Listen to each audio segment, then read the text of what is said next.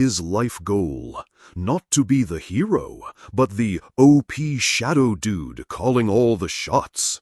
And dude, he's been grinding for this since he was a kid. It's his main quest.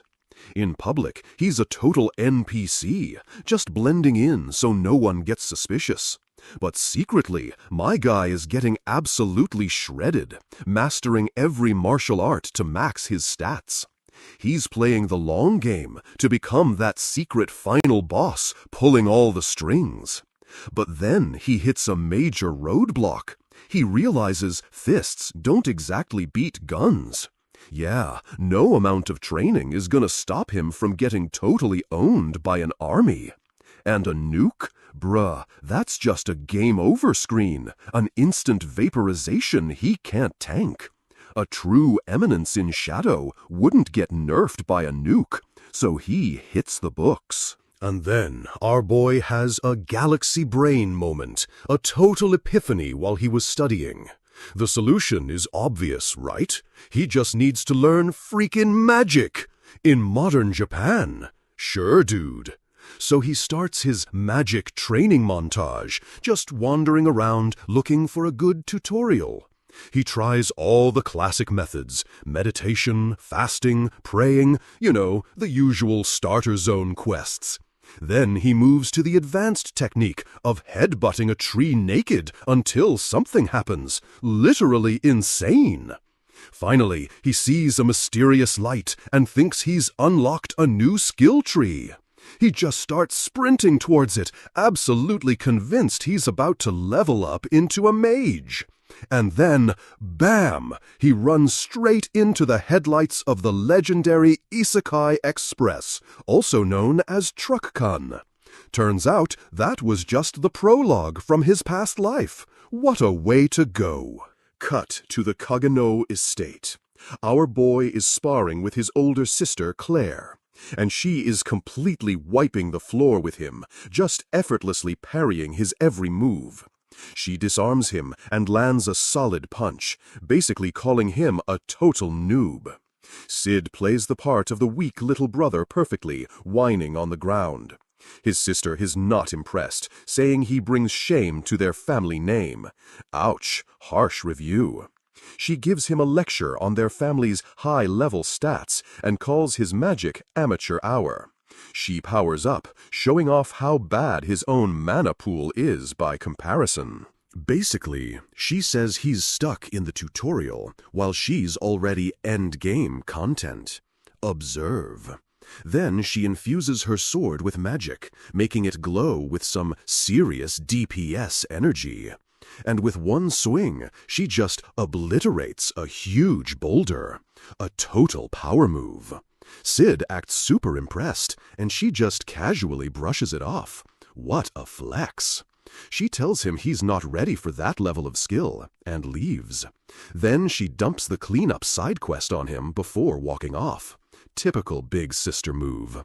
The second she's gone, his entire vibe shifts. The act is officially over, my dude. He gets this evil grin, thinking to himself, "My act of mediocrity was as perfect as always." Then he just casually levitates all the giant rock pieces with basically zero effort. Turns out he's been an S-rank mage since he was a baby, probably a perk from reincarnation. He knows he's OP, but an eminence in shadow has to hide his true power level. Still, he's worried. Even in this world, he's not nuke-proof in theory, which is a problem. But he refuses to compromise, shouting, "A real eminence of shadow knows no compromise." This dude is so extra. So for tonight's training, he's gonna go gank some bandits in the forest for XP. Cut to a bandit hideout. A bunch of goons are celebrating their latest raid. Their leader is bragging about how easy it was to pillage some poor merchant NPC. These guys are the worst, joking about murdering a mother and her son. Pure evil. They're laughing about her begging for her son's life. Okay, these dudes need to go. The leader starts to tell a story, but gets rudely interrupted by a flying kick to the face. It's our boy, in a slick hooded outfit, who just crashes the party completely. He lands and yells, "Evening, if you want to live, show me your valuables." Amazing entrance. He makes one dude jump to hear his coins jingle. This is peak comedy, an absolute troll. He introduces himself as just some random guy who happened to pass by. Yeah, right. Then he announces he's here to test his new custom gear, the slime sword and slime suit. He explains that slimes are basically liquid creatures you can shape with magic. Duh. He then gives a full-on sales pitch with diagrams on how he made it. Strong, cheap, wow. Its magic conductivity is 99%, which means it has some seriously busted special features. For the first demo, the sword turns into a whip and instantly impales a guy. Then he just goes on an absolute rampage, shredding through the rest of the mob. He's yelling like a maniac the whole time, then stops and pretends it was an accident. Only the leader is left, and he is pissed. Our boy is ready for nifty function number 2. The bandit leader roars that he's a master of the Bushin style, a big deal apparently. He lands a direct hit on Sid's chest, but the sword just bounces right off, no damage. Sid pulls back his hood with a grin and says, "Nope, didn't cut through. What a savage." He explains the suit has great defensive power too. It's an all-in-one legendary armor set. The leader freaks out and attacks again, but Sid just casually dodges everything. He even starts critiquing the guy's form mid-fight, saying it's not bad for a popular style. Then he gets serious, saying, "However," and the bandit just freezes in his tracks. The leader realizes Sid's hands are empty, but it's already way too late for him. Slime blades shoot from Sid's feet, gashing the dude before he can even blink. Sid explains he can draw his sword from anywhere on his body. Totally broken skill. With the fight over, our boy stands over the pile of defeated mobs. Time to loot. He finds a bag of gold, which he declares will fund his shadow organization. So dramatic. He makes a speech to the dead merchant's ghosts, but gets interrupted by a noise. Behind a curtain, he finds a cage. Is it a trapped NPC for a new quest? Inside is just this horrifying, rotting blob of flesh. Looks like a zombie from a horror game. He realizes the blob is actually alive, just barely. Not a zombie, but something else. He remembers a lore entry. It's a possessed, someone with a mysterious rotting disease. The church supposedly purifies them, which is just code for killing them to keep the masses calm. Suddenly, the blob's magic goes wild. Sid sees this as proof of immense latent power. So instead of helping, his first thought is, "Awesome, a new lab rat for my experiments." Scene shifts to some ruins. So he started experimenting, and it turns out he actually cured her. The rotting blob was actually a blonde elf girl. Talk about a plot twist. She's totally shocked that her body is back to normal. I mean, who wouldn't be? She immediately pledges her entire life to him, but he's just like, "Nah, you don't need to." But then a light bulb goes off in his head. Devote her life, he thinks. This is perfect. He asks if she'd become a follower for the Eminence in Shadow, and she's just confused. Yeah, of course she's confused. He just pulled that out of thin air. He needs a good backstory. He realizes he needs a solid quest line to get her on board with his whole LARP. He thinks for a second, crafting the perfect, most chuny story he can possibly imagine. "From today, your name is Alpha," he declares. He's starting his own guild. Their mission? Stop the resurrection of the demon Diabolos. Classic fantasy plot, A solid choice. She's heard of the demon from fairy tales, so the lore is already established. Smart move. He recites the old story of the 3 heroes who defeated the demon. Standard stuff. But, he says, there's a secret part of the story no one knows. The plot thickens.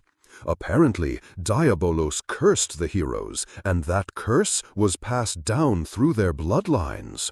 And guess what that curse is? The very possession she had. What a twist! He reveals that possession is actually proof of being a hero's descendant.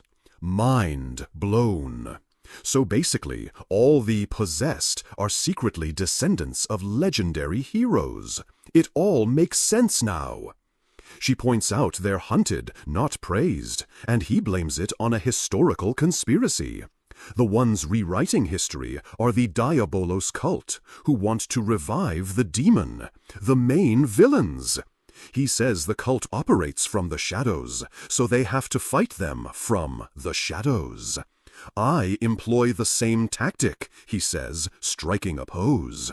This is his superhero origin moment. We are Shadow Garden. We lurk in the shadows, and we hunt the shadows. That is an S-tier catchphrase. He formally asks her to join his quest to save the world. What a legend! Alpha realizes this cult must be incredibly powerful to rewrite history like that. The thought of others suffering like she did fills her with rage. She's all in. She kneels and pledges her life to Shadow Garden, ready to bring down the hammer on these sinners. Sid accepts her pledge, looking cool and mysterious as his grand plan comes together. Internally, he's totally freaking out. Nailed it, he thinks. She bought his improvised story completely. He admits to himself that the entire Diabolos cult story was total BS he made up on the spot. But hey, it worked, so he's just gonna roll with it. He's already thinking of more cool lines. So, 3 years have passed since Shadow Garden was founded, and our boy is a certified pro at this. Alpha and Sid are now 13, and his way too intense sister Claire is 15. Claire gets her new school uniform and basically threatens Sid into telling her she looks good. Classic big sister energy. But on the day she's supposed to leave for the capital, my dude narrates his sister was straight up kidnapped. Cut to the family meeting. His dad is trying to weasel out of any blame for sleeping through the abduction. The mom is like, "Oh, I guess we couldn't do anything then," with a super fake smile. And the dad just doubles down, saying he's totally not responsible. What a clown. This, of course, sends his wife into a full-on rage mode, and she just starts wailing on him off-screen. While his parents are having a domestic, Sid is just staring into space, worried about his future hairline. Priorities, my dude. He just calmly walks out, narrating how women in this world can have some serious stats. Our guy is committed to his role as a background character, and he has been grinding it perfectly. He gets to his room and summons his next follower, Beta, who was hiding near the window. Ninja skills. She reports that Alpha is out looking for clues, and their investigation points to the Diabolos cult being behind the kidnapping. Beta says they think Claire might be a descendant of one of the heroes. The plot thickens. So yeah, Beta is the 3rd member, and Sid is just posing with a knife like a total chuny. Apparently, Shadow Garden has 7 members now, because Alpha keeps recruiting them. They're all super into the roleplay. Sid notes how his made-up cult story is getting insanely detailed, thanks to their hard work. And even though he knows it's all BS, he throws his knife at their map. Maximum drama. He just randomly chucks the knife and declares, "There, that's where they're keeping my sister." What a power move. He claims the north base is a decoy, and the real one is south where the knife landed. Beta is totally confused, since none of her research pointed to that. This is gonna be good. But then she has a galaxy brain moment. Looking back at all the documents, she suddenly connects a bunch of dots and declares he's right. There must be an underground hideout in the south. She's in absolute awe, thinking he analyzed all their intel in a split second. The luck stat is maxed out. She's blushing, totally starstruck, but he just tells her to call him Shadow. So cool. And as they leave for the rescue mission, Sid internally monologues that they are insanely good actors. Scene shifts to a dark underground cell. The main villain, Viscount Olba, is talking down to a captured Claire. She's chained to a wall, but is still looking at him with zero fear in her eyes. She recognizes him immediately and starts roasting him. "I remember you from the capital. Viscount Olba, was it?" She just keeps laying into him, calling him a loser who got wiped in the first round of the tournament. Olba gets so pissed he throws a kick powerful enough to shatter the wall behind her. Pure rage. But Claire, with some insane reflexes, dodges it, and the kick breaks one of her shackles. Calculated. Olba is shocked she could dodge a kick that fast, and she just smiles at him. She credits her brat of a brother for teaching her how to use magic efficiently. Shout out to our boy. She even smirks a little when she says it, looking almost fond of him. In a quick flashback, we see her sparring with a younger Sid, and she narrates that she always won, but always learned something. Back in the present, she just smiles, saying that's why she messes with him every day. Tough love, I guess. She tells Olba to just get on with his questions, but he asks if she's been feeling sick lately. He lists the exact symptoms of possession, but she just scoffs at him, totally clueless. But then she remembers that a year ago, her brother did some stretching on her, and she felt fine afterward. Our boy casually cured her. Olba puts 2 and 2 together and realizes she's compatible, whatever that means. Definitely villain talk. He turns to leave, saying he'll look into her brother, and that was a major mistake. Claire goes from 0 to 100, ripping off a piece of her own skin and throwing it at his face. Olba is completely stunned as she stands there, bleeding and absolutely furious. She is unhinged. She screams that if he touches her brother, she'll slaughter everyone he's ever known. Yandere mode activated. Olba has to punch her in the stomach just to shut her up and knock her out. He's annoyed, but then a guard runs in screaming that there are invaders. The cavalry has arrived. The guard warns him just as he's about to check Claire's blood. Perfect timing. Cut to a massive hall in the hideout. A single boot lands on the cracked stone floor. Viscount Olba is standing in a room littered with the bodies of his soldiers, totally horrified. What happened here? He pulls his sword, ready for whatever is coming next. He is not ready. He swings to block an attack, and the clang sends sparks flying everywhere. The force of the block shatters the floor next to him, and he just stares in disbelief. He got a fresh cut on his cheek and has no idea what even hit him.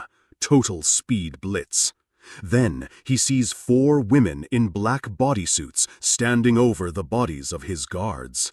It's the squad. The blonde leader, Alpha, announces, "We are Shadow Garden. We bring doom upon the Diabolos cult." S-tier entrance line. She tells him they know everything about his evil cult, and his face just turns to pure horror. He is sweating, totally freaking out, because their secrets were supposed to be safe. Oops. He points his sword at Alpha, demanding to know how they found out about the cult. "You're asking the wrong questions, dude." He yells that their secrets are only known to the top brass and couldn't have been leaked. Denial is a powerful drug. Before he can even finish his attack, a blade flashes and pierces his side. Too slow, my guy. Alpha just retracts her sword, standing there calmly as he hunches over in pain. She smiles at him, saying they won't kill him because they have questions. Time for an interrogation round. But Olba has one last trick and pulls out a small capsule. He crushes it and lets out a massive roar as dark energy explodes from his body. He popped a buff. A huge explosion rips through the floor, and he uses the chaos to make a run for it. Beta asks if it was berserk magic, looking seriously at her leader. She wants to give chase, but Alpha just stops her, saying there's no need. Alpha smiles, knowing exactly what's going to happen. He is waiting up ahead, she says mysteriously. She explains that he foresaw everything, and Beta is just left speechless, totally in awe. Our boy is playing 4D chess. Meanwhile, deeper in the hideout, a hooded Sid is wandering around, looking lost. Well, shit, he says. I lost the others. He peeks around a corner, complaining that the place is way too big for a simple bandit hideout. And then he spots a battered Viscount Olba running his way. Boss fight incoming, he thinks. Olba is already fighting some other random goons, thinking they're all part of the same squad. Just as Olba is about to finish them off, Sid steps in and casually stops the dude's sword with his bare hand. Olba just stares, his mind completely blown. He can't believe what he's seeing. Sid smirks under his hood, thinking the guy is pretty strong for a random bandit. He still has no idea, LMA. He internally critiques his form, saying it's all brute force and no skill. Total amateur hour. So, in the ultimate flex, he puts his own sword away. He's gonna style on this dude. Watch and learn, he says, getting ready to teach him a lesson in hand-to-hand combat. Olba is enraged, thinking he's being mocked. You are, my dude. You absolutely are. He screams and swings with all his might, but Sid just stands there, completely unfazed.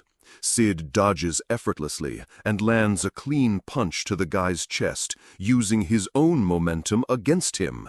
He then lectures him mid-fight. You don't even need magic. The ultimate disrespect. He lands another hit, breaking the guy's defense like it's nothing. Total combo breaker. Olba just coughs up blood, completely outmatched. Sid launches a flying kick, and Olba is having a full-on flashback to when he was a kid. He remembers feeling this same overwhelming power gap when he faced his master. He's getting flashbacks to the tutorial boss. It's the same hopeless difference in pure skill, and he can't do a thing about it. He leans on his sword, defeated, and asks, "Just what is Shadow Garden?" You're about to find out. And Sid drops the iconic line, "We lurk in the shadows, and we hunt the shadows. That is our only purpose." Olba glares at him, snarling and not ready to give up just yet. He yells that they stand no chance against the darkness, that its roots run too deep for them to handle. Sid just smirks back, totally unfazed, and says, "Then we will simply burrow ever deeper." What a comeback! This sends Olba into a final rage, screaming that this isn't a game. He pulls out a small pouch from his pocket, ready for his final gambit. Inside are 2 pills, and he thinks about how they let him break his human limits. It's juicing time. He swallows them, and his monologue finishes, and amass immense amounts of magic. He's going for a stat dump. Electricity crackles around him as his muscles bulge, and he transforms into some kind of monster. He lands with enough force to shatter the floor, but Sid just nimbly leaps back, dodging the shockwave. He's flipping through the air while this new hulked-out version of Olba gives chase. Olba lands a massive punch, sending blood flying from under Sid's hood. Oof, that looked like it hurt. But Sid is still fighting back, and Olba just grabs his arm, yelling that it's useless. He's gloating, declaring that this new form is true strength and power. He keeps screaming about how weak Sid is, but our boy just calmly puts his hand on his sword. The real fight is about to start. Sid finally unsheathes his blade, and it's wreathed in this insane, black, tendril-like energy. Enough playing around. Olba is shocked as Sid's dark sword easily blocks his own blade. The power gap is real. Olba is surrounded by the swirling dark energy, and he realizes how completely outclassed he is. The tendrils lash out, and he finally understands that it was never about skill. It was a power-level issue. He has a final flashback to a little blonde girl as he realizes this kid in black could do what he never could. His last word is a whispered name, Mist, before he completely fades away. Game over, dude. The scene just cuts to a peaceful, cloudy sky. A moment of zen after the carnage. Back in the Kagano dining room, Sid is thinking to himself that the bandit hunting rescue operation was a success. His sister healed up overnight and is now super clingy, which he finds annoying. He's got no time for family bonding. He gives props to the bandit guy for being a real unit, and mentally pats himself on the back for his cool one-liner.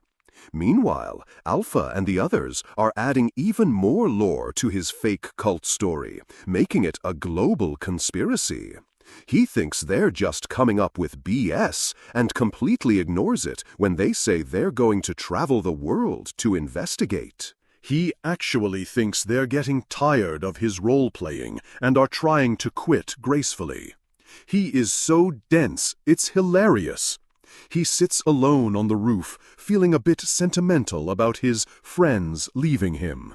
For a second, he gets all emo, thinking he's just a wannabe playing in the sticks. Don't get down, our boy. But then he snaps out of it, remembering that in 2 years he's heading to the capital for school. The next story arc! He stands silhouetted against the sky, fist in the air, swearing he'll become the true eminence in shadow. Let's go! So, our boy Sid has this whole philosophy, right? He calmly explains, a shadow eminence shall act as one of the mob. It's his most important rule. He says a true shadow boss doesn't stand out. That's for basic power fantasy protagonists. To him, being a shadow eminence and a mob are basically the same thing. He's been grinding this mob foo since his past life, always making sure to be a total background character. Now, 2 years after the last arc, our guy knows he must master the ways of the mob. Even at the super-prestigious Midgar Royal Spellsword Academy, he declares, "Nothing is different." Cut to a classroom. He's 15 and just enrolled, just like his sister. It's a school for elite nobles, and for the last 2 months he's been sandbagging his grades so hard. He thinks his assimilation is going perfectly. Then his 2 friends, Jaga and Hiro, walk up. They both got B's on the practical exam. Our boy, of course, proudly announces he got a C because his mana is too low. So he lost the bet. The penalty? Whoever gets the lowest rank has to confess to a girl, and they are so hyped for it. In the Academy Gardens, we see the target, Princess Alexia Midgar. Some duke's son is trying to confess to her, but she just shuts him down cold and walks off. She's got no time for these NPCs. Everyone's whispering about how tough she is, even dumping a dude with great looks and a high rank. She's the school idol, but she's got this whole sad vibe going on, clearly on a different quest line. His friends are gossiping about her, saying she'll probably end up in a political marriage. Our dude is like, do we really have to do this penalty game? And they're like, oh, hell yeah. The rule is simple. Whoever loses the test has to confess. That's the bet they made. He pretends to be embarrassed, but they're just there to watch him crash and burn. One of them literally admits, I just want to see some pathetic chump getting his ass dumped hard. What a bro. So his friends shove him forward, and he acts all mad, but inside, he is so ready for this. He's been waiting for this day. He thinks to himself, confessing to a popular girl and getting completely shot down? This is the ultimate mob character event. My dude has spent nights researching the perfect confession method for this very moment. It's insane. He believes if he nails this, his mob rating will skyrocket, getting him closer to being a shadow eminence. He walks up to her and starts with a stutter. Princess Alexia.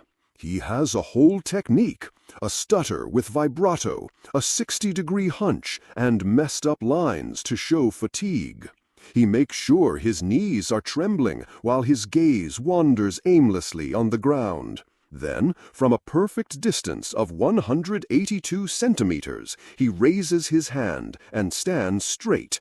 Then he bows at full speed, a perfect 90-degree angle. Please go out with me, he asks, finishing his masterpiece. Internally, he's celebrating. He nailed it! He's thinking, there's no need for fancy words. Just make it sound like a question to show zero confidence. This isn't just a confession, it's a work of art. He is so proud of himself. Princess Alexia just stands there for a second, totally silent. Then she smiles, takes his hand and says, I'm so happy you asked. I'll be in your care from now. Sid's brain just blue screens. He stammers, totally panicking. Come again? She just tilts her head, all confused, and says she accepted his confession. Isn't that what he wanted? And our boy has a full-on meltdown, thinking, where did I switch tracks to becoming a rom-com protagonist? Later in the cafeteria, Sid is freaking out, saying, something's strange here. Jaga agrees, looking totally shocked. Hiro is just in agony over the whole thing. Sid's complaining that she dumped a duke's son, but just said okay to him. It's super suspicious. Hiro, being a total jerk, says she's just tired of handsome guys and is laughing at a nobody like Sid. Now everyone is whispering about him, calling him the princess's boyfriend. One dude is literally threatening to kill him. Sid realizes, crap, I'm standing out. This is a disaster for his shadow eminence build. He needs to fix this, and fast. He tells his friends he's going to break up with her and to keep the penalty game a secret. It has to stay on the down low, so he makes them swear on their friendship. They both agree, looking super sincere. And then, right on cue, a voice says, Oh, what are you talking about? It's Princess Alexia, and she just walks right up to their table. Perfect timing. She asks if she can join them, and his friends just turn into stuttering messes. Next thing you know, a maid is setting down a fancy plate of food in front of our boy. The maid wishes them bon appétit, and that's when Sid gets a galaxy brain idea. As they make small talk, Alexia mentions the fancy meal is too big for her. She says she'd rather have a smaller course, but orders the big one so others don't feel weird.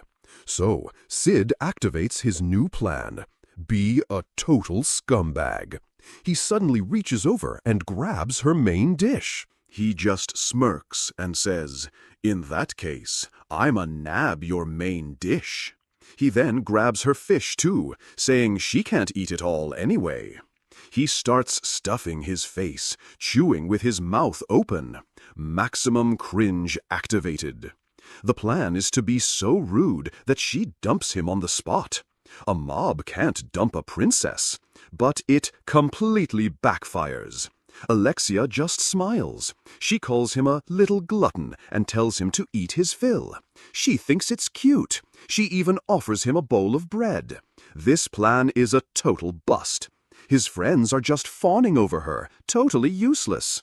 His aura of insignificance is not working. Alexia then says they should train together, since they both take the Royal Bushin-style elective. And to top it off, she got him into the expert class with her recommendation. It's a royal order. He's trapped. Scene shifts to the training hall. It's a huge, fancy place with sunlight streaming in and students sparring everywhere. The sounds of swords clashing fill the air as everyone practices in their sleek black uniforms. Our boy Sid is standing there in his white beginner's uniform, totally out of place. He's thinking the place is legit. He notes how beginners wear white and experts wear black. He was in the beginner class until now. The instructor claps his hands and tells everyone to gather around. He puts a hand on Sid's shoulder and introduces him to the class, telling them to get along. But some of the other students start complaining that he's wearing white. Then the instructor adds he's there on the princess's recommendation. And just like that, they all shut up. The princess's name is basically a cheat code here. Sid just thinks to himself that they really look up to her. Just then, Princess Alexia walks in, dressed in her black training uniform. "Sorry to make you wait, Sid," she says with a smile. He tries to get out of sparring, but she insists, saying she'll match his level. So he gives in with a sigh. Their swords clash, and the bout begins. As they fight, Sid is just downloading her moves. He thinks her form is clean and polished.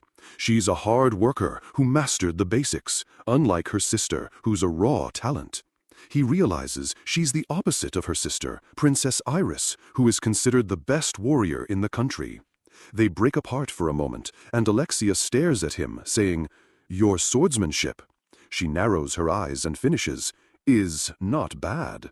Then she suddenly screams, "But I don't like it!" and lunges at him with a full power strike. Sid casually blocks it with his hand, and her sword shatters. He just drops the hilt and says, "I did that on purpose." What a flex! The instructor, Zenon, picks up the broken blade, telling Alexia she needs to pay attention. She's shocked to see him there. Zenon hands Sid a new sword, complimenting his moves. Alexia just watches from the side. He goes on about the history of the Royal Bushin style. Sid plays along, saying it's an honor to meet someone so famous for spreading the new style. Zenon just laughs it off, saying his contribution is nothing compared to Princess Iris. Alexia, totally annoyed, grabs Sid and tells the instructor they'd like to train alone. She pulls him close, arm around his shoulder, and declares, "We're a couple, madly in love." The look on Sid's face is absolutely priceless. Zenon's smile gets super strained, and he quietly warns her she can't keep running away. She just glares back, saying she doesn't know about adults' business. After a tense stare-down, Zenon just walks away. Outside on the academy grounds, Sid finally puts it all together. "Basically," he yells, "Instructor Zenon is your fiancé, and I'm just here to take the fall for you." She calmly corrects him, saying Zenon is just a candidate, not her fiancé. She says Zenon has been pushing things lately, which she doesn't like. Sid is still pissed about being dragged into it. He rants about her toying with his heart, but she just says, "Oh?" And then she drops the bomb. "I think the same goes for you, Mr. Sid penalty game loser Kajano." Checkmate. Our boy panics, trying to deny it, but she says his friend Pot, or Jaga, spilled everything. She barely said hi, and the dude just info-dumped the entire situation. Sid's internal monologue is just pure rage. Then she puts on a fake crying act, saying if people found out he made the princess cry, he'd be executed. Our boy is completely cornered. This princess has been playing 4D chess the whole time. Defeated, Sid agrees to play along to avoid, dying. He asks why she dislikes Xenon, but she just starts pulling out a pouch of coins. She says Xenon is handsome, famous, and an excellent specimen, but he's too perfect. She says there are no perfect people, only liars. Then she points at Sid and says, "You're predictable scum, just the way I like it." She throws the coins at his feet and tells him to pick them up as his reward. For a split second, he puts on a brave face, asking, "Do I look like a guy who can be swayed by money?"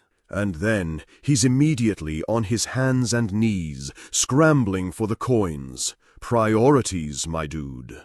She calls him a good boy and says he's at her command now, but he's too busy counting coins to listen. She grabs his collar and tells him they'll keep acting like a couple until Xenon gives up. Then she lets him go with a sweet smile. Understood, Pooch? He starts to protest the nickname, but she cuts him off. She throws another coin in the air, yelling, "Fetch!" and our boy just takes off after it. His new life as a fake lover has begun, but in his mind, he claims it wasn't the money that made him agree. Sure, buddy. So, our boy has been Alexia's fake BF for 2 weeks, and training with her is now his daily quest. He says her sweet act is super cringe, but at least he sees her true personality when they're alone. And after all that time, he realized his feelings for her haven't changed at all. She made him wear a tunic with a dumb dog drawing, calling him Pooch. She's constantly flexing on him, asking for water, and calling him a good boy. What a power trip! He tries to stand up for himself, yelling he's not a servant and she should get it herself. But then she just jingles a coin pouch, and our boy instantly brings her a glass of mineral water. She loves their relationship, but he's just fuming because his body has been conditioned to react to money.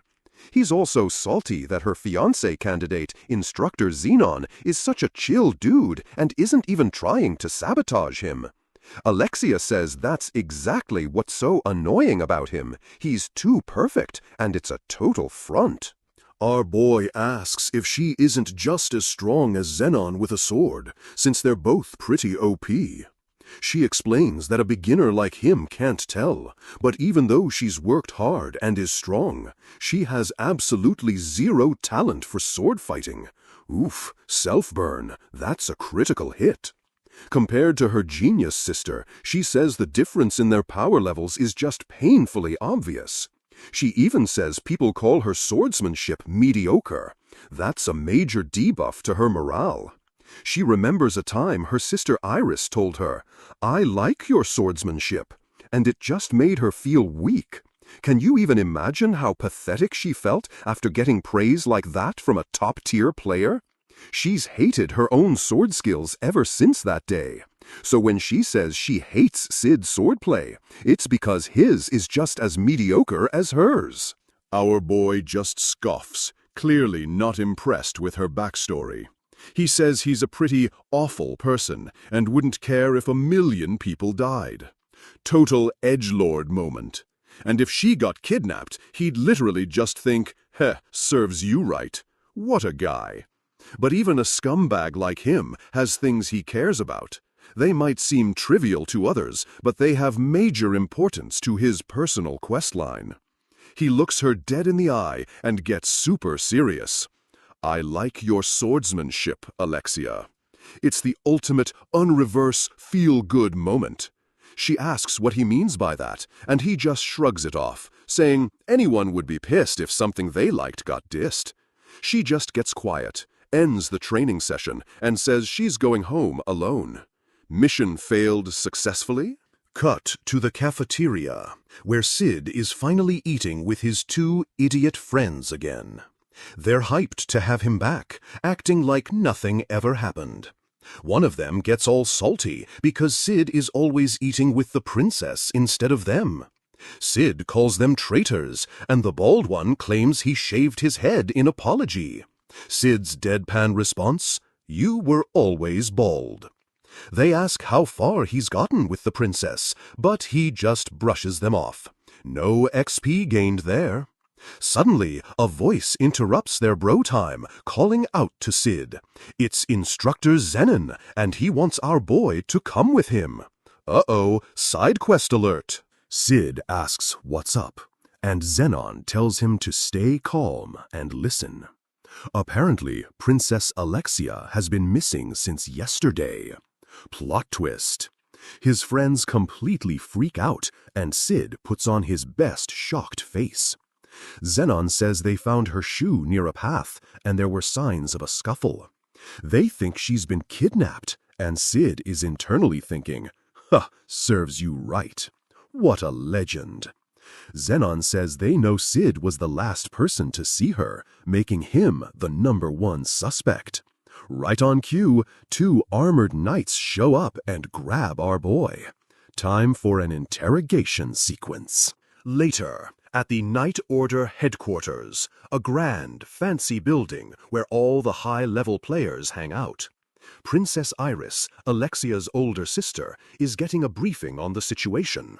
She agrees that this Sid Kagano dude seems the most suspicious. Zenon, who is a marquis now, says that while Sid is a suspect, his sword skills are aggressively mediocre. He doesn't think our boy has the stats to kidnap the princess, but they can't get him to confess to anything. Zenon suggests they should let Sid go and just put a tracker on him to see what he does. Suddenly, a young woman bursts into the room, begging them to let her brother go. It's Sid's sister, Claire, and Zenon is totally shocked to see her crashing the party. She introduces herself as Claire Kagano, Sid's older sister. Family rescue mission initiated. Zenon explains she's a trial member of the Knight Order, so Iris agrees to hear her out. Claire is pissed, saying they've been torturing her brother for 5 days, even though he's totally innocent. Iris calmly states the Order is just doing a thorough investigation. Classic NPC dialogue. Claire fires back that her brother will be executed if they don't find the real culprit, and he's just a kind boy who wouldn't even hurt a fly. She's about to go full-on rage mode on the princess herself if anything happens to him. Zenon has to physically restrain her before she does something she'll regret. Talk about a protective sister. Watching this, Iris gets all emotional, clearly thinking about her own sister. She looks out the window, a single tear rolling down her cheek, and whispers for Alexia to be safe. Back in his dorm room, a bruised Sid is raging about the bastard knights who beat him up. Just then, Alpha, one of his Shadow Garden girls, appears with a report. She found out what was going on. She asks why he didn't just escape the interrogation, since it'd be easy for him. He plays it cool, saying he didn't want to draw any more attention to himself. Smooth cover, bro. Alpha totally buys it, saying she knows he has a secret reason for dating the princess and understands his burden. She feels bad for him, thinking he must be carrying a huge weight. He's thinking, it really doesn't. She offers him some tuna sandwiches, thinking he won't have an appetite. Big mistake. He immediately grabs one and starts stuffing his face, saying he was starving. Alpha just continues her report. She says the Knight Order plans to frame him and that they're influenced by the Dabotalos cult. Sid's just like, okay, so that's what we're going with. The cult is likely after Alexia's blood for some demon resurrection ritual. Classic evil cult stuff. But if they need her blood, that means she's still alive. They can still save her. Alpha is completely blown away, saying she knew he'd figure it out instantly. He's playing 5D chess.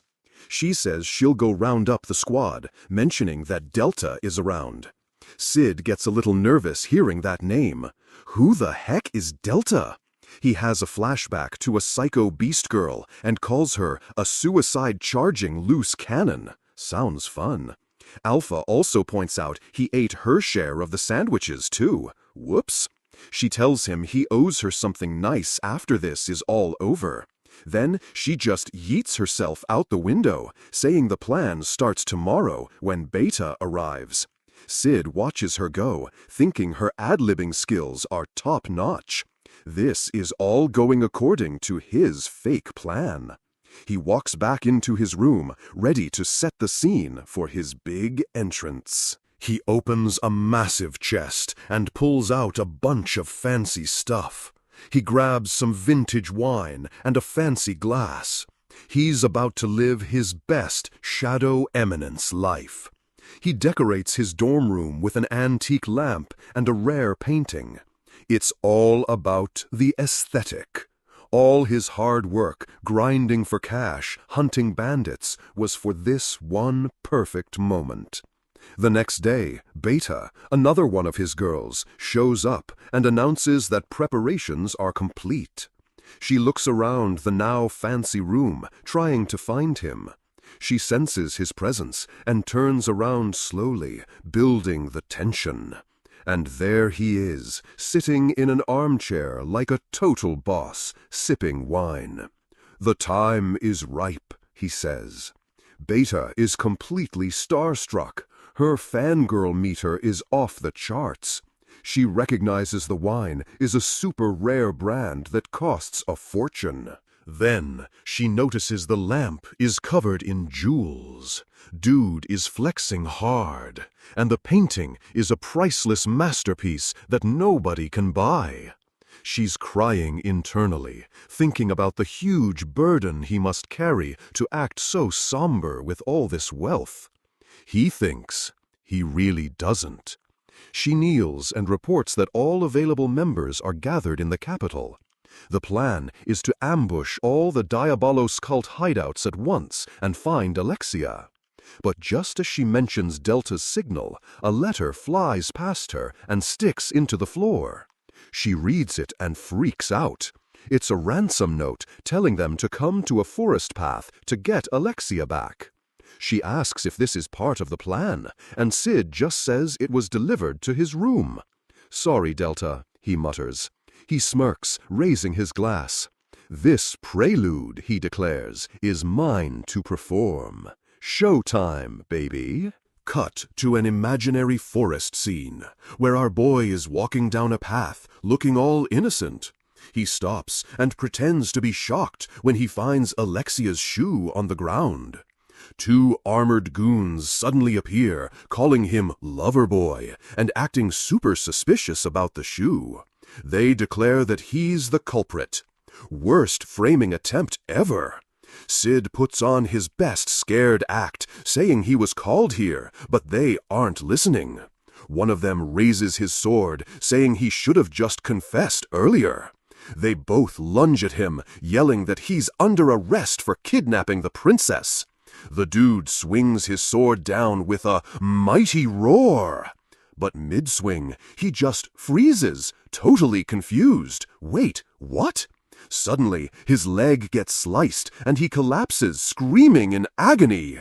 Get wrecked, scrub. His buddy gets hit by an invisible attack before he can even finish his sentence. The first guy is on the ground, just staring in horror at the carnage. He glares at Sid, warning him that if they're found dead, everyone will know it was him. As he's making threats, we see Beta hiding behind a tree, happily watching the show. She's literally sketching him in her Shadow Chronicles notebook. What a fangirl! Sid, now suited up as Shadow, says there's nothing to fear. In a blur of motion, he slices through the goon. By dawn, all will be over. He stands over the body, his long coat billowing in a totally epic way. Back at the hideout, he tells Beta that Delta has started her rampage, and it's time for them to move. With a confident smirk, he declares, "Nocturne begins. Let's go!" So anyway, We get a single, terrified shriek from a dark alley, just to set the mood. Cut to a stone hallway, where two armored goons are absolutely freaking out. One dude is screaming, "What the hell are you?"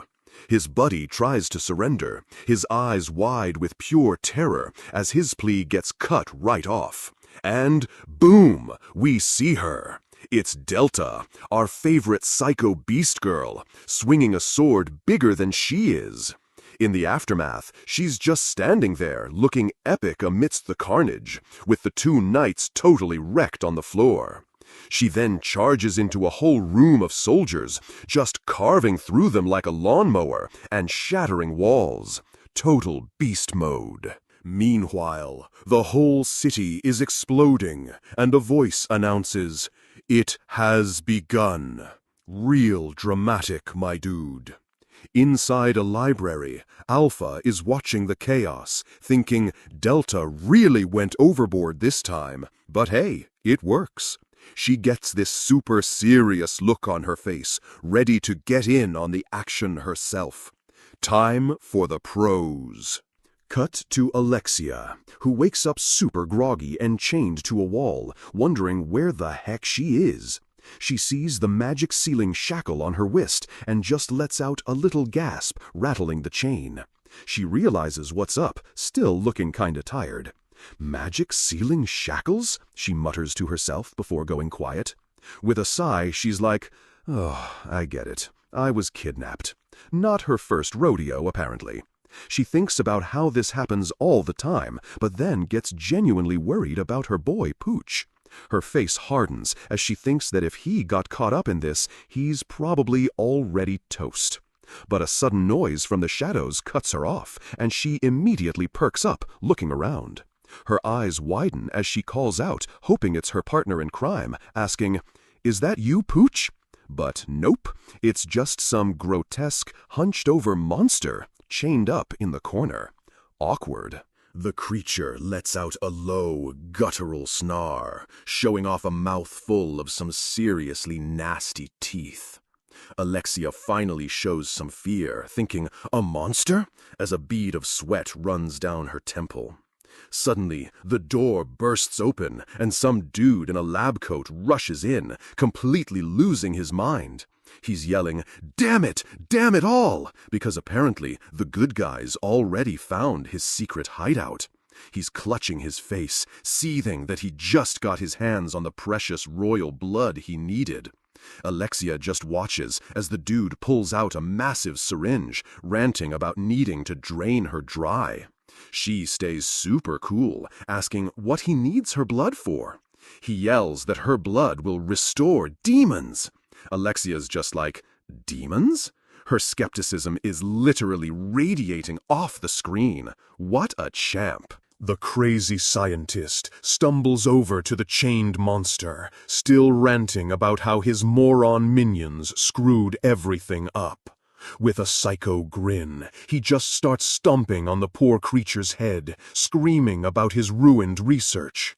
Alexia is horrified, yelling at him to stop, but this dude is on a whole other level of crazy. He gives the monster one last kick, sending it flying across the room while he pants like a maniac. This lab coat clown looks back in terror at a bright light, yelling, "It's them! They're already here!" But Alexia is still super chill, thinking it's just the knights coming to save her like always. She even tells him to give up, but he just screams back that he doesn't care about the knights. He's completely terrified, yelling that these guys show no mercy and will slaughter everyone in their path. Now, Alexia is concerned, realizing the cavalry isn't who she thought it was. Plot twist. The guy goes full-on panic mode, grabbing a syringe to inject his prototype because he has no other choice. He jams the needle into the creature's neck, yelling for it to show them a glimpse of Diabolos. The thing transforms into a massive, hulking monster, and the scientist starts cheering. "Truly wonderful," he says. But just as he's celebrating, the monster's giant claws immediately impale him from behind. Get absolutely wrecked, nerd. Splattered with his blood, Alexia just deadpans. Ooh-ah, like pizza sauce. What a legend. She wonders how she'll get out of this mess, just as a mysterious figure blasts the monster away. The force of the blast shatters her chains, and she looks at the destroyed wall, totally confused.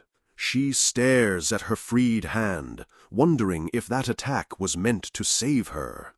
Nah, probably not. She dismisses the thought almost instantly, clenching her fist with determination. No, that's silly, she thinks. Now she's just standing alone in the middle of all the rubble, like a total boss. She walks through the devastation and finds 2 dead guards, their bodies lying in pools of blood on the floor. She kneels down to borrow a sword from one of them, because of course she's that resourceful. But a voice stops her, saying, "There's no need for that, Alexia." And she instantly recognizes who it is. It's Instructor Zenon, standing there with a gentle smile and telling her that she's finally safe now. Her eye widens in pure relief as she looks up at her supposed hero. "Instructor Zenon!" she exclaims. Meanwhile, on a chaotic city street, a massive crowd is running for their lives as explosions rock the buildings. In a command post, Princess Iris slams her fist down, pissed that there's been another attack on the city. She and another knight are sprinting down the street, getting a report on multiple, seemingly random attacks across town. Iris is trying to connect the dots, thinking there's no common thread. She has no idea what their goal is. They round a corner to find 2 of their knights screaming in terror. Iris immediately draws her sword. She dashes forward into the alley, ready to throw down with whatever caused all this commotion. And, get this, it's a massive, hulking monster towering over everyone. Time for a raid boss fight. A knight commander tells his terrified subordinate to evacuate the civilians while he handles this absolute unit of a monster. The poor guy can only watch in horror as his commander charges in, screaming his name as he attacks. The monster instantly grabs the knight in its massive hand, and the dude starts shrieking for help. Not looking good, bro. But then, in a blur of motion, Iris leaps in and slices the monster's arm clean off, freeing him. She lands in a super epic pose as the severed arm crashes to the ground behind her. Total badass. She asks the dude if he's injured, and he's just staring at her, completely starstruck. "Lady Iris!" he gasps. He starts fanboying over her skills, but she cuts him off, demanding a report on what the heck is going on. He explains that the monster appeared out of nowhere and already took out 8 of their guys. Oof, major casualties. Iris takes in the carnage, her jaw tightening as she processes the loss of her men. It's a tough L. She turns to give orders to the survivors, telling them to carry the bodies away. "I will take over," but the knight behind her screams her name. The monster's arm has already regrown, and it attacks her. She looks on in total disbelief as the monster's stump just bubbles back into a new hand. It's regenerating? The other knights are frozen in shock, but Iris tells them to stand back. She's got this. A close-up on her eye shows pure, cold resolve. "It's still only a monster," she says, getting serious. She ignites her blade with magic and unleashes a furious attack, roaring, "Let's see you try regenerating after this!" The monster stumbles back with a huge smoking gash on its head. That looked like a critical hit, but Iris grits her teeth in frustration. "It's still regenerating?" she grunts.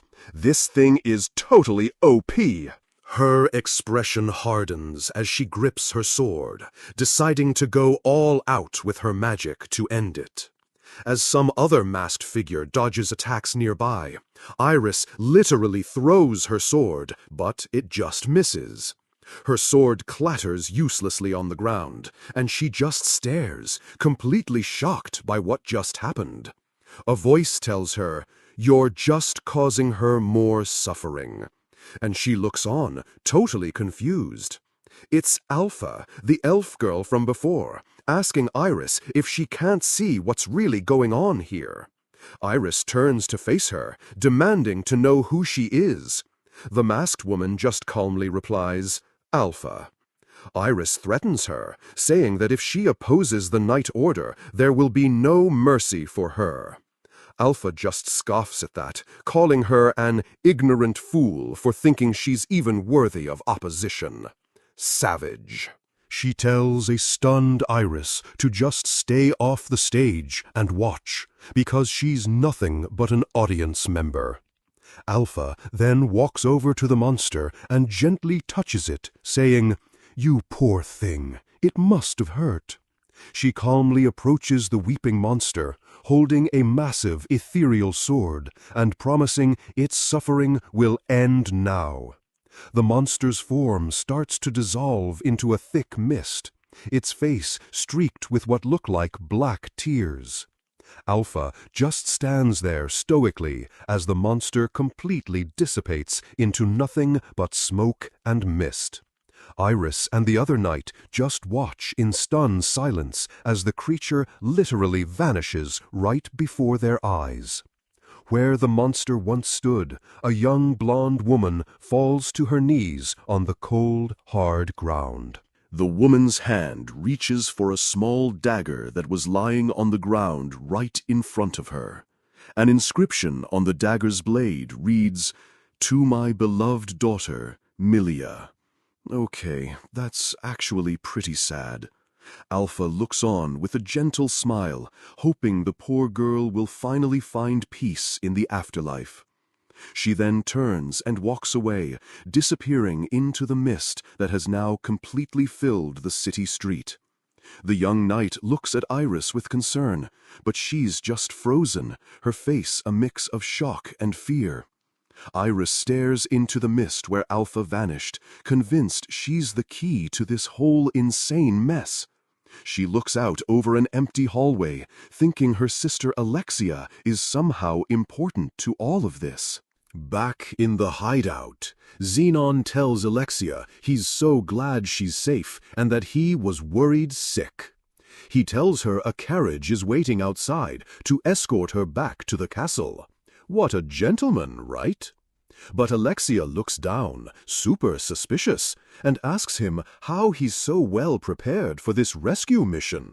She presses him on how he found her, and he coolly replies that he just sensed her magic. He claims the knights lured the monster away, giving him a chance to rush in and save her. Alexia just gives him a look that says, "I'm not buying your BS," and her voice is totally flat. She confronts him directly, pointing out that her magic was sealed until just a few moments ago. Busted. She says a rescue this fast is basically impossible, almost like he already knew exactly where she was. Xenon falls silent, covering his mouth with his hand as Alexia just watches him, her suspicion growing stronger. After a super tense pause, he finally speaks, his voice muffled as he says, "Oh, it's nothing." But then his hand slides up to cover his eyes, and a cruel smile spreads across his lips. His nice guy act completely shatters as he reveals he funded this whole operation. This clown was the villain all along. So Alexia finally figures it out, accusing Xenon of being her kidnapper. The gears are turning, slowly. He just smiles, saying she's an important ingredient for his big experiment. Super not creepy at all. She roasts him about his buddy getting wrecked, but Xenon is already drawing his sword, totally unfazed. Alexia lunges, but he's way faster and immediately lands a nasty gash on her thigh. Oof, critical hit. Zenon doesn't care about the lab rat, saying all that matters is getting her blood. So thirsty. She asks if he's researching vampires, but he just tells her to shut up and come along. Then he goes full monologue, yelling that with her, he'll get the 12th seat of the round. Alexia is just confused by his sudden nerd rage, whispering, "Round? Yeah, we don't know either." He explains they're the 12 OP knights of the cult, and her blood is his final quest objective. So thirsty. She asks if he's researching vampires, but he just tells her to shut up and come along. Then he goes full monologue, yelling that with her, he'll get the 12th seat of the round. Alexia is just confused by his sudden nerd rage, whispering, "Round? Yeah, we don't know either." He explains they're the 12 OP knights of the cult, and her blood is his final quest objective. Zenon then twists the knife, saying he'd have preferred her sister Iris. That's a low blow, dude. That pisses her off good, and she screams while clashing swords with him in a rage. He easily parries, condescendingly asking if her whole proper princess thing was just an act. What a jerk. "I could ask the same," she yells back, because his nice guy instructor act was some serious BS. He calls her moves nice, but says her shoddy sword won't beat him. Blaming the gear, classic scrub move. She retorts that a good fighter doesn't blame their tools, and he's like, yeah, the good ones don't. Then he hits her with the ultimate insult. "But you're simply mediocre. Emotional damage! It's super effective!" Alexia admits she's no genius, but says that's why she hasn't just been flailing around aimlessly. She channels a memory of watching her sister fight and unleashes a surprisingly powerful and precise strike. It actually hits him. He's shocked, recognizing the technique as the same one Princess Iris uses. Get copied. She promises to drop the guillotine on him herself, but he just smirks, finally understanding her playstyle. He licks his thumb like a total weirdo and says, "Interesting. Then I'll take this a bit more seriously." A dark, creepy aura starts swirling around him as he says he was just playing around before now. His eyes glow as he declares he'll show her how a future knight of the round really fights. He brings his sword down in a massive strike that shatters the floor under her block. That's some AO. The force is too much, and her sword completely shatters. Weapon durability just hit 0. He sneers that she'll never be like her sister, calling her a shallow imitation.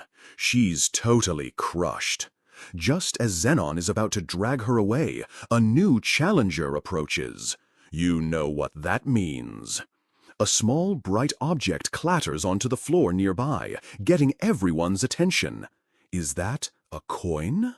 Both of them whip their heads around, wondering where the sudden noise came from. Who pinged the map? A mysterious cloaked figure walks calmly down the hall toward them. Here comes our boy. Zenon panics and grabs Alexia as a hostage, demanding to know who's there. Cowardly move.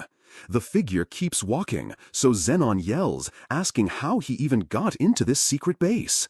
He strikes a pose and announces, "I am called Shadow. I lurk in the shadows and hunt the shadows." Zenon's eyes go wide as he realizes who this is.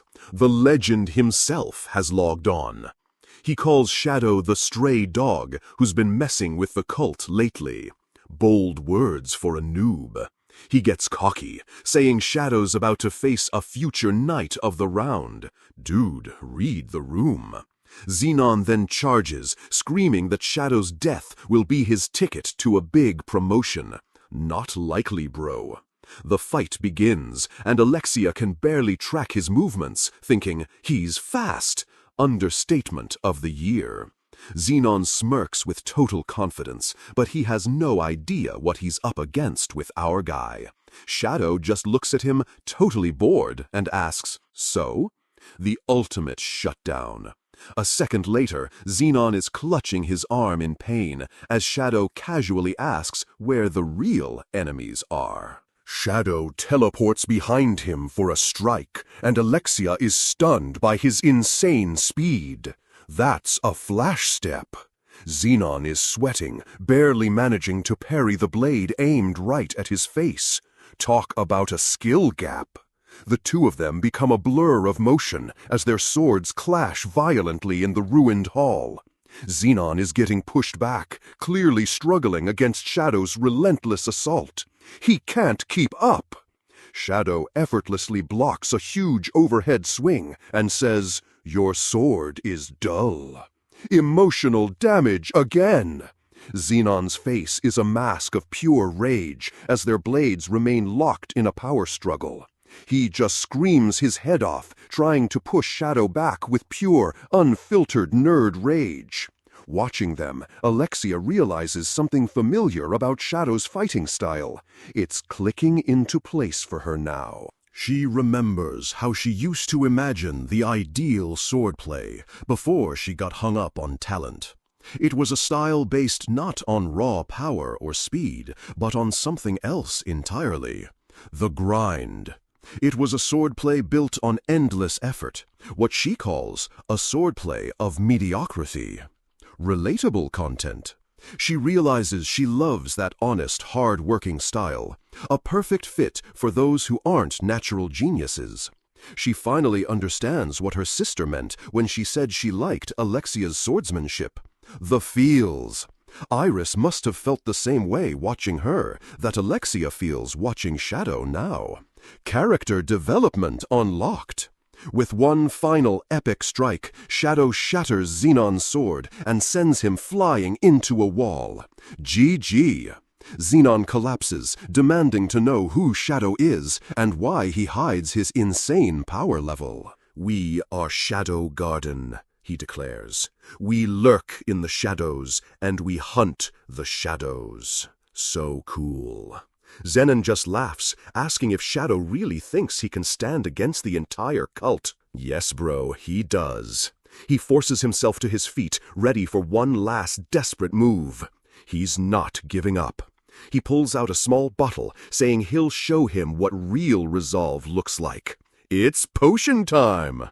He chugs the whole thing, yelling that only those who can handle this power-up can be knights.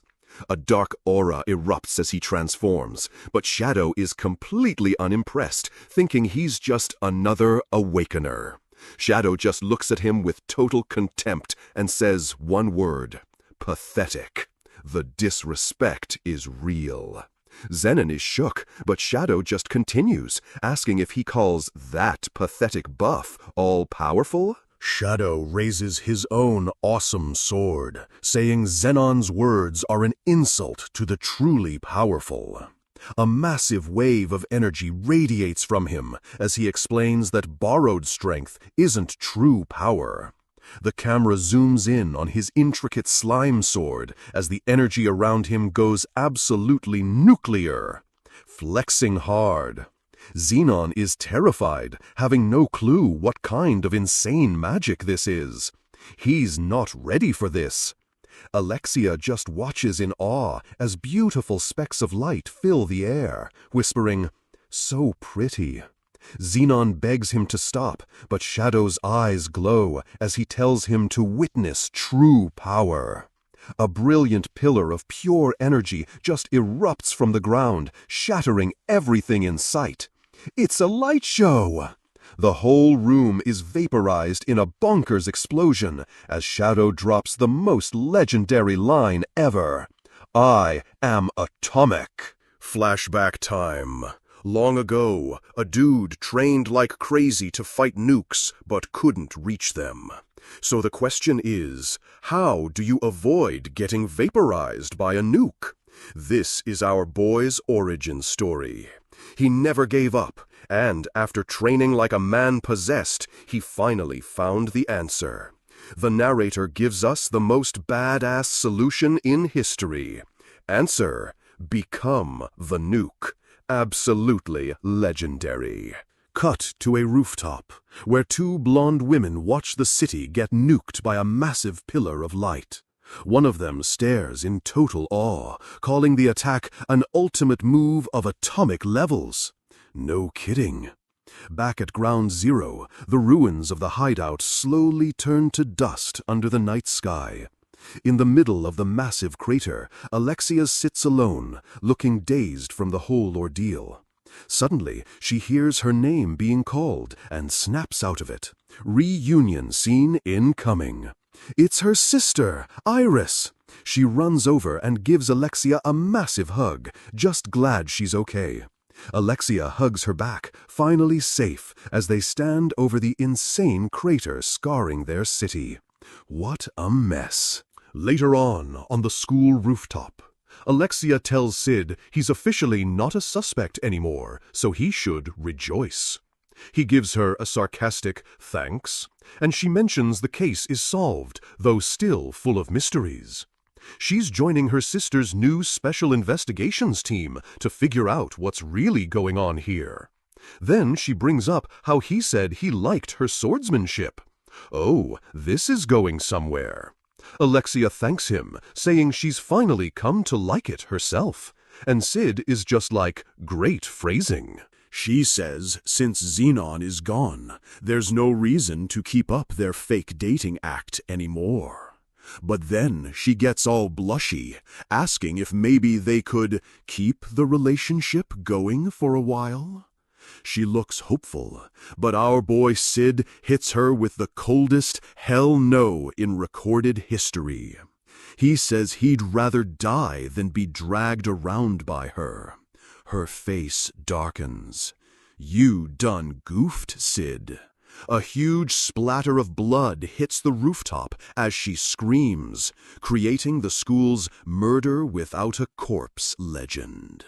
So Princess Iris kicks off a new quest, recruiting the Academy's top prodigy to investigate the recent attacks. She's meeting with this super smart girl, basically asking for her help to learn something new. Iris needs Sherry Barnett, the Academy's high #1 brainiac, to help her out. Sherry gets a look at the key item and is like, whoa, this artifact is written in ancient runes with some seriously high-level encryption. Iris explains it's their only lead, found at the base of that Diabolos cult they've been fighting. The whole explosion and Alexia's kidnapping are still a total mystery, so this is a big deal. She's hoping Sherry can work her magic and decode the thing for some juicy intel. Sherry is a little hesitant, but her dad, the vice principal, gives her a pep talk, telling her to take the job.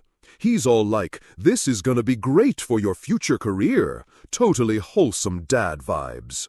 Sherry is touched by his faith in her.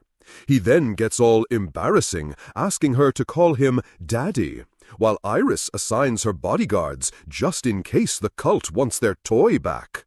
Iris says after the Xenon incident, she can't even trust the regular knights anymore. Big yikes! That's why she started her own crew, the Crimson Knights, to handle Sherry's protection. She puts this huge, scarred dude named Glenn in charge of the security detail. But of course, Alexia immediately demands to be on the team too, saying she has to be involved. She's obsessed with figuring out what Shadow's deal is. Is he a friend or a foe? The eternal question. Iris tries to shut her down, worried she'll get hurt again. She's in mom mode. But Alex goes straight for the nuclear option, threatening to expose Iris's teddy bear hugging habit. Savage. If that wasn't enough, she brings up the bunny panties. Fatality. Iris caves instantly, giving Alexia a non-combat role and telling Sherry to forget everything she just heard. Meanwhile, in the capital, Sid is walking with his two loser friends, Hiro and Jaga. They're bugging him about his breakup with the princess. When Jaga asks if he even got a kiss, Sid deadpans, "Nope. She was more into smacking my internal organs." Relatable. Hiro tries to cheer him up, But Sid is having none of his BS. So, Hiro decides to take them to a nice place to mend his broken heart. He points them toward a super popular new shop with a massive line outside. The place is called Mitsugoshi Trading, and it's the talk of the town. They sell all sorts of new stuff, especially a candy called chocolate that's supposedly amazing. Hiro's master plan is to buy some for a girl, because women love sweets, and they'll be swarmed by ladies. Sure, dude. Jaga is totally impressed by Hiro's master strategist brain. What a simp. Sid just thinks the chocolate sounds interesting, and then an employee steps out. This employee, New, announces that because the store is so busy, the wait time is 80 minutes. That's a raid queue.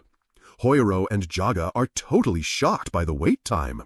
Jaga then brings up rumors of a slasher on the loose at night, which immediately gets Sid's attention. New quest alert! Apparently, this slasher is good enough to take out knights, so it's some serious business. Hyoro, ever the brave idiot, says the three of them can totally take him on. He then immediately tries to flirt with the employee and fails miserably. So cringe. Ignoring him completely, New walks right up to our boy Sid with a charming smile. She asks if he can help with a little survey, while his two friends are in the background losing their minds. New politely shuts them down, saying she only needs one person for this. As she leads Sid away, Hyoro and Jaga collapse in comical despair, and Sid just watches them go, totally unimpressed. Inside Mitsugoshi Trading, the place is insane, like a full-blown luxury department store. Sid and New walk past displays of incredible-looking pastries and candies that definitely don't belong in this world. The shelves are stocked with all sorts of fancy products that look suspiciously modern. As they head up a grand staircase, Sid thinks, "What kind of trading company is this?" The best kind, obviously. They arrive at a huge set of fancy double doors. Boss room incoming. Sid asks where the survey is, but New just giggles.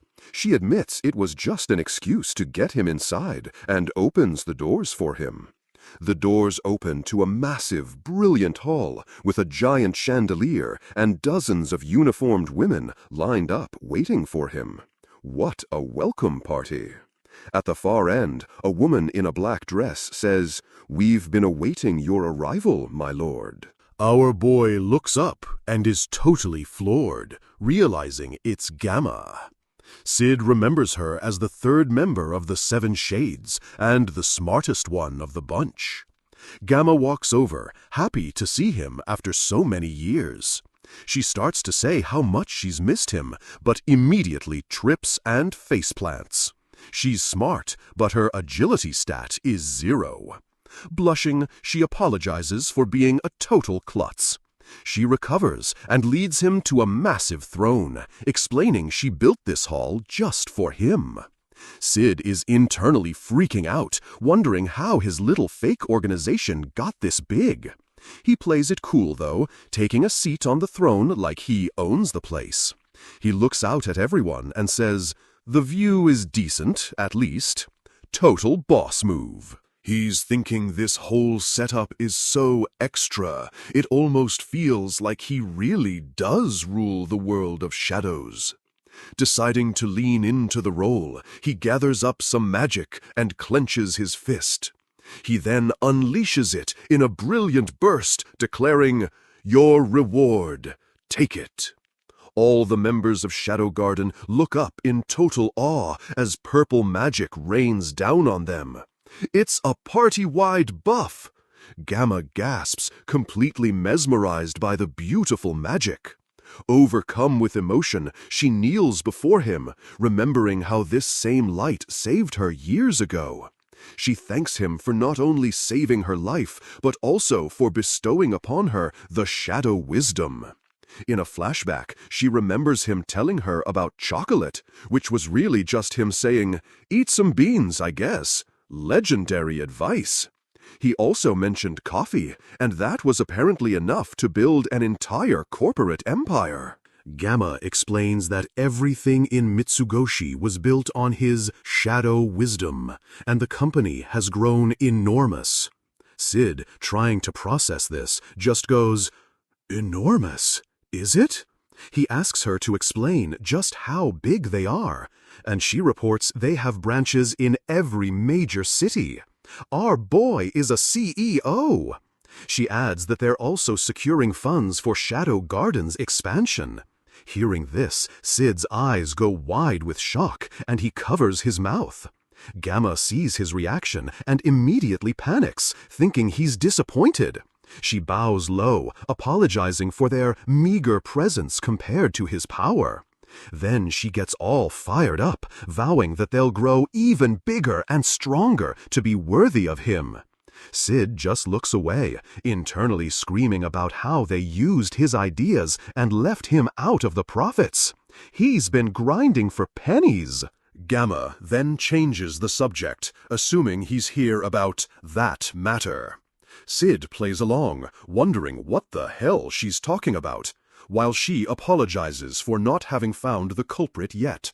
She's talking about the slasher who claims to be from Shadow Garden, and she swears she'll bring them down. Sid is shocked, thinking, "We really have an imposter?" The plot thickens. His mind immediately starts racing, trying to figure out who it could be. He flashes back to Alexia, trying to chop him up, and thinks it must be her. Totally logical conclusion.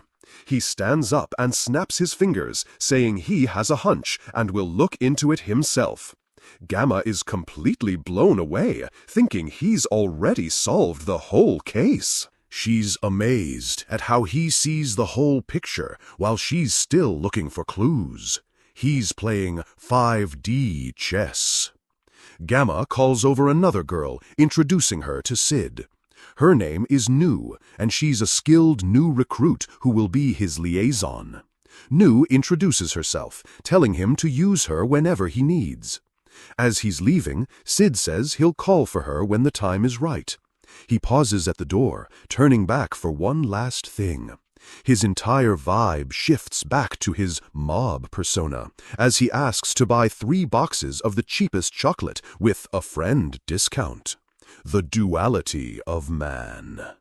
Gamma just smiles and says she'll prepare the finest chocolates for him for free. Later that night, on a rooftop, 2 figures look out over the city. In a nearby alley, Sid and his friends are sprinting to get back before the gates close. Curfew is a raid timer. Jaga asks what took him so long with that lady, and Sid just says the survey was really long. He runs with a serious look, totally focused on the mission. Suddenly, he stops, hearing the sound of a sword fight in the distance. He stands there, listening, and remembers Gamma's words about the imposter. His expression turns dead serious as he tells his friends they must go on without him. He strikes a dramatic pose, shouting, "'Cause I need to take a shit!" The perfect excuse. Jaga panics, but Sid insists he must face this challenge alone. His friends finally get it, realizing he's about to have a major bathroom emergency. Sid doubles over in fake pain, yelling that he can't hold it in much longer. Such a great actor. His friends run off, shouting their dramatic farewells, promising to always be his friend, even if he poops in the street. True bros. In another part of the capital, Sid runs down the street, trying to find the source of the noise. He turns into an alley and is surprised to see Alexia standing there with her back to him. Peeking from cover, he sees her holding a sword and wonders if she really is the slasher. The plot twist. Alexia tells her unseen opponent to give up, saying they have no chance of winning. Her opponent is a hooded figure who just says, "Shadow Garden." Sid's eyes widen from his hiding spot. Busted! The figure just keeps repeating the name, and Alexia demands to know why they're attacking innocent people. She wants to know what Shadow's goals are. Get in line, lady. Sid is having a meltdown, thinking, oh my God, there really was an imposter, and they're so lame. Suddenly, a noise makes Alexia turn her head. 2 more hooded figures appear, completely surrounding her. It's a gank! Alexia scoffs.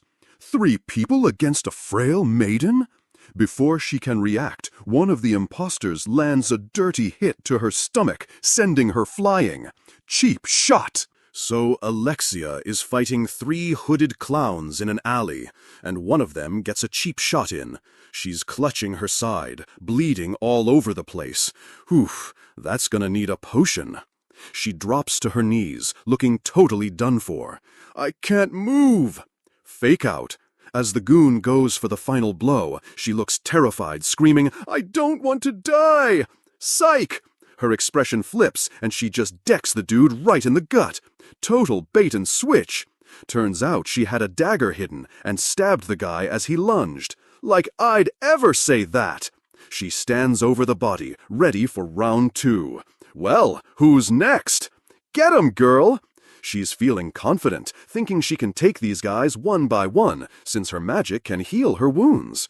But then her confidence just shatters. The dude she stabbed gets back up like a zombie. This is some BS. Just as she's about to get ganked, our boy Shadow drops in from the sky, landing on the attacker. He completely obliterates the guy, leaving Alexia and the last goon totally stunned. Heroic entrance, 10-10. Shadow poses with his sword, dropping the coldest line ever. Foolish pretenders, you shall pay for your sins. After he finishes the job, Alexia tries to act tough. Stop right there, Shadow, I'm a princess. He just gives her this ice-cold glare from under his hood, and she immediately flinches. You can literally see her confidence stat drop to 0. Intimidation check passed. He starts to walk away, and she yells after him, demanding to know what his deal is. He tells her to stay out of it for her own good, but she's not having it. He pauses, looking back with a glowing eye. If I said, I'm your enemy, what then? Ooh, drama. She says she'd fight him, even if she can't win right now. She's got guts, I'll give her that. She grabs her tie, getting all emotional about protecting her friends, and then, poof, he's just gone, vanished into thin air, leaving her totally alone in the alley. Classic ninja move. Later, Alexia is still shaking, completely freaked out by the whole encounter. Debuff, fear. She looks up at the sky, wondering who the hell Shadow really is. Join the club, lady. The camera pans up to the moon, super dramatic. You know how it is. The whole scene is just tall buildings and a starry sky. Meanwhile, Shadow is walking away, having a whole internal monologue. He's thinking these imposters are just superfans. He imagines them running around happily, admiring his whole shadow eminence shtick. What a weirdo. He's actually flattered they're copying him, which is just bonkers. It fills my heart with warmth, he thinks. But he can't let them live, because that would ruin his brand. There can only be one. He strikes a pose, thinking, I, too, am an eminence of shadows. So cringe. I love it. He imagines himself punching another hooded dude for good measure. Back in the real world, Nu is standing over one of the captured fakers. Amazing work, Lord Shadow. She tells him to leave the rest to her. She'll get the intel. Time for some enhanced interrogation. Our boy just says, "Do not fail me," and walks off. Total boss. Suddenly, one of the fakers makes a last-ditch effort, throwing his broken sword hilt. He lunges at Nu, who doesn't even flinch at the incoming projectile. Big mistake, my dude. His hand just disintegrates into black particles as he screams in agony.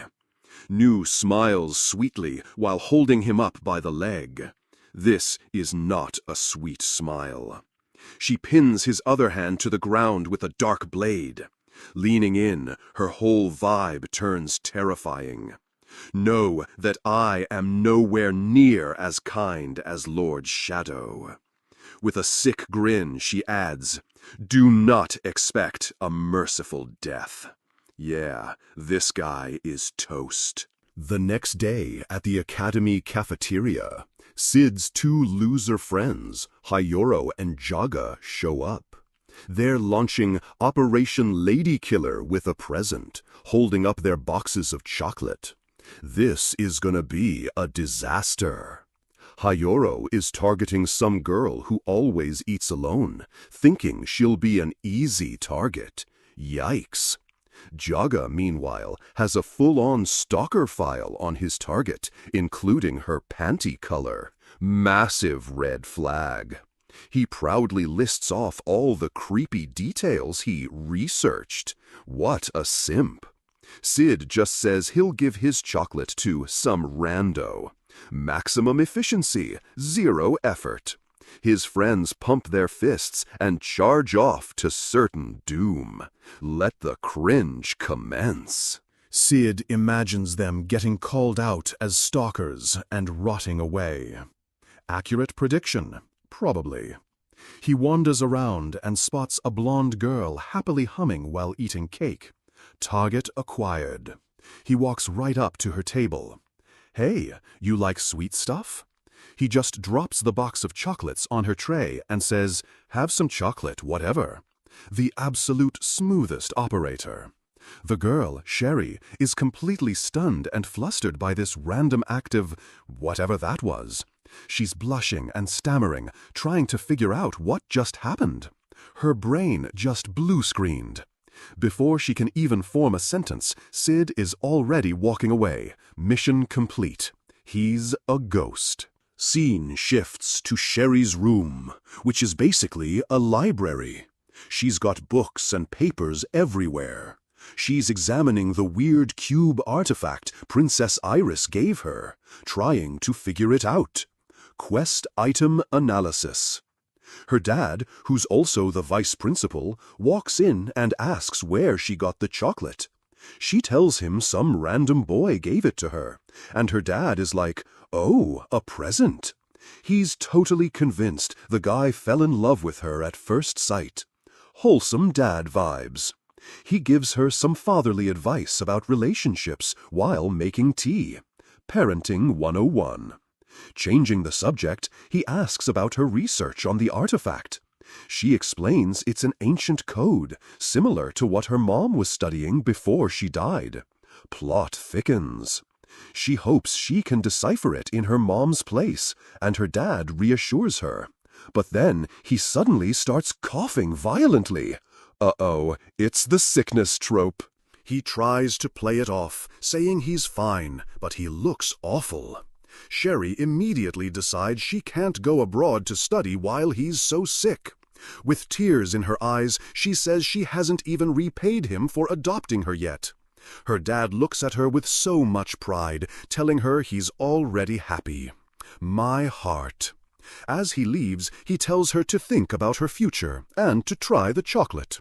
After he's gone, Sherry stands there, lost in thought. So much to process. Her gaze lands on the box of chocolates on her desk. Hesitantly, she picks one up and takes a bite. A small, tearful smile appears on her face as she savors it. So sweet and tasty. Later, back on the school grounds, Sid is walking home alone. The perfect mob lifestyle. Apparently, his two friends got sent to the infirmary after their failed operation. Called it. A voice calls out to him, and he recognizes it as Nu. Secret meeting time.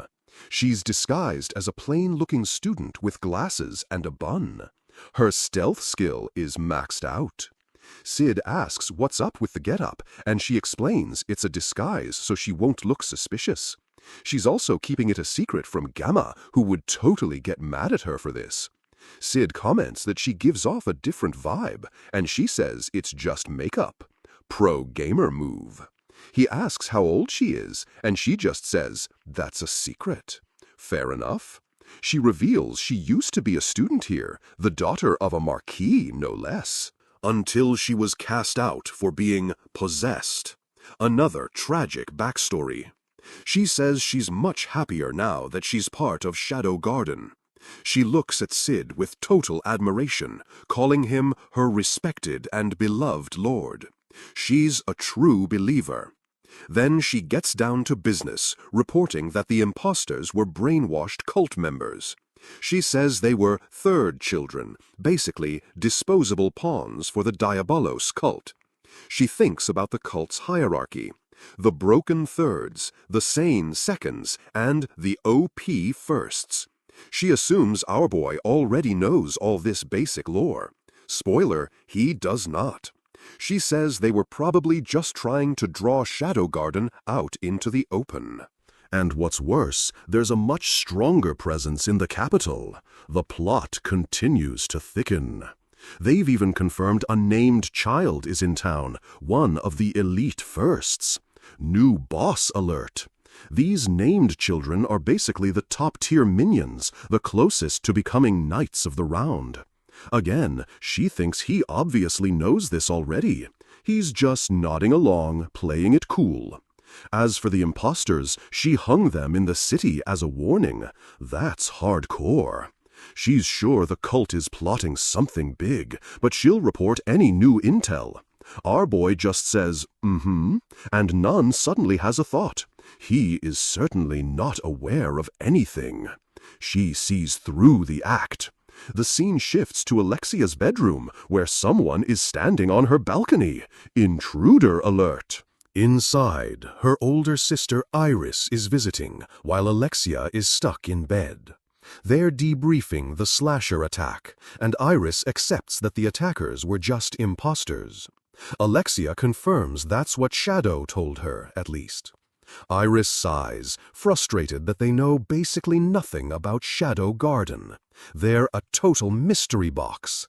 She mentions meeting another member, Alpha, who one-shotted a monster. These girls are all OP. She concludes their organization is extremely powerful, but that's all they have to go on. They agree the Diabolos cult is the real enemy here, and Iris says she'll investigate them. She boasts that her Crimson Knights have 8 capable members, but Alexia just scoffs. You mean only 8? Savage.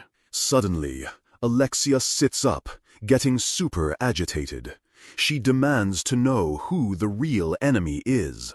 She's terrified of Shadow, shouting about the insane explosion he caused. We cannot fight Shadow.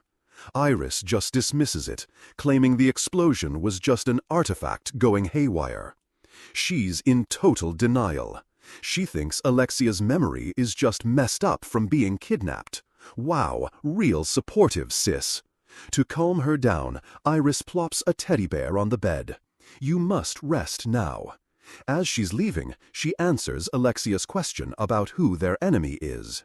With a determined look, she declares the Crimson Knight's enemy is both the cult and Shadow Garden.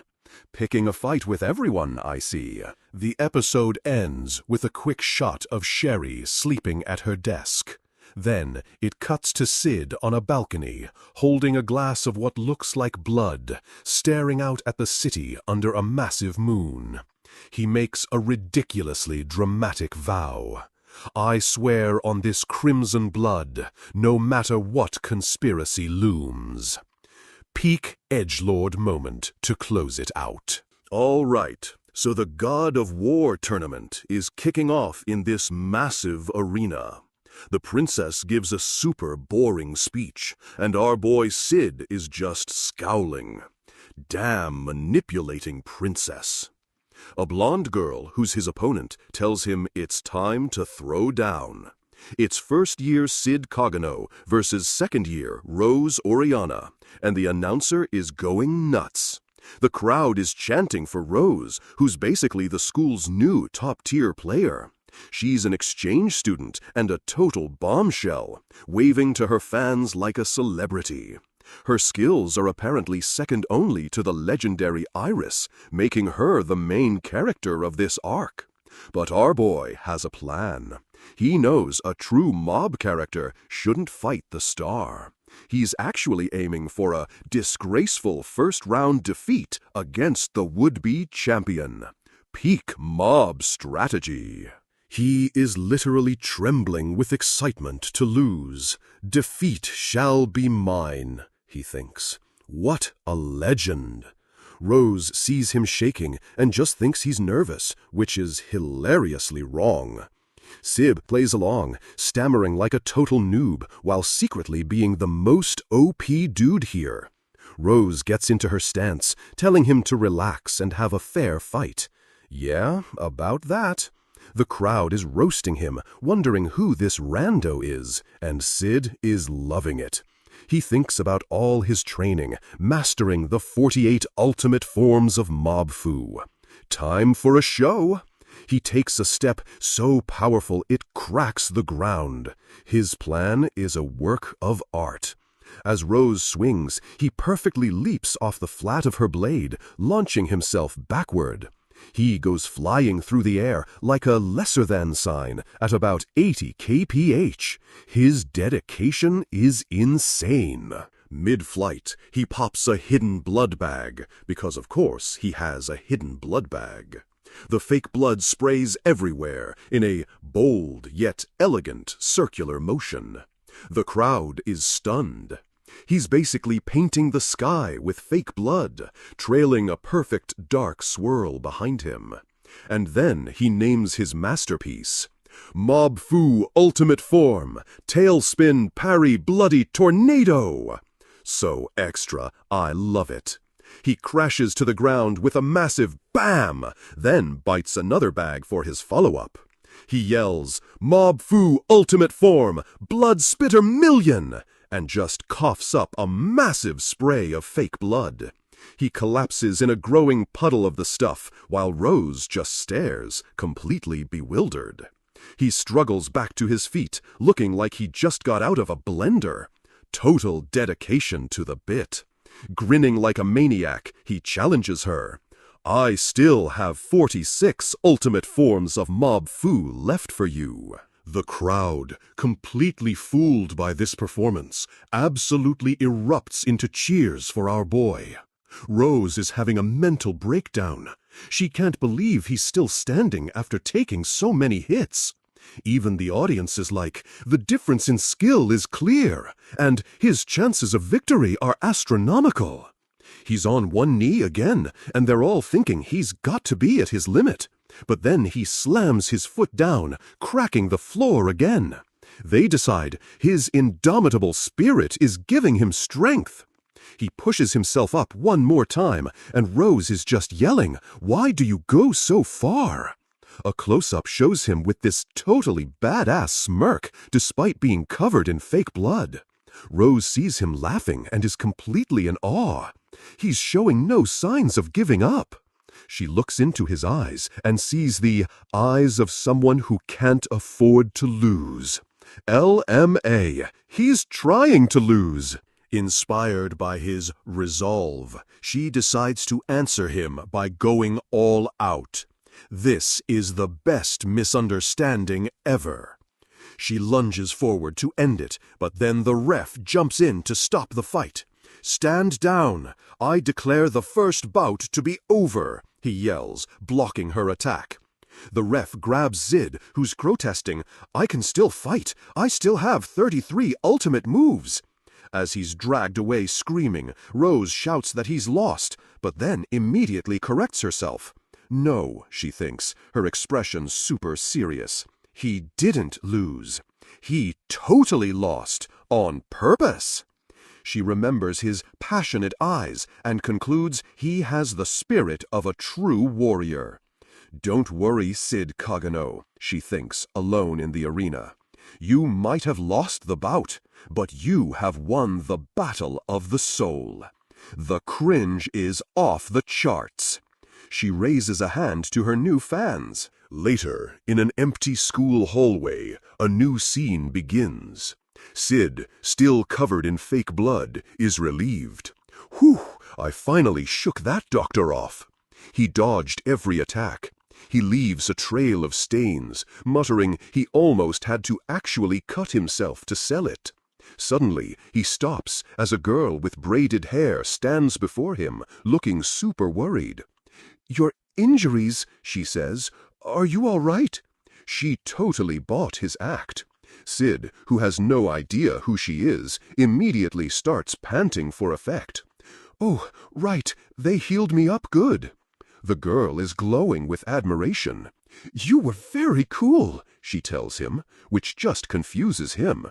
"Cool? That?" he stammers. He figures she must be a fellow mob with a messed-up sense of style. She holds out a little pouch. "Here, for you. I tried baking some cookies to thank you." Then she asks, "Could we be friends?" looking at him with sparkly, hopeful eyes. Our boy is just bewildered, but agrees. Yeah, sure. He has no idea why she's thanking him. She immediately turns and yells, "Father, I did it! We became friends!" And Sid is like, "Father?" The vice principal, an older guy with glasses, pops out. Whoa! Sid is shocked. Vice Principal Ruslan? As the girl talks to her dad, Sid realizes she's not a mob at all. It's Sherry Barnett, the vice principal's daughter, a total main character type. Mission failed successfully. The VP thanks Sid for being friends with his daughter. Sid is still playing the injured hero. Ruslan is just a super wholesome dad, happy that his daughter is finally making friends. Sherry gets embarrassed as he explains she's always buried in research and doesn't have many friends. Apparently, some stuff happened in the past, but he's just happy now, which is super sweet.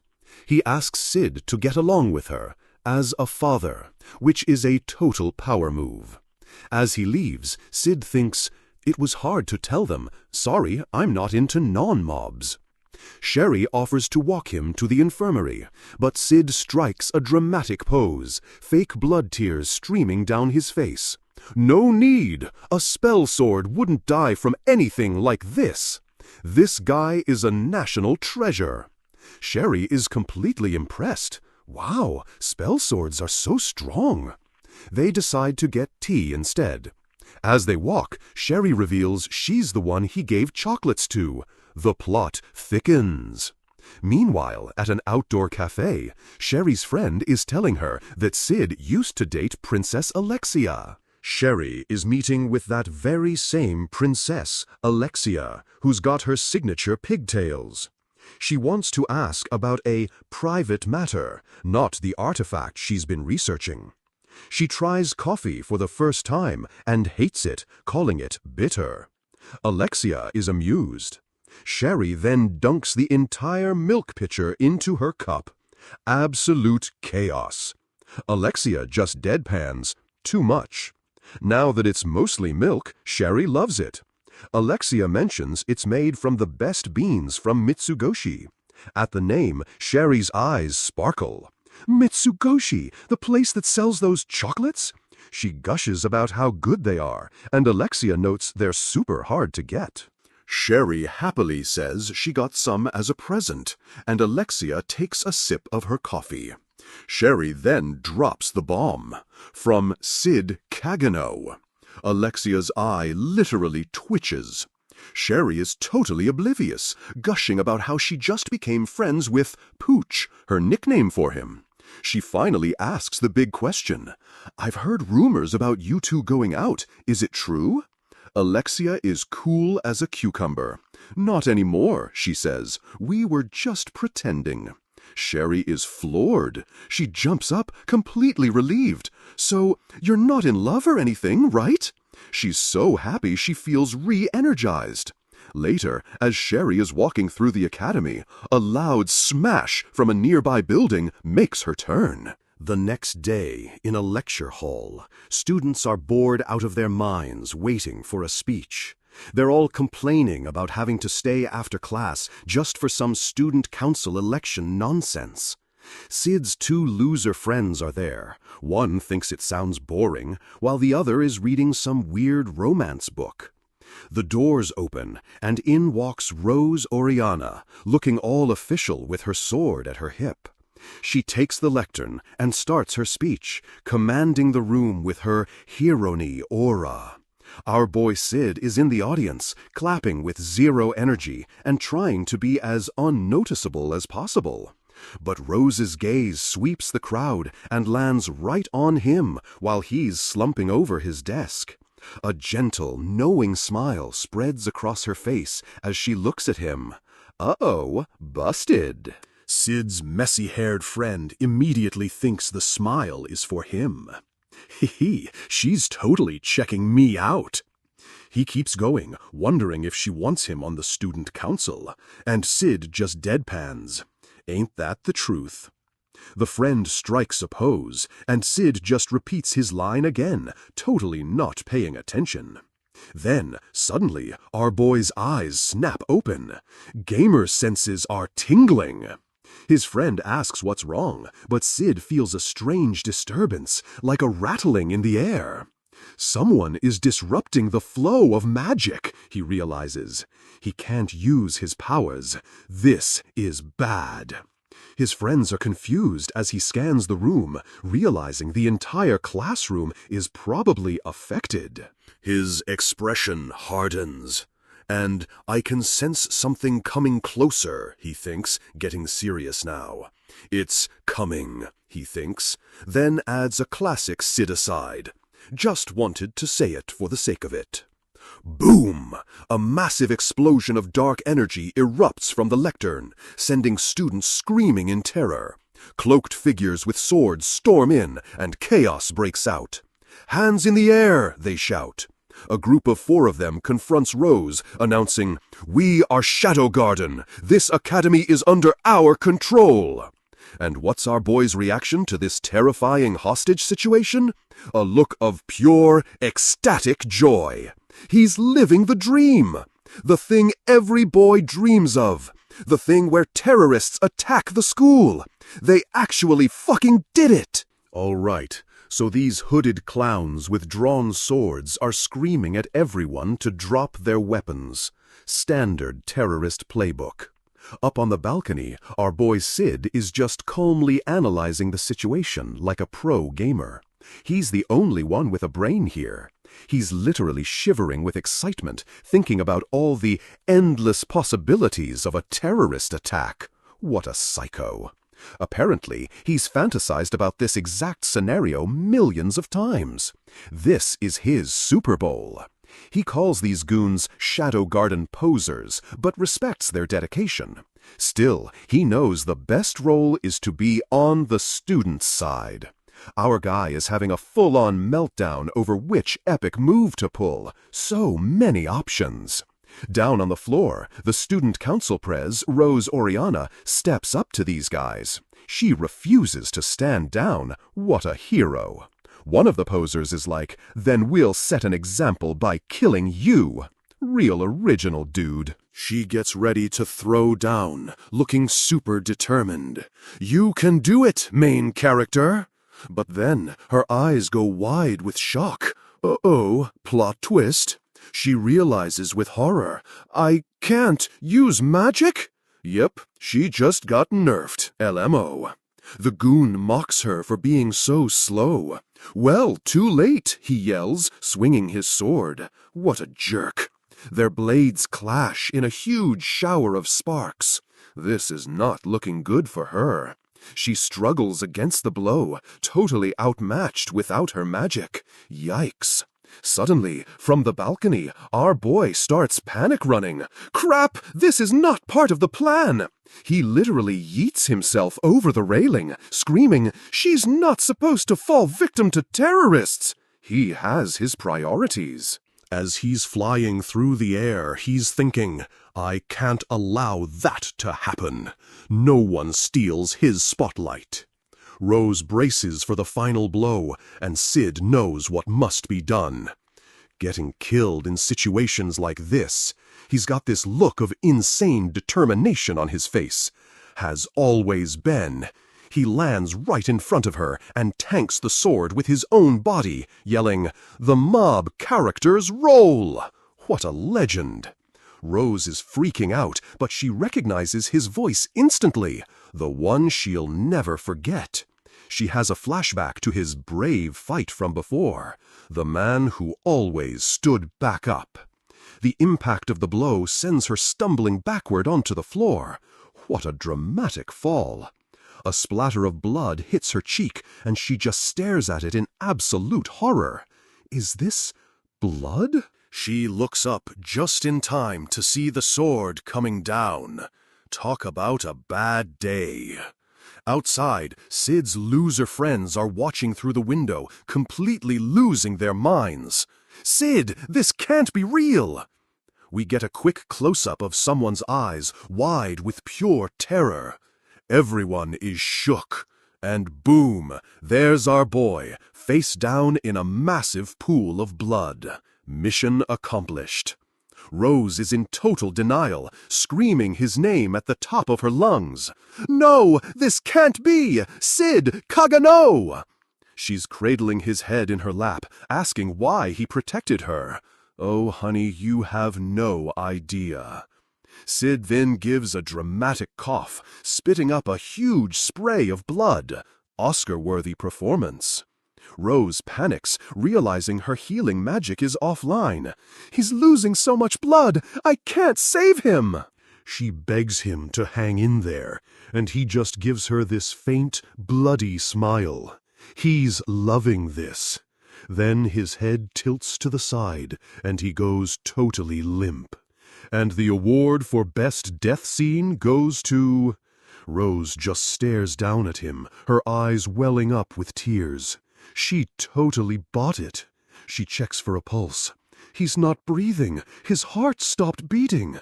He's just that good at acting. She's completely devastated, blaming herself for everything that just happened. "I'm sorry, Sid." Looking at his peaceful face, she thinks she finally understands it all. Narrator, she did not.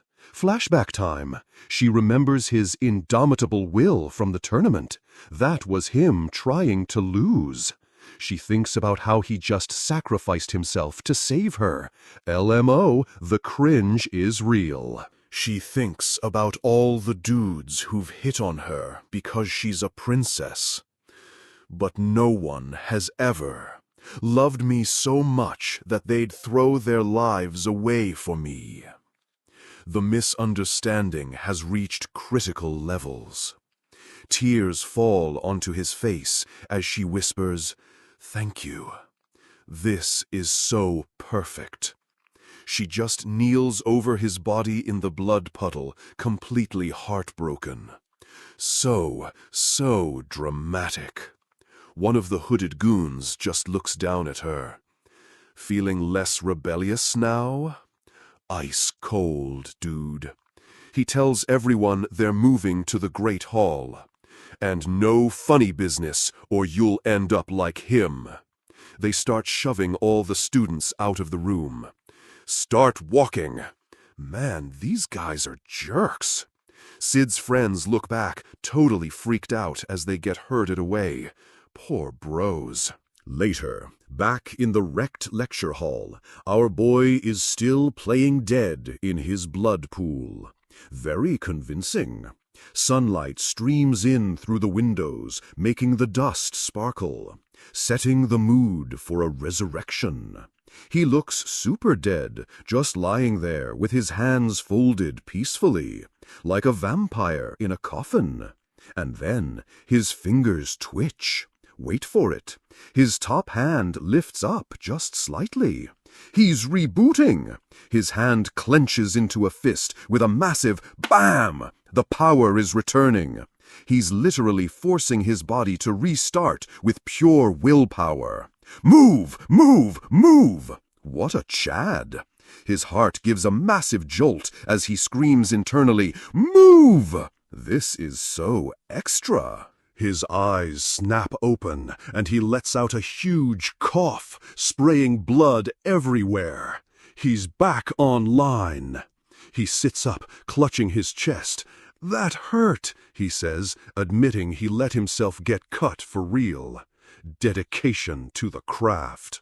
But it was a huge success. He used an ultimate move to stop his own heart without dying. Totally busted skill. He stands up and dramatically announces his move to the empty room. Heartbreak Mob. So edgy, I love it. He realizes he can still use magic and has healed himself enough to move. Now, time for the main event. A shadow zips across the floor with a massive whoosh. It's time for the main act. And just like that, he's in his full shadow getup, black coat and everything. You'd better entertain me, terrorists. Let's go. All right. Cut to the Midgar Academy library, which is super fancy and huge. Inside, some dude named Marco rushes up to a bearded guy, Glenn. They're panicking because terrorists are all over the campus. Glenn is stroking his beard, saying they need to be careful with the magic nerf active. They're worried some goons are after the artifact. Turns out they're guarding a girl with light hair, Sherry Barnett, who is in full-on galaxy brain mode at a table. She's using this crazy pendulum artifact to decipher some ancient text, totally focused on her work. The camera zooms in on her hands as she scribbles away, the pendulum swinging like crazy. Suddenly, she looks up, sweating, as she starts to connect the dots. No way! This is... Her eyes go wide with shock as she figures it all out. She just found the main quest objective! She starts writing like a maniac, trying to finish the translation. Just a little more, she thinks to herself. Glenn and Marco watch her, knowing she's about to uncover the truth this artifact is pointing towards. And right on cue, a massive window behind her shatters into a million pieces. Talk about a dramatic entrance. Glenn and Marco whip around, totally shocked by the sudden chaos. A masked clown lands in the broken glass and smirks. We are Shadow Garden. Bro, you are not on the team. He immediately pulls off his mask and forgets the name. Or, was it Shadow Guardian? This poser. He strikes a pose. I'm the Great Rex. This is just getting sad now. Sherry immediately nopes out of there and scrambles to hide under her desk, completely terrified. Glenn and Marco draw their swords, standing between this new clown and the girl. They're defending the NPC. Rex just laughs it off when they ask about his goals. No idea! I can't remember! What a total moron. While Sherry peeks out from behind a shelf, he finally admits, my job is to collect the artifact. He stretches, saying after he grabs it, he finally gets to go wild. Okay, edgelord. Then his whole vibe switches and he gets super creepy. So, let's talk. Where's the damn artifact? The two knights are definitely spooked by his sudden killer intent debuff, but they hold their ground. Glenn plays it cool. We know nothing. Rex pretends to walk away, like he's actually falling for it. Psych! He spins back around, dark energy exploding from him. Not. You look like you know exactly what I need. He immediately targets Sherry, who tries to run for it. What a total coward. He looms over her like a monster. Maybe the little Missy here? We get a close-up of her face, frozen in a silent scream of pure terror. Just as she stumbles, a loud clang echoes through the library as steel meets steel. Glenn intercepted the attack, standing over her like a total badass. You shall not pass! Rex smirks. Not bad, seeing how you can't use magic now. But Glenn hits him with the ultimate comeback. With enough difference in skill, parrying such a strike is easy. Rex literally bursts out laughing. You actually think you're stronger than me? The arrogance is off the charts. He attacks again in a blur, but Glenn holds his own, looking completely calm. Rex gets all dramatic again. Okay, I like your guts. You can tell me your name. Glenn just says his name, looking super grim. Then he gives his full title. Vice Captain of the Crimson Knights, Glenn the Bearded Lion. Now that's a sick title. He and Marco charge, telling Sherry to get out of there. Run away, they tell her. She grabs the artifact and makes a break for it, clutching it to her chest. All she can hear are clanging swords and Rex's psycho laughter as she runs for her life. Meanwhile, cut to the rooftops of the academy. A hooded figure appears with a gust of wind. Yep, it's our boy.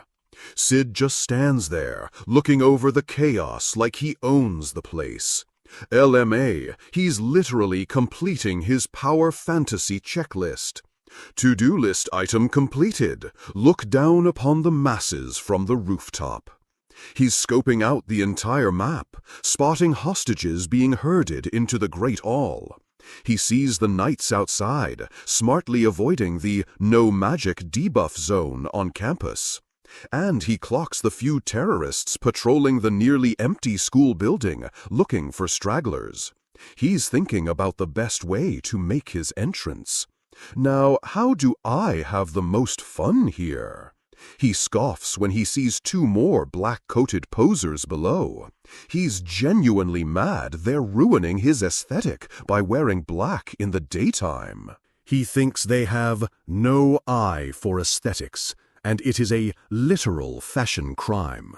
He compares it to eating messy curry udon while wearing a white tuxedo. This dude has his priorities absolutely straight.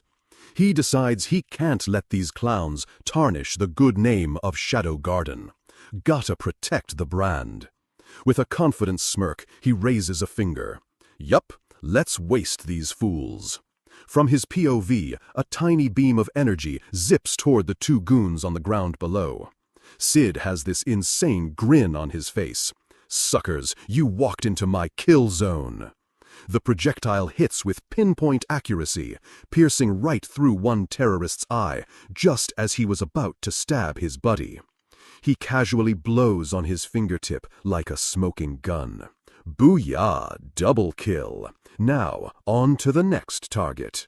Then he spots the library girl running across the grounds below.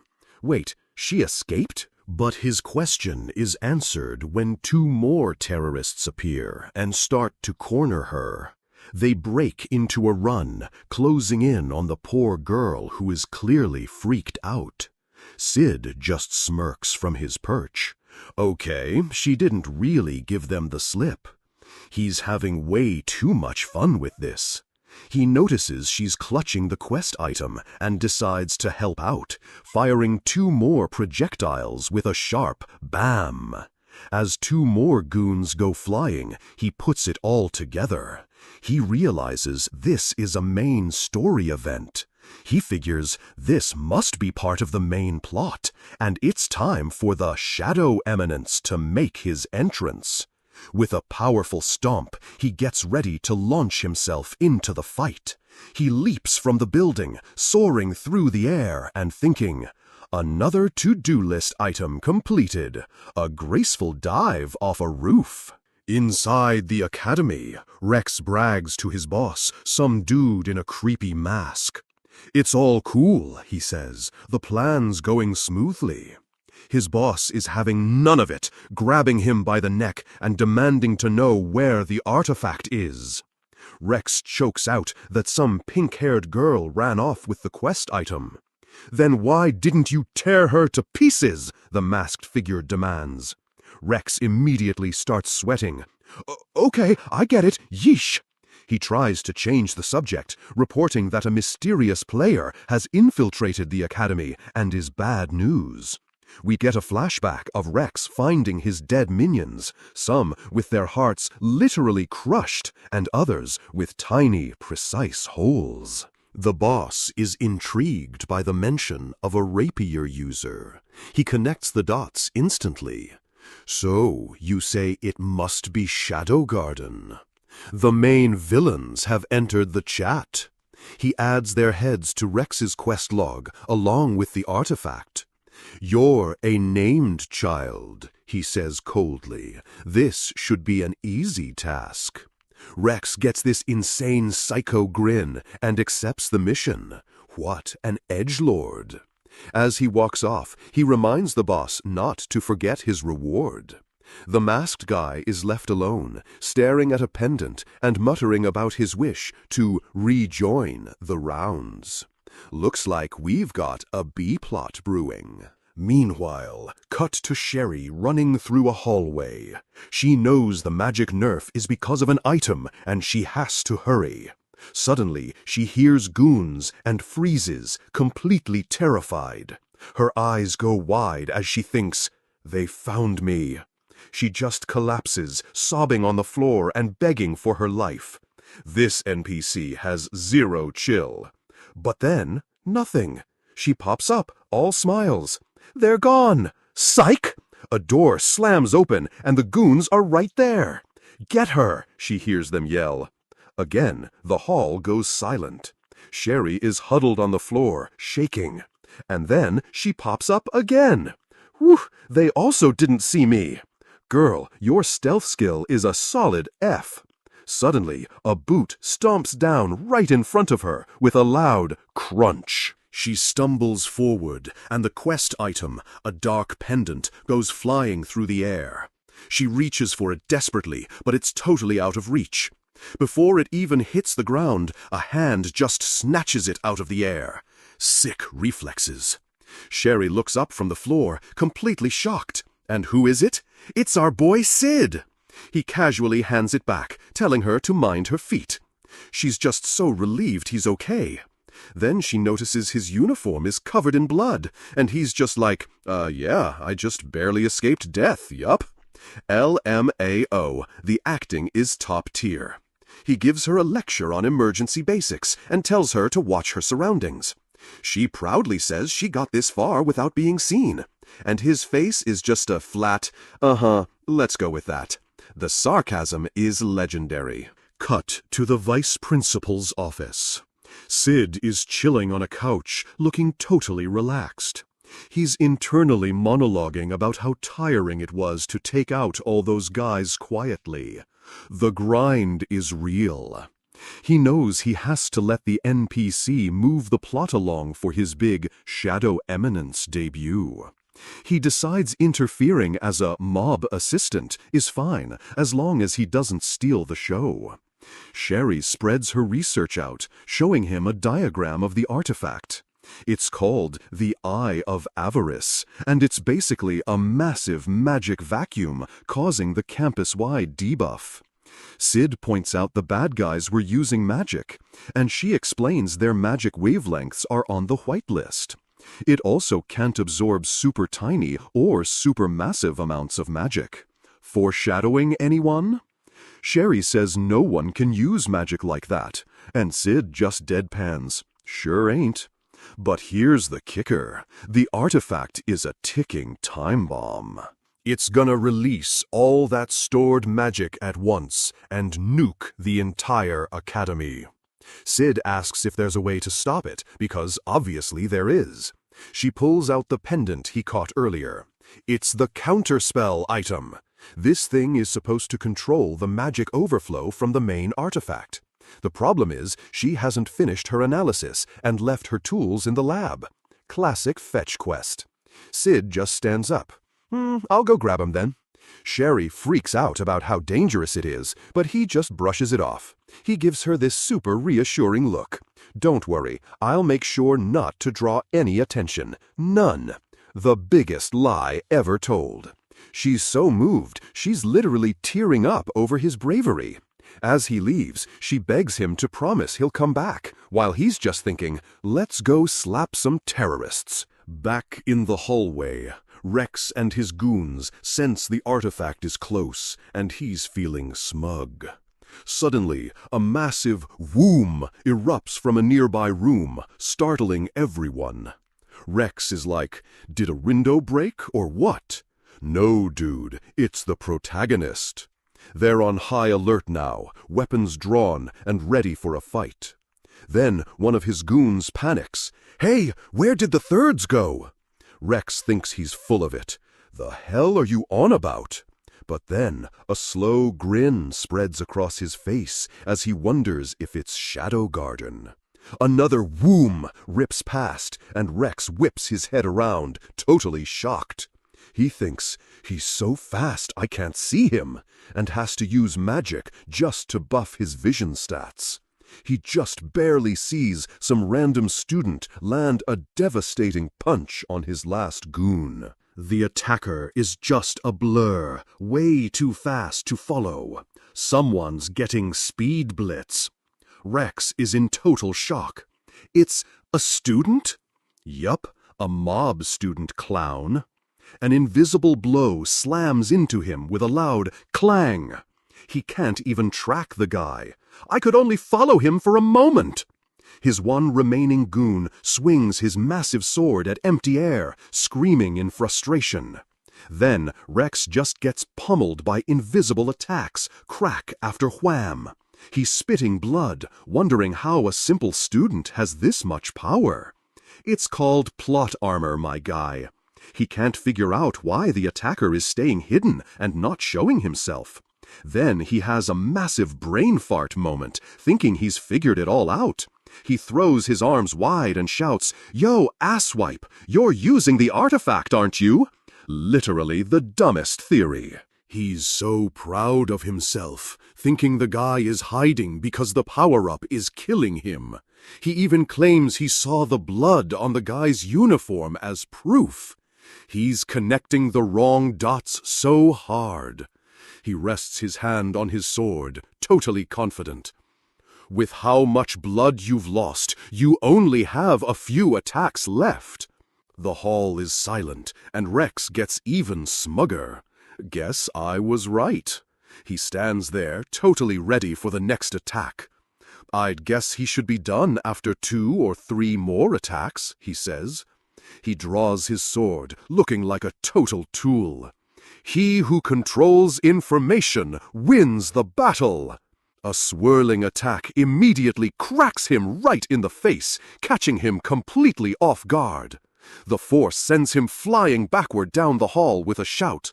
He just keeps tumbling through the air. Wombo combo! As he tries to recover, he sees the attacker coming in for another strike, even faster than before.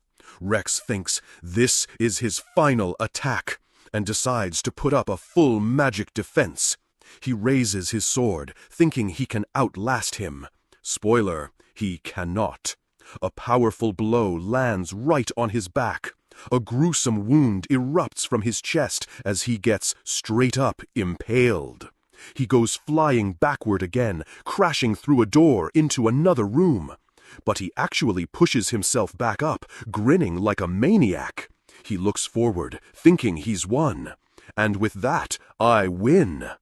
Narrator: he did not, in fact, win.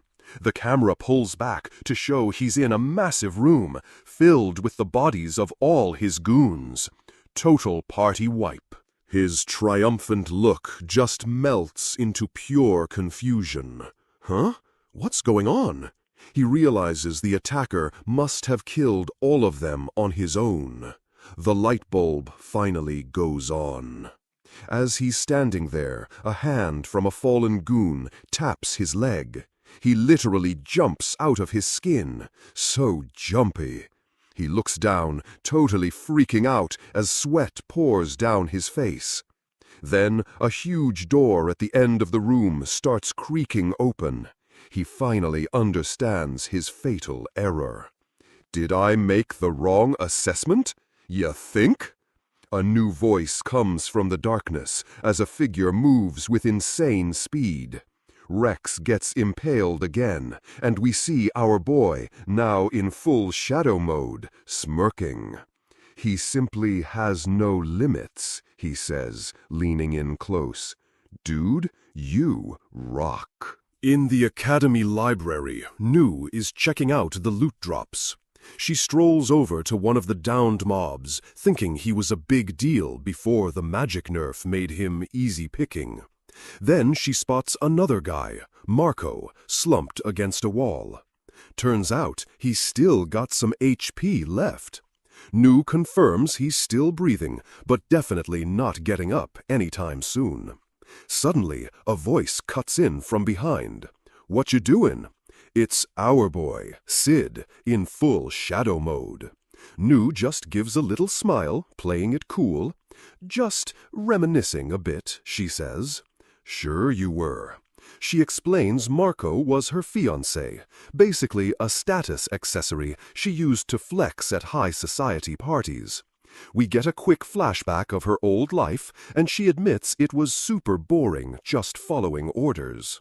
Now, though, she's totally over it. Either way, it's all in the past now. Savage. She immediately snaps into full-on subordinate mode, hand over her heart, ready for orders. She gives Sid the rundown. The black coats are holed up in the Great Hall, and the whole campus is surrounded by knights. Kneeling before him, she swears her loyalty, even with the magic debuff active. Our boy just casually accepts. He gives her a new objective. Find me tools. Tools to analyze an artifact, to be precise. A classic fetch quest. He explains the Eye of Avarice is causing the debuff, and he's already working on the counterspell item. Nu is completely losing her mind over this. Her internal monologue is just, he's already got a countermeasure? His int stat is maxed out? She sees some broken gear nearby and is just in awe of his genius. Sid glances at the junk. "That'll do. Well done." He dips out, saying the job should be done by sunset. Nu promises to be on standby until it's go time. But as soon as he's gone, she gets this look in her eye, staring at her unconscious ex-fiancé. Uh-oh, someone's psycho switch just flipped. In a flash, she whips out her weapon and aims it right at his throat, demanding to know if he overheard them. She checks his vitals and confirms he's completely KO'd, not faking it. Phew, close call. She lowers her weapon. Consider yourself lucky. But you can tell she's still pissed. She makes a silent vow to never let anyone discover her master's true identity. Yandere mode activated. Cut to Vice Principal Ruslin's office. Sherry is celebrating like she just beat a raid boss, a magic necklace floating between her hands. "Yay! I did it!" She thanks Sid, who just gives the most BS excuse for his success. "I just moved around without drawing attention." Haha. Sherry gets all fired up, ready to save her father, the vice principal, and everyone else. We get a quick flashback of her mom doing research while Ruslin looked on, supporting them both. She explains that after her mom died, he took her in, so she's determined to pay him back. Gotta protect the important NPCs. Sid's response is a totally deadpan. "I see. Hope he's okay. He cares so much, you guys." He asks what the plan is, and she pushes a book on a shelf. Using it is simple enough. With a loud rumble, the whole bookshelf starts to slide open. "Secret passage unlocked! Achievement get!" She gestures to the dark staircase. "We'll be using these underground passages to make it there." Sid is trying to act cool, but inside he's totally geeking out. "Hell yeah, I love this stuff." Sherry confirms the terrorists took everyone to the Great Hall, so that's their destination. But just as they're about to go, Sid stops her. "But you'll have to go alone." Here we go. Sherry is completely baffled, pleading for him to come with her, obviously. He gives her the classic line about how he'd just get in the way. The biggest lie ever told.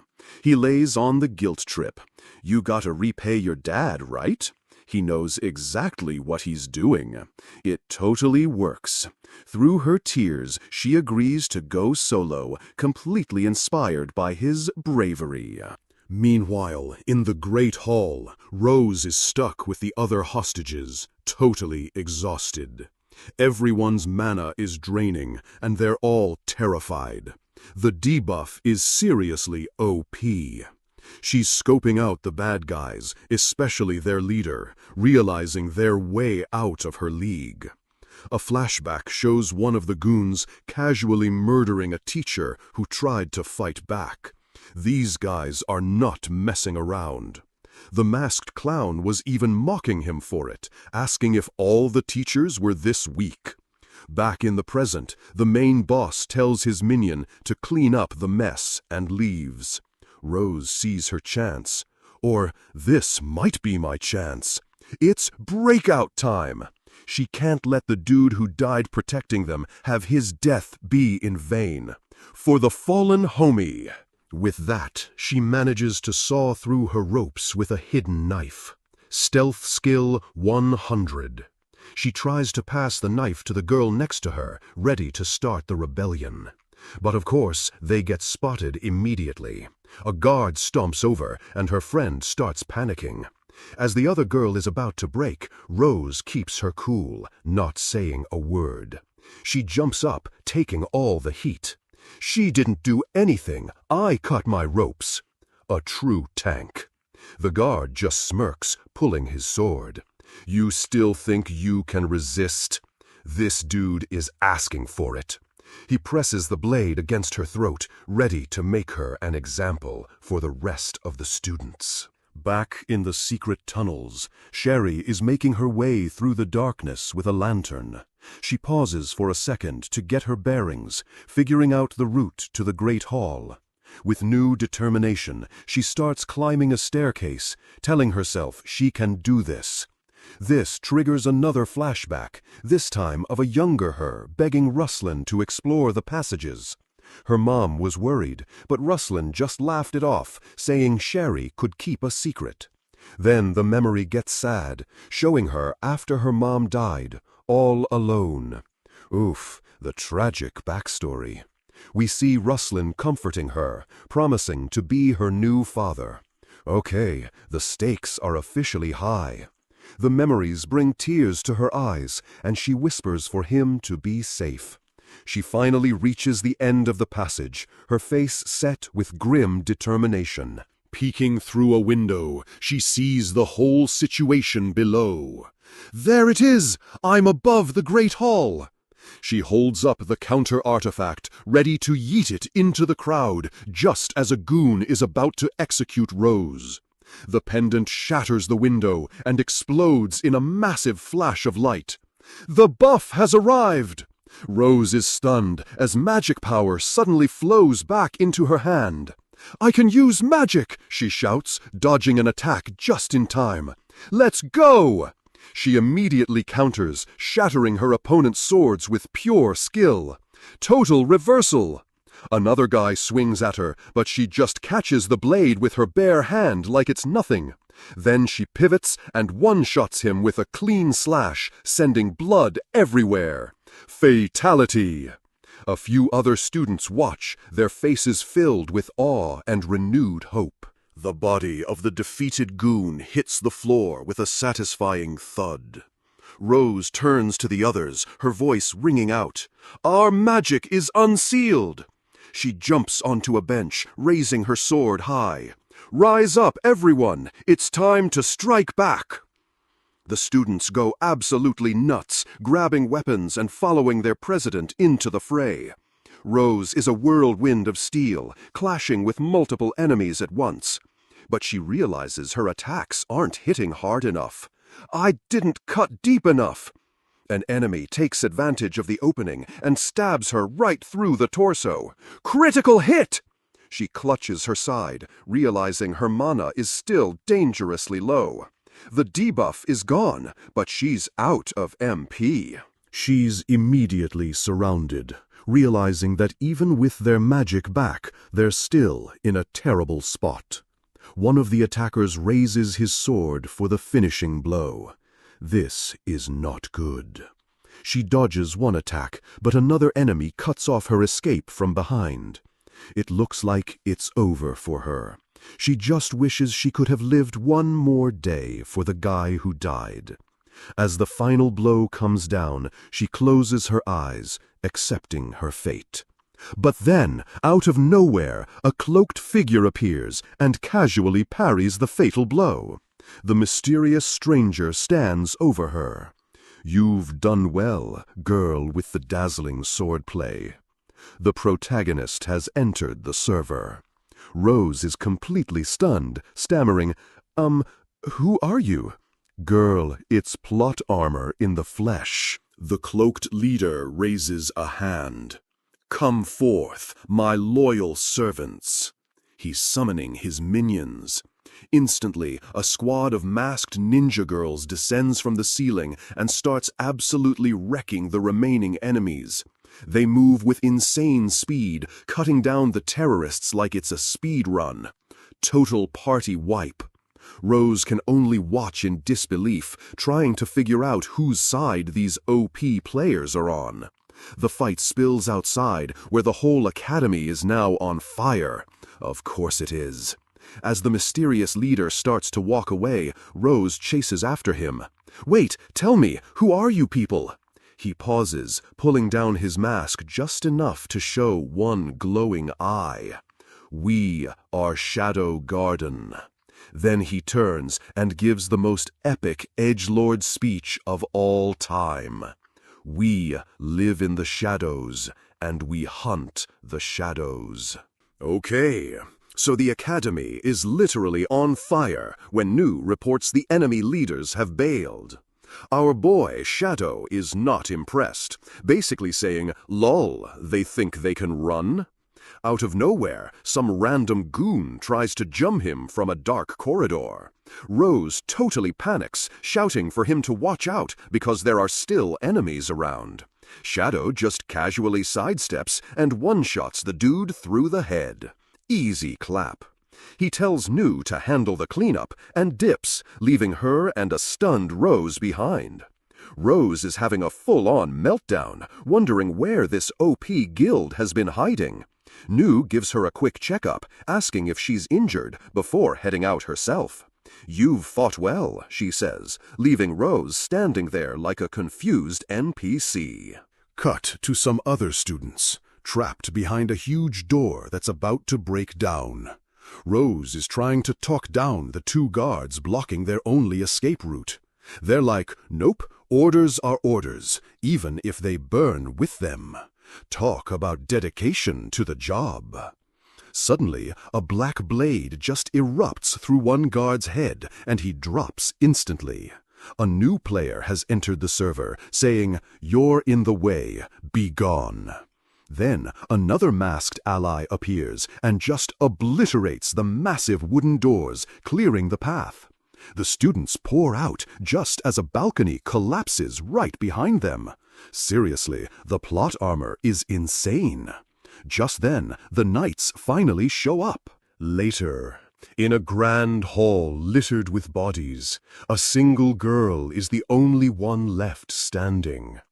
In a library somewhere, Rose is still trying to process what happened, wondering who these mysterious players are. Scene change to a fancy office. The room is lined with dark bookshelves and looks super important. Inside, a masked clown is wrecking the vice principal's office, using a lantern for dramatic lighting. Books go flying everywhere with a series of loud thuds as this dude goes on a rampage. He raises a hand, and a dark energy just explodes a table into a frickin' bonfire. We get a close-up of his blank white mask. This guy is maximum cringe. Then a blade appears at his throat. It's our boy, Sid, asking, "Funny get-up you've got there." He's just sitting in a chair, casually reading a book while the room burns, and correctly guesses, Vice Principal Ruslan. The dude is shocked, but Sid is just like, "Oh, no need for the weird secrecy." Ruslan stammers, wondering how he got figured out so fast. "Bro, you're not that slick." He takes off the mask, revealing he's Ruslan Barnett, the vice principal. "Your keen eyes deserve praise." Sid finally looks up, getting serious. "You're the one behind this incident, then?" He asks why, and Ruslan sits down for a classic villain monologue. "Here we go. To put it short, it's because I longed to reach the top," he starts. Sid acknowledges he heard the guy got sick and had to retire from the big leagues. In a flashback, we see Ruslan wallowing in despair, needing a cure for his illness. Then he met Sherry's mom, Lucretia, and used her research as a cover to collect artifacts. He found the Eye of Avarice, a busted item that could cure him and make him rich. But Lucretia, being a good person, wanted to turn the dangerous artifact over to the authorities. So, Ruslan drops this bombshell with a smile. "So, I killed her." He then describes the murder in gruesome detail, like he's narrating a speed run. Dude, TMI. Turns out he adopted Sherry just to use her to complete the research on the artifact. She had no idea her new dad was the one who murdered her actual mom. With the eye complete, all he needed was a ton of mana and a cover story. "So, all this time, you've just been using Sherry and her mom?" Sid asks. Ruslan just grins. Sid, with zero expression, just flips a page in his book. "I'm not sure." The absolute disrespect. He then rips a page from the book, explaining he doesn't care about much. As people go about their lives, he says, more and more things become important to them. He continues his monologue, saying that people collect friends, lovers, and jobs throughout their lives. "I'm trying to cut down on these important things," he says, which is a total edgelord mood. But as he gets rid of things, he realizes what truly matters to him. He lives his life for those few things, not caring about much else. He's so deep. Finally, his eyes narrow into a glare as he finishes, "You piss me off." Ruslan just closes his eyes, completely unimpressed by the threat from a mere student. Then, in a flash, he slashes Sid across the chest with a hidden blade. It's a shame. Sid stumbles back, choking on blood, as Ruslan mocks him for being a weak school kid. He points his hand at Sid, unleashing a massive magical blast to finish the job. The whole office erupts in a huge explosion of light and pure destructive force. Ruslan scoffs at the flaming wreckage, thinking he fried Sid without even a scream. But then he hears a noise behind him and turns his head to look. His eyes go wide with shock as he realizes he is no longer alone. Bam! A new challenger appears. It's Shadow, blocking his path. He introduces himself with his classic line, "My name is Shadow." Ruslan recognizes him, demanding to know why he's here. "Dude, you literally just killed him." Shadow says nothing, so Ruslan just assumes he's here for the overpowered artifact. He smirks, summoning the Eye of Avarice and declaring Shadow will never get his hands on it. Then he shoves the artifact into his own chest, because of course he does. Classic boss move. As the two pieces combine, a blinding explosion blasts Shadow backward, embedding the item in Ruslan's body. "Wonderful! My power is back!" he yells, feeling the massive buff kick in. Unfazed, Shadow just charges straight through the energy storm like it's nothing at all. Ruslan easily blocks the attack, ready to test out his new OP build. He sends Shadow flying back with a series of energy blasts, even knocking his sword away. Standing over his disarmed opponent, he starts gloating about how strong Shadow is. Then he channels all the stolen mana into his own sword, preparing a massive ultimate attack. "You can rest in peace," he yells, bringing the glowing sword down with a crazed grin. The attack is so huge, it literally blows the entire side of the academy building out. Meanwhile, Sherry is running through the smoke, realizing her dad is still inside the burning building.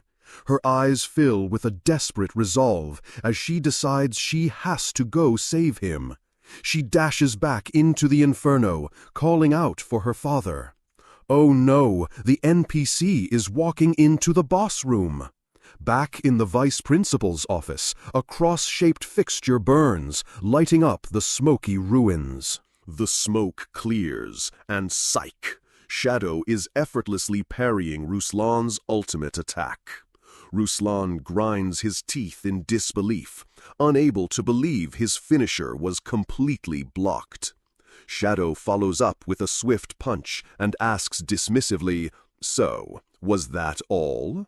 The impact sends Ruslan flying into a bookshelf, shattering it into a million pieces. Get wrecked. Shaking, Ruslan gets to his knees, still trying to put up a fight. This dude has high HP. He reveals his trump card. He's already framed Shadow Garden for the entire terrorist attack. He laughs, saying there's evidence and the whole world will be hunting them down. The ultimate debuff. Ruslan lets out a final triumphant laugh, thinking he's won the long game. But to his complete shock, Shadow just starts chuckling at the ridiculous threat. "I found it too hilarious that you think such a trifle would spell our doom," he mocks. He explains that Shadow Garden has never cared about being the good guys in the first place. "Nor the path of evil," he adds, "because they're just built different, you know."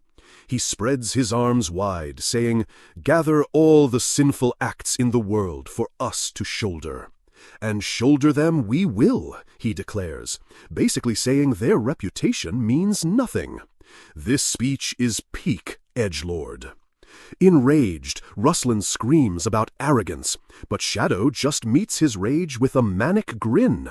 "Then come and break through my arrogance." The hype is real.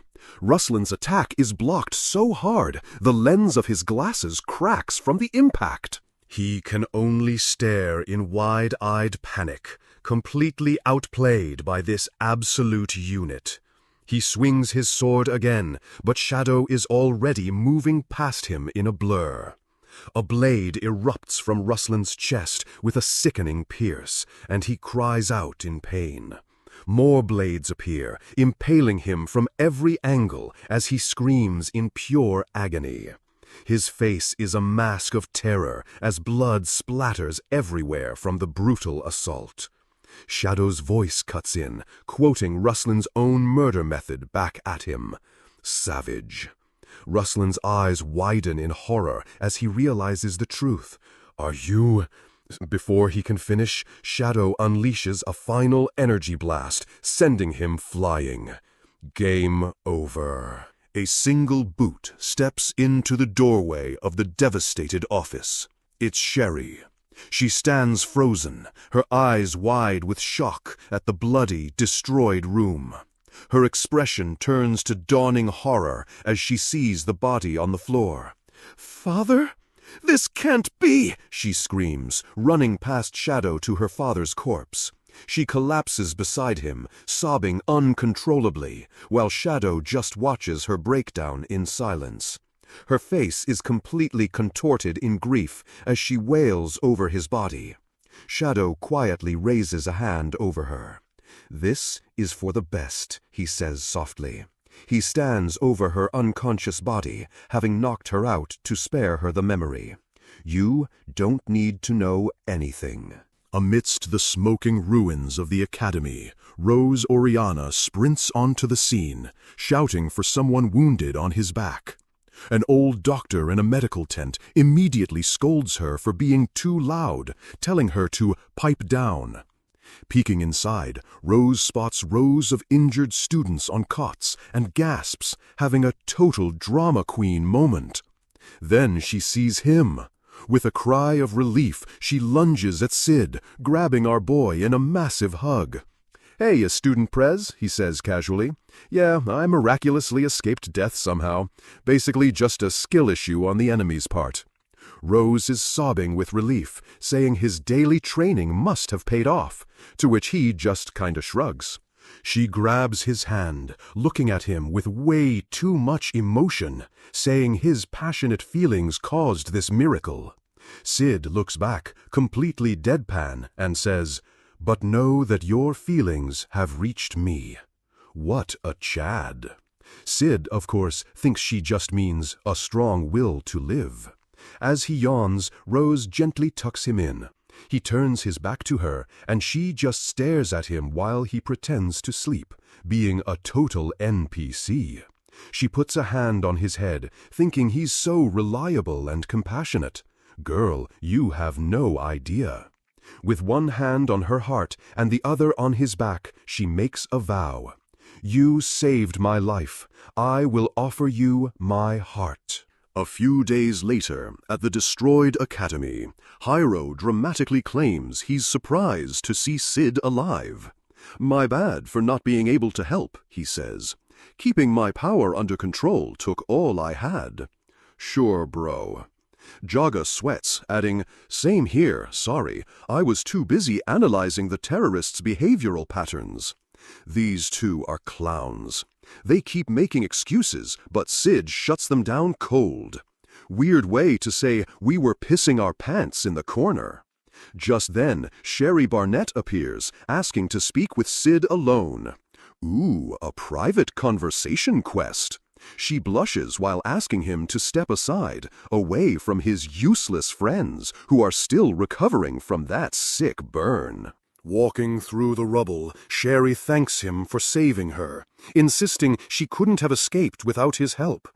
Our boy just brushes it off, saying, "Nah, I didn't really do much," as she gets all flustered. She quickly changes the subject, blushing even harder as she says there's something important she needs to tell him. With a new look of determination, Sherry announces she's studying abroad to accomplish something important. She's off on a training arc. She asks if he'll listen to what she has to say when she gets back, her eyes full of hope. Sid just gives her a gentle smile and a simple, "Of course, good luck out there." Classic supportive side character vibes. Overjoyed, Sherry breaks into a massive, beaming smile, her whole face lighting up like a Christmas tree. As she runs off, he asks what she needs to accomplish, but she just shouts back, "That's a secret!"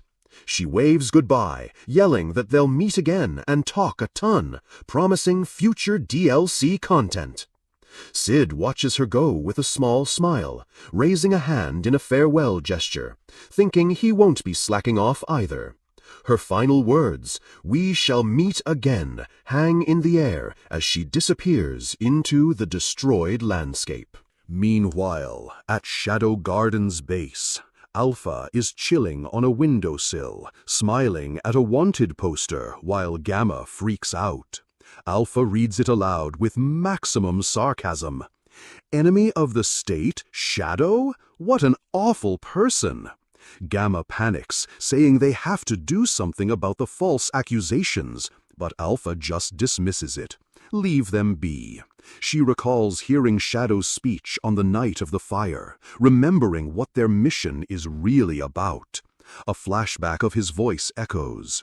"Gather all the sinful acts in the world for us to shoulder, and shoulder them we will." Alpha finishes the quote, striking a pose. "It changes nothing. We will do what we're meant to do." That's what he said. Gamma is totally starstruck, whispering, "Truly, words to live by." She is 100% part of the cult. Dark energy swirls around Alpha's fist as she admits she used to think the Diabolos cult was simply the evil. She realizes they were just playing the justice card, thinking they were the good guys on the server. But Shadow? Nah, our boy is on another level. His resolve wasn't so simple, and she now gets it. His resolve wasn't so fickle, she declares, and we must live up to that resolve. Time for a level up in conviction. She orders Gamma to gather the 7 shades, ready to plan their next move, and Gamma eagerly agrees. Cut to Sid's inner monologue. And so, my super fun-time terrorist incident drew to a close. He literally calls it that. He explains he covered everything up by saying he miraculously avoided death and planned to spend his school break honing his mob fu. The scene shifts to a carriage on the road. Or so I thought, he finishes, looking bored out of his mind. For some reason, he's now in a fancy carriage holding hands with the student prez, Rose Oriana. Awkward. As Rose rambles on about fate and blessings, Sid is completely zoned out, thinking he should have just used his super dash. This whole mess started with a simple letter from Alpha that just said, "Come to the Holy Land of Lindworm." Lindworm is a religious hotspot where some big event called the Goddess Trial is happening. Sounds like a raid. He could have dashed there in one night, but he wanted to play the mob character and take a carriage. Then he ran into her. Suddenly, Rose changes the topic, saying she thinks something is off about the school incident, and Sid actually pays attention. She explains her theory. The fake Shadow Garden goons and the real Shadow were from 2 completely different guilds. She points out the fakers used regular sword stances, nothing special at all. Just a bunch of noobs, really. But the real Shadow and his crew, it was an entirely novel fighting style, she says, a flashback showing his OP slime sword. She warns him that the Knights think they're the same group, and he should be careful. Sid just replies, "All right." As the carriage rumbles on, he adds, "But I feel like you're overthinking it, trying to shut down her 200 IQ plays." Rose just looks out the window, still deep in thought, clearly not convinced by his expert gaslighting. Finally, their carriage crosses a bridge into the city. "Looks like we're finally here," she announces. "Welcome to the new map." A voice booms over a sweeping view of the city. "The Holy Land of Lindworm." The hype is real. The streets are bustling with activity as Sid and Rose walk through the town, soaking in the new zone's atmosphere. You can practically feel the energy, from the crowds to the food sizzling on a plate nearby. Looks like a good place to grind. Even from inside a carriage, the city's public square and ornate fountain are packed with NPCs. "Wow, nice Holy Land, so full of energy," Sid says, while Rose suggests they go sightseeing together. But then, Sid spots something that completely short-circuits his brain. A stall selling keychains. "What's this?" he yells. He sees they're those random-ass keychains with a dragon-like hand grabbing a sword or something. He can't believe they exist here, too. Rose explains they're popular souvenirs for guys, and Sid agrees they're pretty cool, admiring their cringy edgelord aesthetic. He examines one closely, a thoughtful look on his face as he notices a detail about the design. Rose explains the local legend. The sword belongs to the hero Olivier, and the hand belongs to the demon Diabolos. She points to a mountain in the distance, saying that's where the demon's right hand is supposedly sealed. Side quest unlocked. She dismisses it as a fairy tale, but Sid is already sold. I'm so buying this. Got to collect all the loot. Rose is quietly thrilled he's into it, letting out a little cheer as he makes his purchase. Then Rose spots a huge crowd gathered down the street, their chatter filling the air with excitement. Her eyes go wide. It's a signing session for the famous author Natsume. A wild celebrity appears. She grabs Sid's arm, begging him to get in line with her, but our boy is like, nah, I'm good.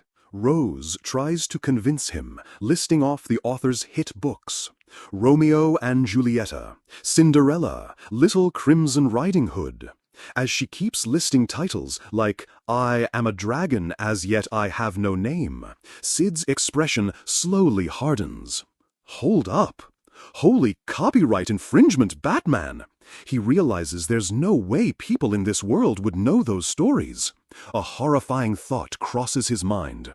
Could it be that I'm not the only one who got reincarnated here? The author at the table politely calls for the next person in line, completely unaware of the existential crisis she's causing. Sid steps up, and she looks up with a pleasant smile, her blonde hair and glasses visible under her hood. His eyes narrow. Well, well, if it ain't Beta, the fuck are you? Busted. Beta lets out a shocked gasp as he leans in, repeating his question with pure, unadulterated menace. At the signing booth, the author, Natsume, tries to play it cool. Oh, hello there. Please do come closer. But Sid isn't having it. With his arms crossed, he flatly repeats, "The fuck are you doing?" He's in full dad mode. He asks if her books are selling well, and she admits they're doing okay, securing her funds and connections.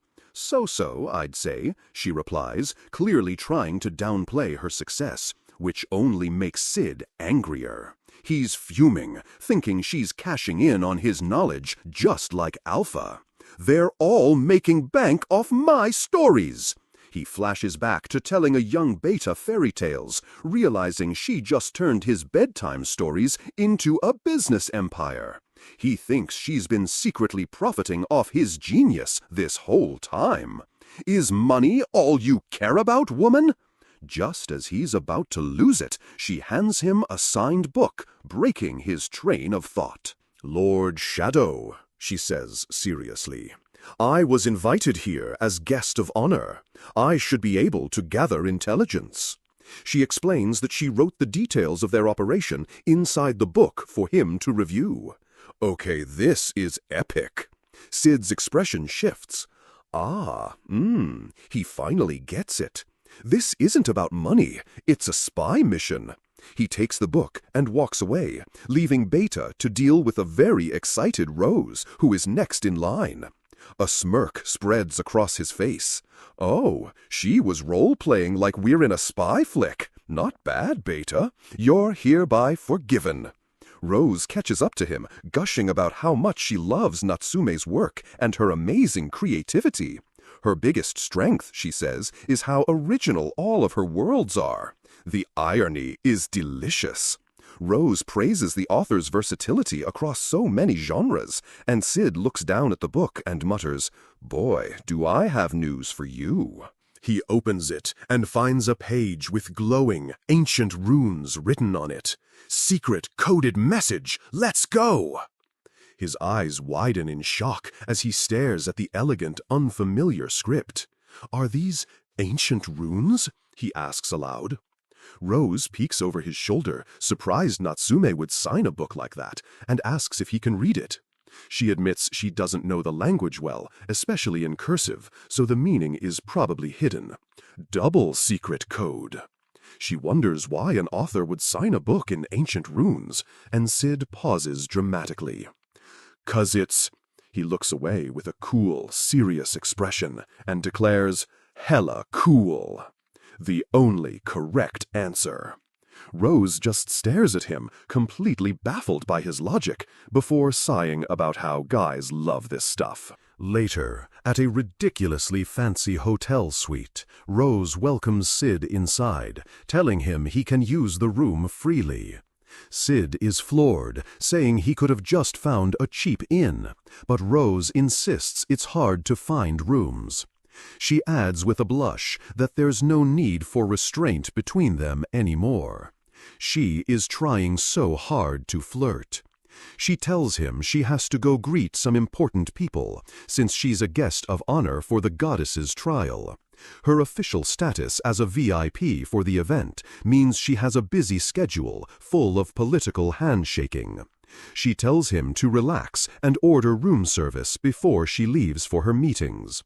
"Sure, thanks, take care," he says. The door closes, and Sid stands alone in the massive, luxurious suite for a moment of complete silence.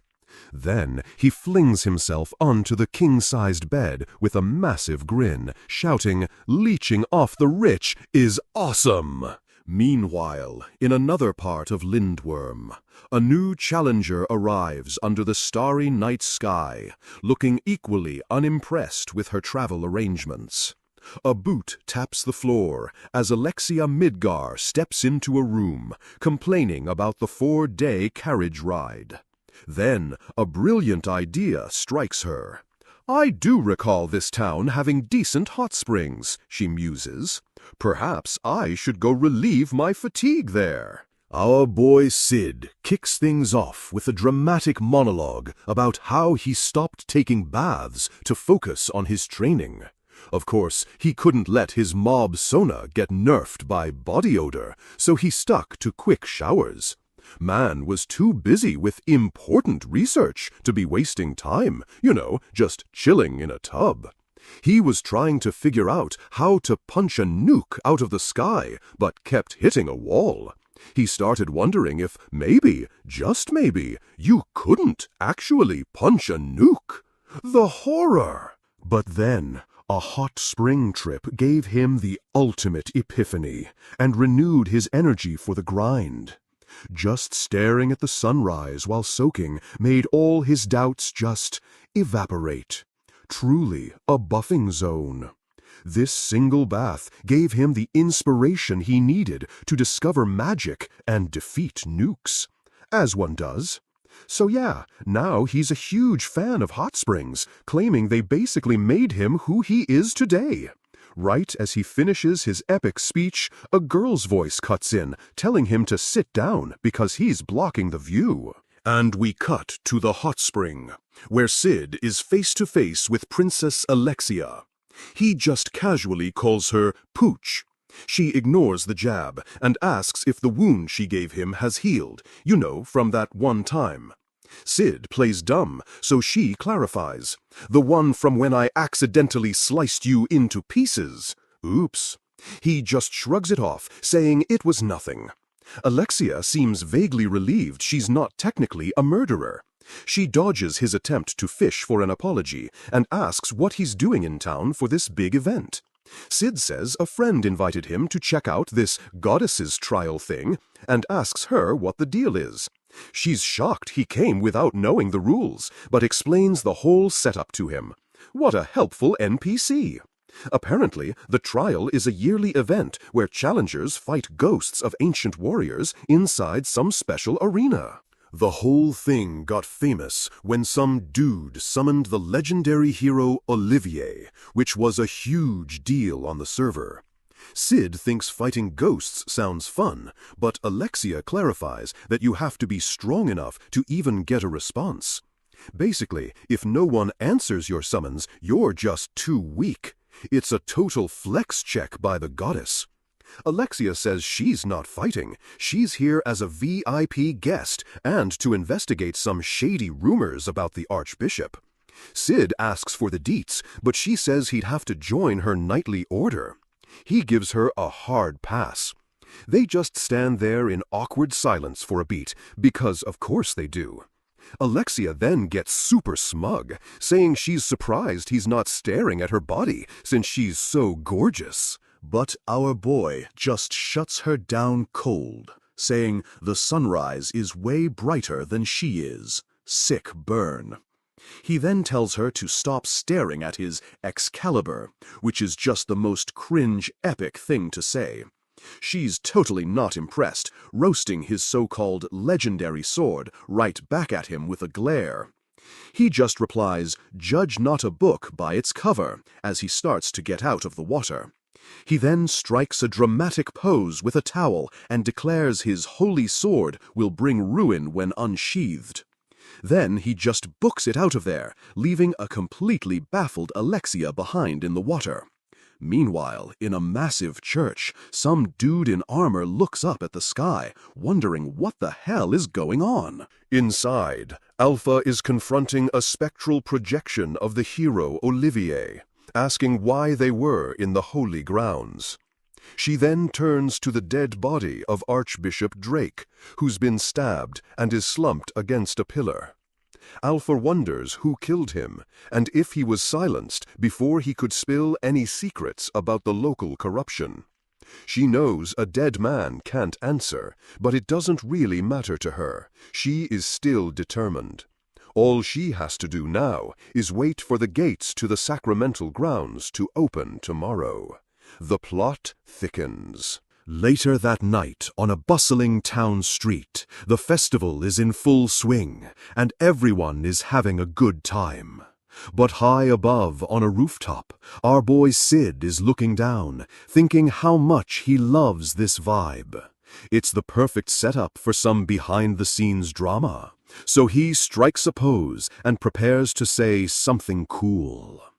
"And so it begins," he whispers to himself, getting fully into his shadow persona. He's such a chuny. Decked out in his full shadow getup, he spouts some random nonsense about resisting their chosen path. Pure improv. Then he dramatically leaps off the roof, soaring through the night sky like a total badass. Show off. He lands in a deserted alley and starts sprinting, looking for his next scripted event to crash. Suddenly, a panicked voice calls out, asking who's there, and Sid glances over, ready for action. Some random goon with a sword confronts him, freaking out and asking if Shadow saw what happened at the church. The dude assumes he's just a random bandit, thinking he can take him on. Big mistake, my guy. Shadow just hits him with a classic edgelord line. "As you enter the darkness of night, you come into our world." He dramatically points at the guy and declares, "And here none shall escape." So extra. In a flash, there's a spray of blood as the goon is instantly taken out from a distance. Epsilon walks out of the shadows, her sword out, as the guy's decapitated head rolls across the cobblestones. Brutal. Shadow compliments her on the clean ranged magic slash, and she's just beaming with pride, totally honored by his praise. She gets super smug, telling him how hard she's been working on the mission. "Notice me, senpai." Sid notes that she's a bit prideful, but admits her magic control is absolutely top tier. Best in her class. Epsilon gets serious, confirming their target was whacked by church assassins, and the goon they just killed was one of them. She says they're switching to Plan B, and Sid, having no clue what she's talking about, just smoothly agrees. He plays his part perfectly, saying he'll make his move, and she asks if he's ready for the consequences. Epsilon reaffirms her loyalty, saying they are all prepared to become enemies of the church and shoulder the infamy. Shadow just gives her a cool "do not fail me" and sends her on her way. He's so good at this. The next day, in a huge arena, some old dude named Nelson is hosting the goddess's trial opening ceremony. From a VIP balcony, Princess Alexia is watching, thinking Nelson is super shady for stonewalling her investigation into the Archbishop's murder. Beside her, Beta, disguised as the author Natsume, agrees someone probably wanted to shut the Archbishop up permanently. Alexia then glares at Beta, thinking she's the other shady person she doesn't like, waving to the crowd. In her head, Alexia is just fuming, convinced Natsume is a suck-up who is showing off her chest on purpose. The two girls share a tense, silent glare, completely hostile to each other. The rivalry is real. Beta then leans in and lets out a smug little "humph," which just makes Alexia's head explode with rage. Meanwhile, Beta is having her own internal meltdown, furious that this princess is getting so close to Lord Shadow. She's super jealous that Alexia got rescued by him and now wants to be carried like a princess, too. Sparks practically fly between them, but Rose, sitting right in the middle, is just sipping her drink, completely oblivious. High above them all, Sid looks down and thinks, "Looks like those three are getting along. Our boy is a master of observation." He rests his head on his hand, already bored out of his mind, as the first match is announced. Nelson explains that a dome of light will trap the fighters, and the match won't end until someone is down for the count. The first challenger is a warrior from another country named Anna Rose, and she confidently strides into the arena. She takes her stance, ready to prove her strength and show what she's got to the massive crowd. A swirling vortex of magical energy appears before her, getting ready to summon her ghostly opponent. Here we go! The magic coalesces, forming the spectral image of an ancient warrior ready for a fight. Anaros immediately clashes with the summoned warrior, and Alexia recognizes it as the ghost of Bolga, a named NPC. Anaros skillfully blocks a massive swing, showing off some seriously impressive swordsmanship. She's got good stats. She finds an opening and lands a clean, decisive thrust right through the warrior's chest. Critical hit! The summoned hero dissolves into motes of light, its form completely vanishing from the arena. Anaros stands victorious as the crowd goes absolutely wild, and Nelson hypes her up as an amazing fighter. From his balcony, Sid is still watching with a bored look on his face, completely unimpressed by the action. He figures out the gimmick. The summoned warrior matches the challenger's power, or is even a little stronger. He notes most challengers have been losing, or can't even summon anyone, meaning Anaros is just built different. He yawns, deciding to just wait for Alpha's turn, but then the announcer calls for the next challenger. It's Sid Kagano. He looks up from the railing in pure shock as the crowd starts cheering for him. The announcer hypes him up as the only student participant, but Sid is just screaming internally, "Why? He never signed up!" Some random dude tells him to hurry up and get to the podium, but Sid is panicking, trying to figure out who set him up. We then cut to Rose, who is clasping her hands together with a hopeful look on her face, just muttering his name. She's convinced he came here to prove his strength, so their love would be accepted. Girl is writing fan fiction in her head. And there it is, the culprit. She admits to herself that she signed him up for him, since he forgot. Sid is having a full-blown meltdown, trying to figure a way out of this without blowing his cover or looking like a coward. Then, a brilliant, absolutely unhinged idea sparks in his mind. He knows exactly what to do. Suddenly, a massive gust of wind rips through the stands, knocking over a table and sending everyone flying. Even Nelson down in the arena is startled, wondering where that random gust of wind just came from. Beta and the others get up from the floor, surrounded by the mess of the overturned VIP table. Rose asks if Miss Natsume is okay, but Beta just stares forward, completely stunned by what she sees. She raises a trembling finger and points toward the arena, her eyes wide with total shock and disbelief.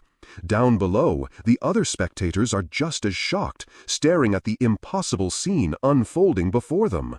A single, slick boot steps onto the arena floor, announcing the arrival of a new, uninvited player. It's Shadow.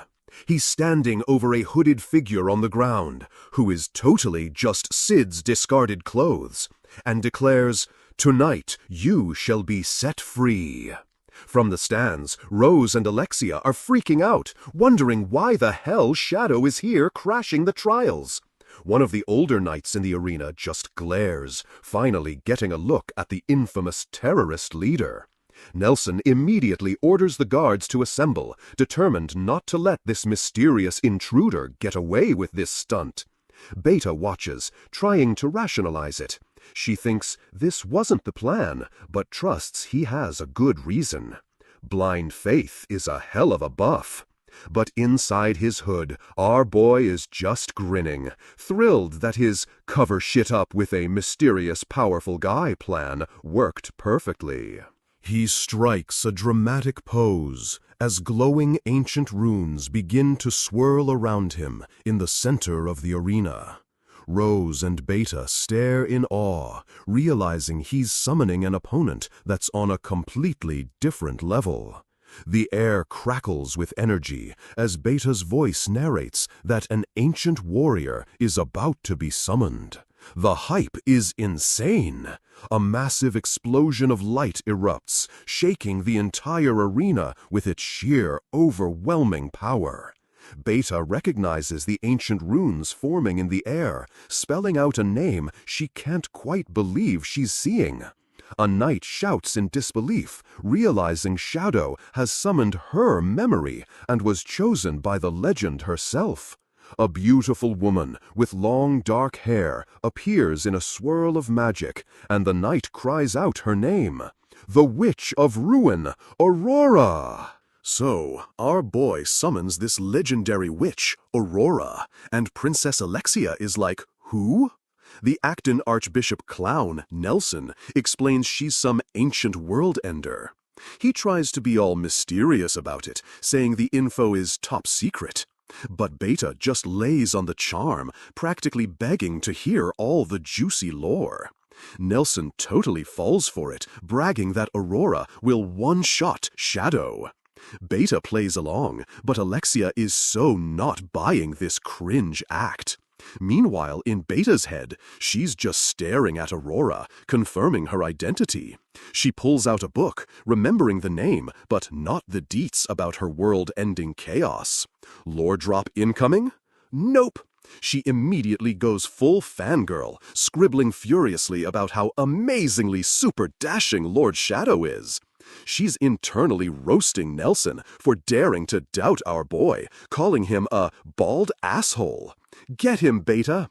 She's convinced there's no way Shadow could ever lose, no matter how OP this ancient witch is. She's literally losing her mind, kicking her leg up while writing in her Lord Shadow's chronicle. This girl needs to touch grass. Rose snaps her out of it, so Beta plays it cool, pretending she's just taking notes for her novel. Smooth recovery. But for real, she's wondering why Shadow is going so far off script.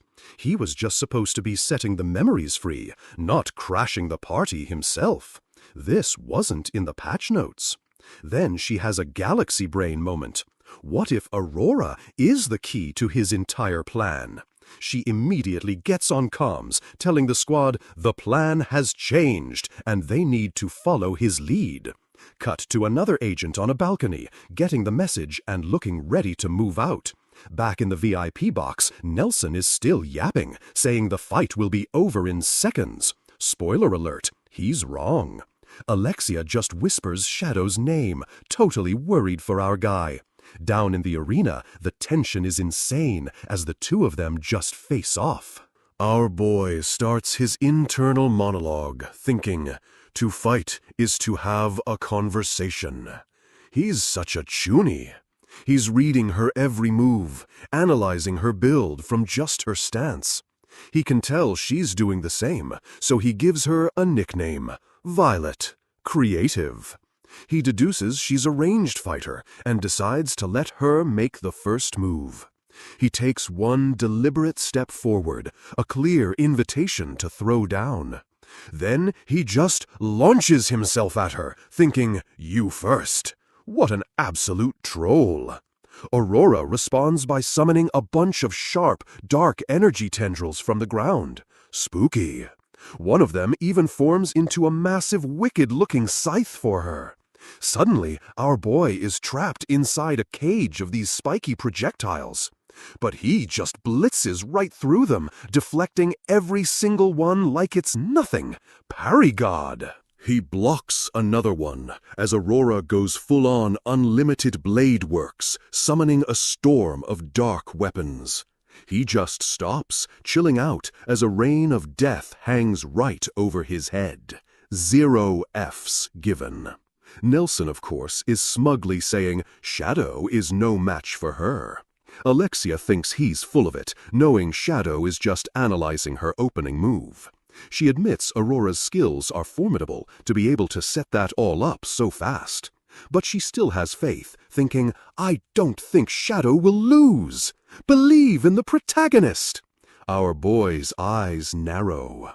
Mosquitoes may charge in swarms, but the lion won't fall. He unleashes this insane energy wave that shatters everything. Up in the stands, Alexia and Nelson are just completely stunned silent by the light show. We get a quick shot of 2 other girls in the crowd, also freaking out. Down in the arena, Aurora just raises a hand, looking totally calm and unbothered. She's surrounded by this dark, swirling energy, ready for round 2. Then she just smirks.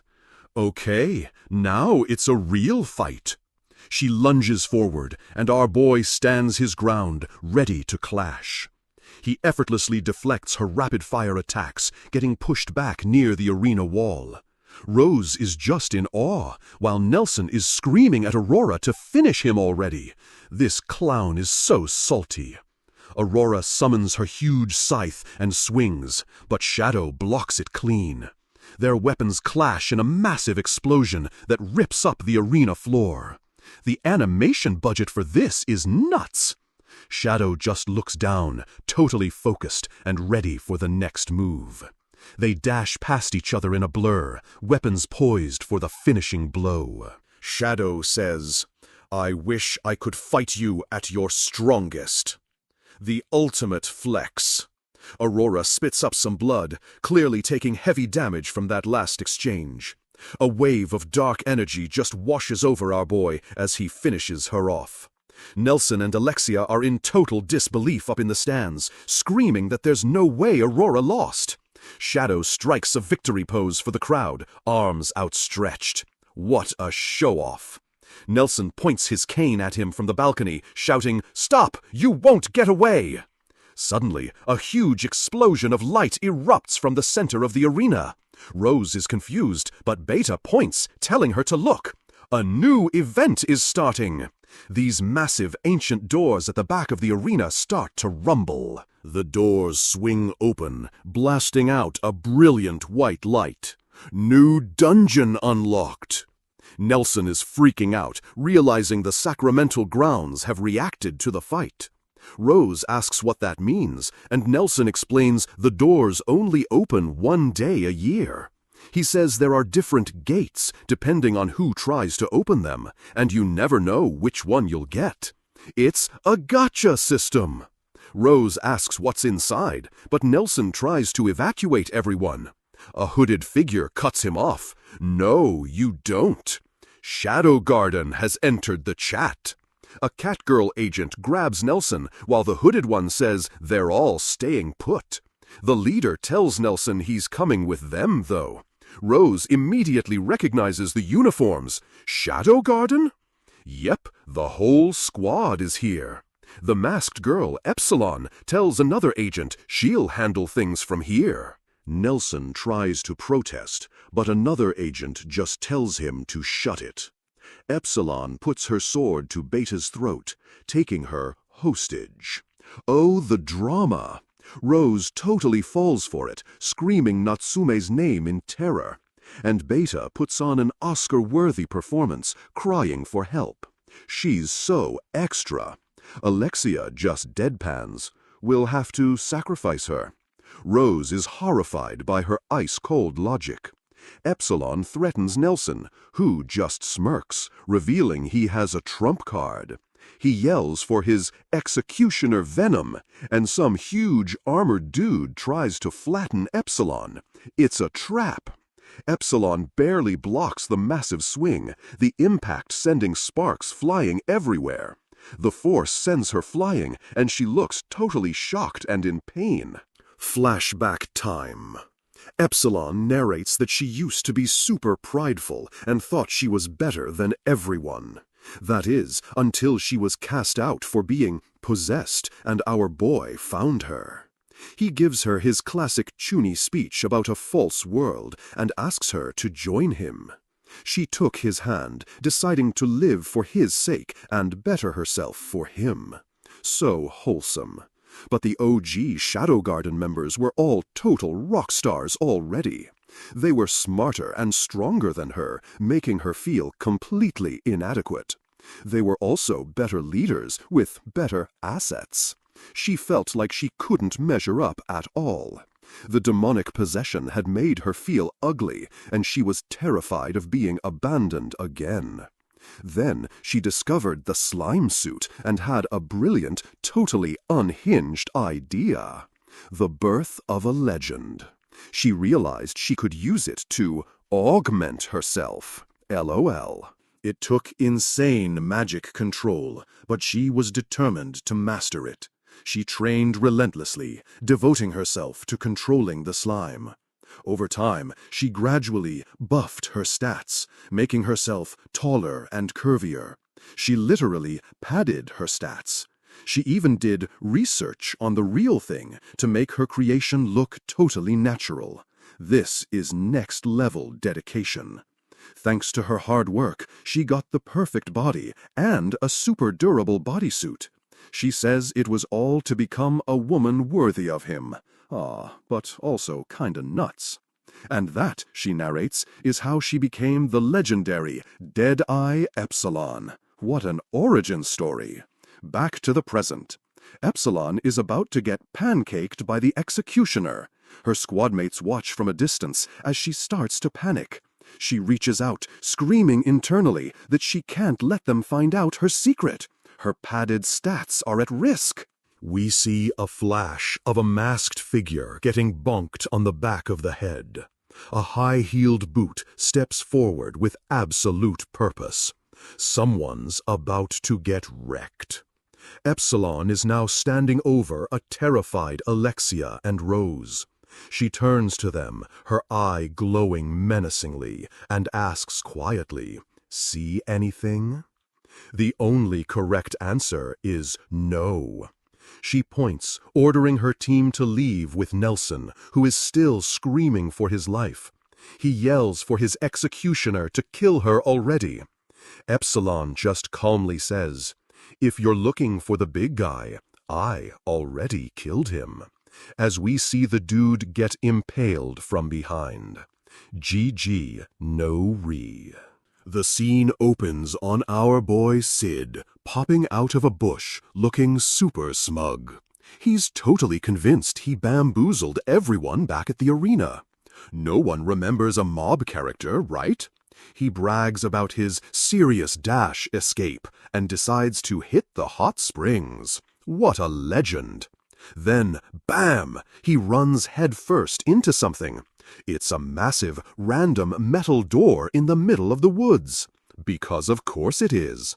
He tries to walk around it, but the thing just slides and blocks his path like some kind of glitched-out NPC. So he tries to outrun it, going a casual 1200 kph. The door instantly appears in front of him again. He sighs, calling it an isekai version of the Anywhere door, and finally gives in. He's like, okay, I get it, and touches the door, which starts glowing.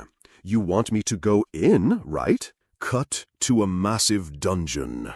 Our boy is now inside, wondering where the heck he is. A voice calls out, and suddenly a woman appears from the shadows.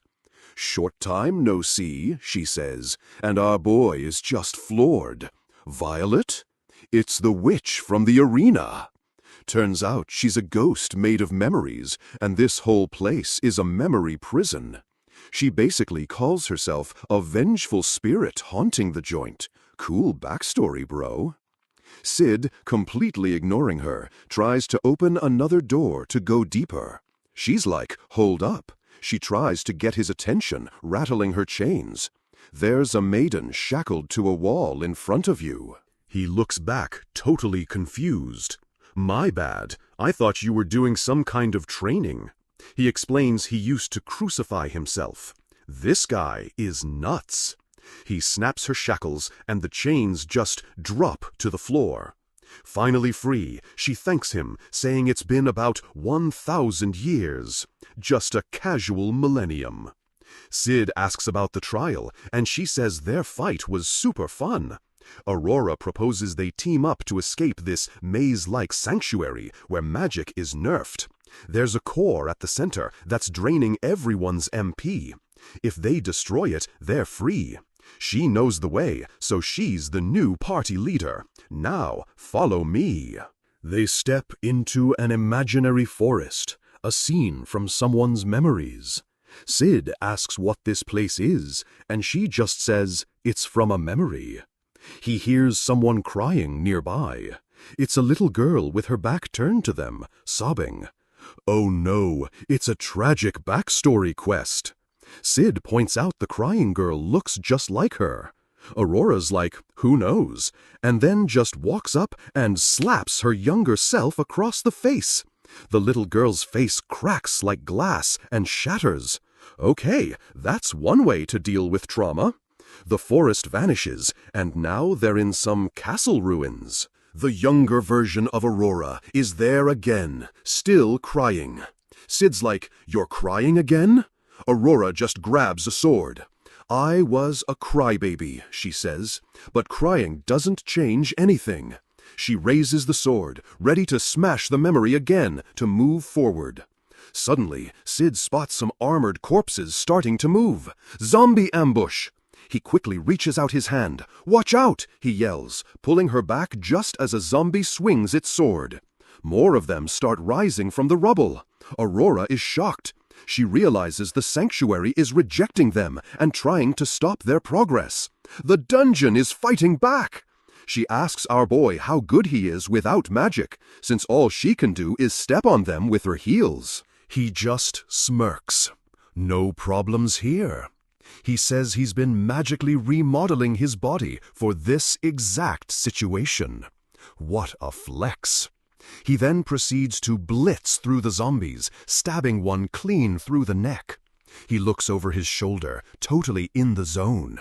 He's a blur of motion, just one-shotting everything. Aurora is just watching, completely stunned. Impressive. You're too overwhelming. Standing back to back, she says she's always wanted a knight to protect her.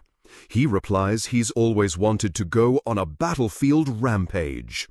But his stamina is running low without magic, so he has to end this quick.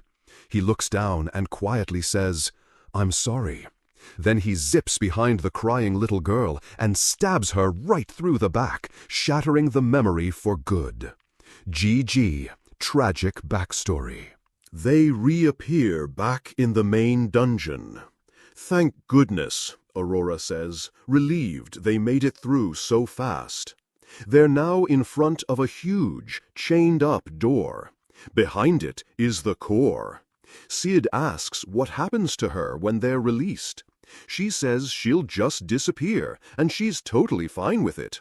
This prison is a total drag. Meanwhile, inside the sanctuary, Epsilon is checking her slime suit bust for damage.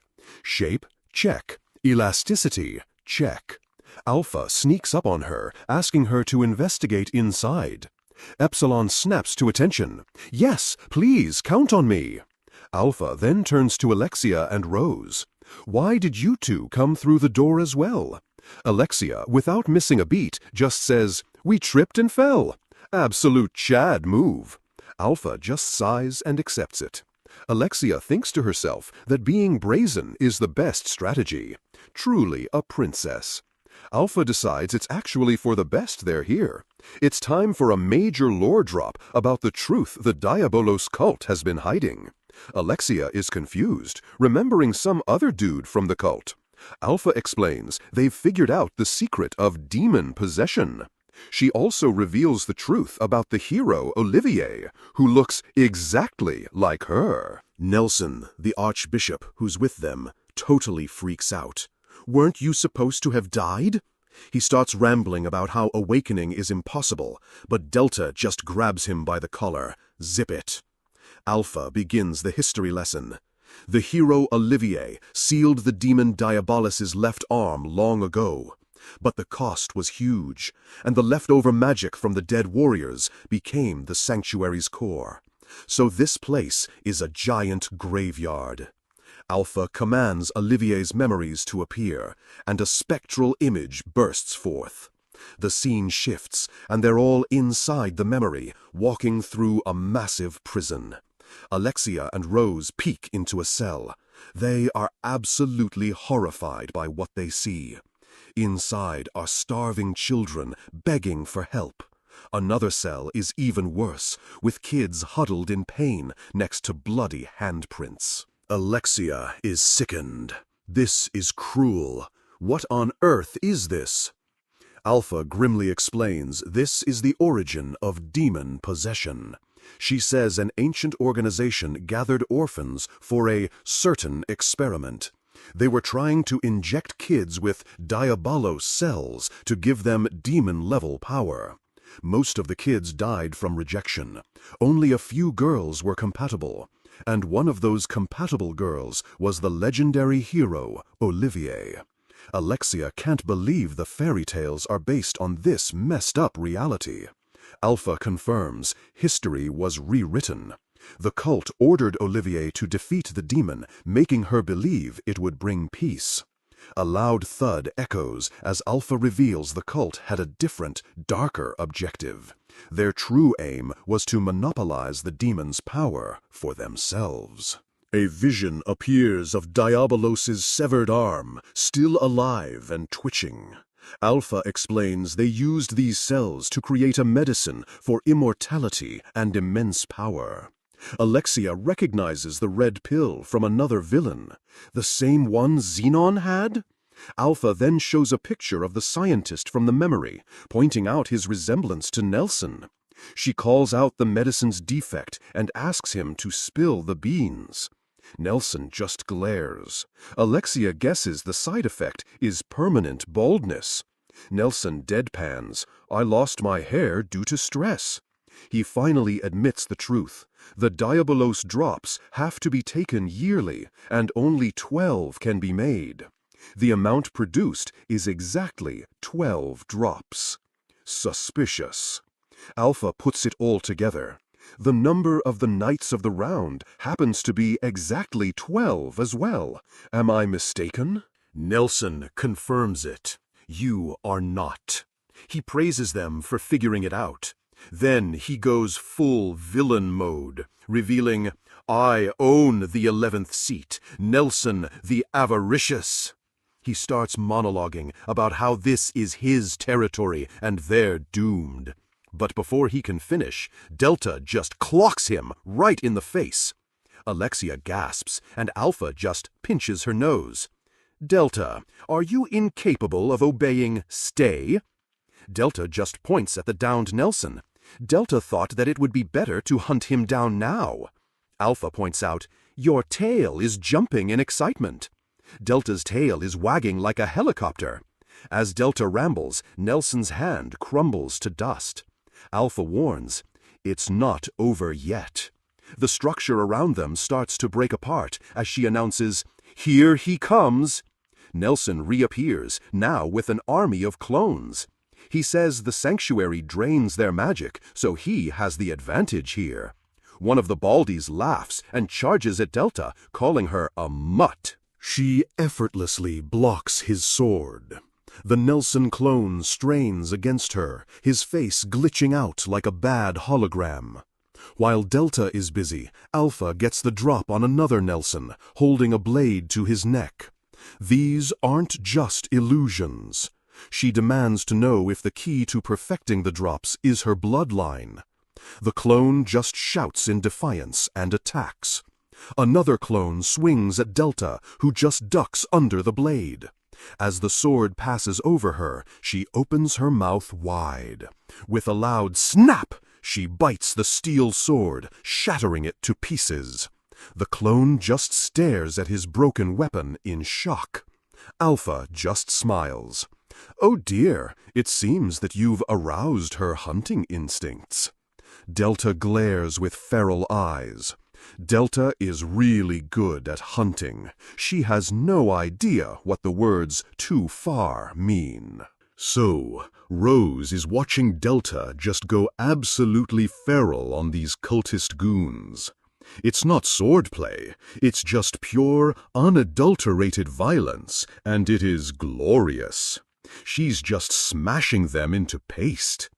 Rose realizes this isn't some refined technique. It's a completely different kind of strength.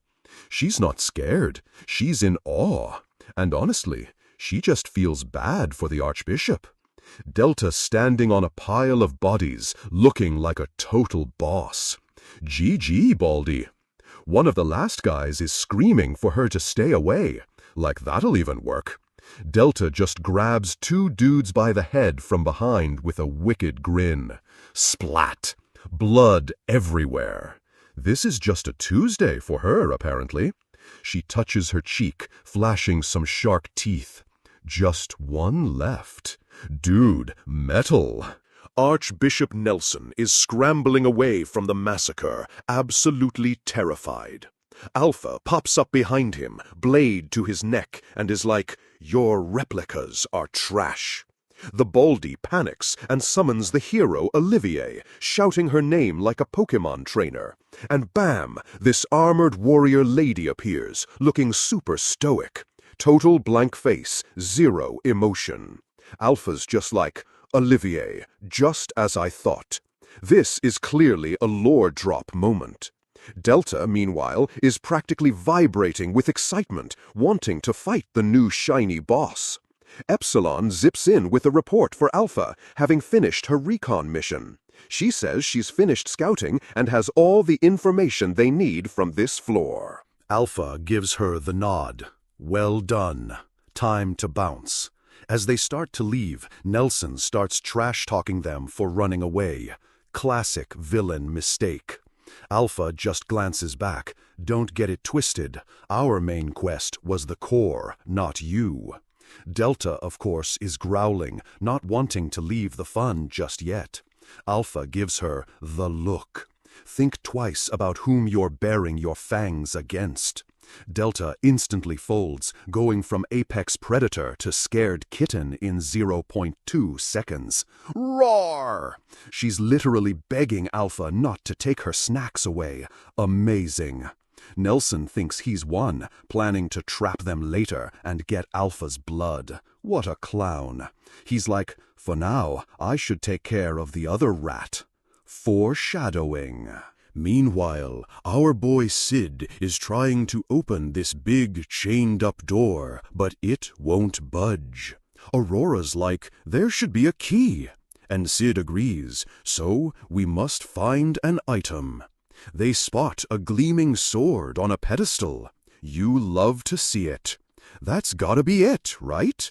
Sid points out the plaque, but Aurora warns him it might not be that simple. Our guy just yanks it out, no problem. Of course he can. His hand glows, and Aurora is floored. A sword that only the Chosen One can pull out. She points out the ancient runes.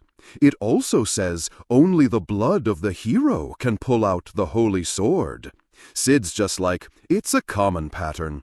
He's so deep in his chuny delusions, he's memorized every trope. What a legend. Suddenly, a voice echoes, "Too bad for you." And who shows up? The Baldy and his new friend, Olivier. Nelson tells them the door won't open for the likes of them. Sure, dude. Aurora recognizes the guy who summoned her. Awkward reunion. Nelson threatens our boy. Now that you're here, your life must end, kid. He tells Olivier to slice and dice him, but Sid is already analyzing his new opponent. He immediately clocks that she looks like Alpha, but her movements are completely different. Good eye, dude. Aurora tries to stop him, but our boy just calmly says, I know. He can tell just by looking at her. She's strong. This is going to be a proper boss fight. Her eyes snap open. It's on. Olivier lunges with insane speed, aiming right for his head.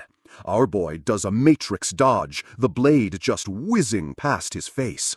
He smashes a wall to get some space, just casually obliterating the scenery. He parries a hit. Since I can't use magic, I need to be a bit careful. Olivier gets ready for her next move, expression totally unreadable. She unleashes this massive energy wave that even throws her off balance. Big AoE attack. Sid counters with his own powerful swing, sending black splatters flying. They clash, their faces inches apart. The tension is real, and BAM! Olivier lands a clean hit, and blood goes flying everywhere. Our boy is down. Nelson is cackling like a maniac, as if a mere kid could lift a finger against the hero. Sid is just lying there in a pool of blood, looking totally done for. Olivier raises her sword for the finishing blow. "Do it!" Nelson commands from the sidelines. But Aurora rushes in, grabbing Olivier's wrist. "Wait! Please stop!" She pleads with Nelson, saying he got in there by accident. Nelson gets this wicked, knowing smile on his face. He starts laughing his head off, calling her the Witch of Calamity for protecting someone. Then he offers a deal. Her power for our boy's life. Classic villain negotiation. She's hesitant, but he tells her to just agree to his terms. She looks at Sid's body, totally heartbroken, as Nelson pressures her. She finally gives in. "All right, I'll do whatever you want me to." Oh no, she's giving up. Just then, a voice from the floor. "Ahem, our boy is getting up. It'd be nice if you didn't leave me out." He pushes himself up, leaning on his sword.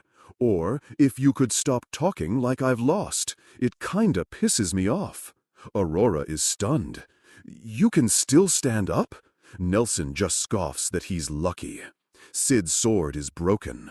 Nelson mocks him, but Sid just says, "Interesting. He's got a plan." The villain orders the final attack, and Olivier stabs Sid right through the chest. But instead of dying, our boy grabs her in a reverse hug. Total power move. He's got this absolutely insane grin on his face as he says, "Gotcha." Then he just bites her neck. He does not let go, even as the sword is driven deeper. This is bonkers. Aurora and Nelson are just staring, completely speechless. Their brains have short-circuited. With a sickening snap, he rips a chunk out of her neck. Brutal. Then he just shoves her defeated body to the ground like trash. Boss defeated. Nelson is freaking out. "How? What on earth are you? How can you still stand?" Our boy is just sitting there, soaked in blood, with a crazy smile. "How can you still laugh?" Sid touches his own face. "Laugh? Oh, guess I am. I wonder why." He starts explaining that he was bored because Olivier was a soulless puppet with no dialogue, just a silent NPC with no soul, basically. Then he drops the most insane logic. They're surprisingly tough as long as you keep the vital organs safe. If it doesn't kill you, you don't have to bother dodging. This dude's philosophy is nuts. He's basically saying you can just tank hits and trade damage until you win. Or you can rip out their neck with your teeth while your stomach's been pierced. Nelson is terrified. Have you gone completely mad?" Yes, he has. The Baldy summons an entire army of Olivier clones. "Behold what is possible within the sanctuary." Our boy just stands there, totally unfazed by the sudden gank squad. Blades clash in the darkness. "Sorry to say, but," Sid's voice states coolly, "time's up." An insane explosion of dark energy just vaporizes all the Olivier clones. Nelson is stammering as Sid explains he just tempered his mana so it couldn't be drained. He leveled up mid-fight. A new blade of pure energy forms from his hilt. Now we can skip all the bullshit. He raises the sword, laughing. If you can just blow everything away, problem solved. Aurora is stunned. Nelson is panicking, screaming for the last clone to stop him. Olivier, you must stop that monster! The last Olivier copy charges at Sid. She stabs him in the shoulder, but it's way too late for that. Nelson cheers, yes, kill him! But our boy is already charging up his ultimate attack. I am, he bellows, I am atomic! A freaking nuke of light just obliterates everything. Holy crap! The massive chained door is just gone, vaporized instantly by the blast. The entire sanctuary dungeon is just crumbling into dust around them. The sacred sword on its pedestal, annihilated. That giant, monstrous arm they had sealed away in the core? Yeah, that gets atomized too. Total map wipe. Cut to a peaceful field of flowers. Our boy is lying on the ground, waking up. Aurora is leaning over him, smiling. Thank goodness, you've come to. They're chilling in the aftermath. She's amazed he survived, but he just says, you just gotta protect the vitals. He deadpans that he just moved his heart out of the way. What a handy heart you have, she jokes. She narrates that the sanctuary is completely gone now, thanks to him and his casual nuke. They stand together, and you can see her form is starting to fade away. He asks if she's going to disappear, and she says yes. Her sprite is derezzing. She admits she lied. She was the one that called him there. Plot twist. And her other lie was that she wanted to disappear. Double plot twist. She tells him he gave her a precious memory she doesn't want to lose. Aw. She gives him one last request. If, after I disappear, you manage to find the real me, she dissolves into light particles and floats away before she can finish her sentence. Our boy just watches her go, completely stunned by the whole thing. He's left standing alone in the field, looking up at the vast, cloudy sky. Her final cryptic words echo in his mind. Kill me. Heavy stuff, bro. Outside the city, Epsilon points out to Alpha. So, Lady Alpha, the sanctuary disappeared. No kidding. They're looking at a giant, curved crater in the mountain where it used to be. Yes, Alpha says, I can see that. Epsilon asks about the holy sword. Gone, along with the sanctuary, Alpha replies calmly.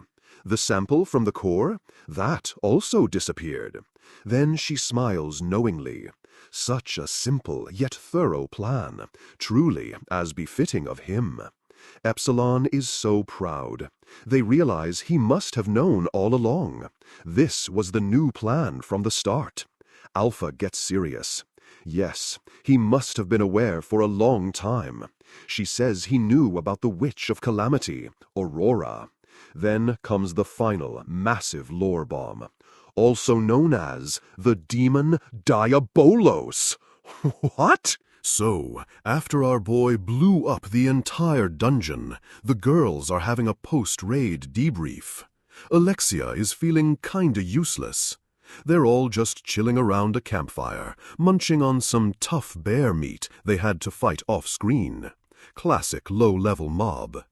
Alexia is feeling the post-dungeon blues, asking the other two if they're pissed off they were basically just spectators.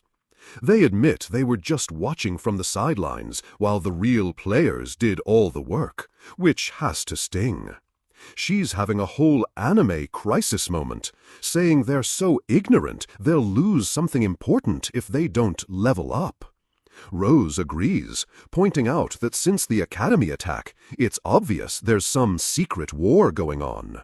The main quest line is afoot. Beta pushes up her glasses, trying to act suspicious about Shadow, but almost calls him handsome. We see you, girl. So Alexia is like, okay, let's form a party. She wants to use her authority and Rose's fame to gather info.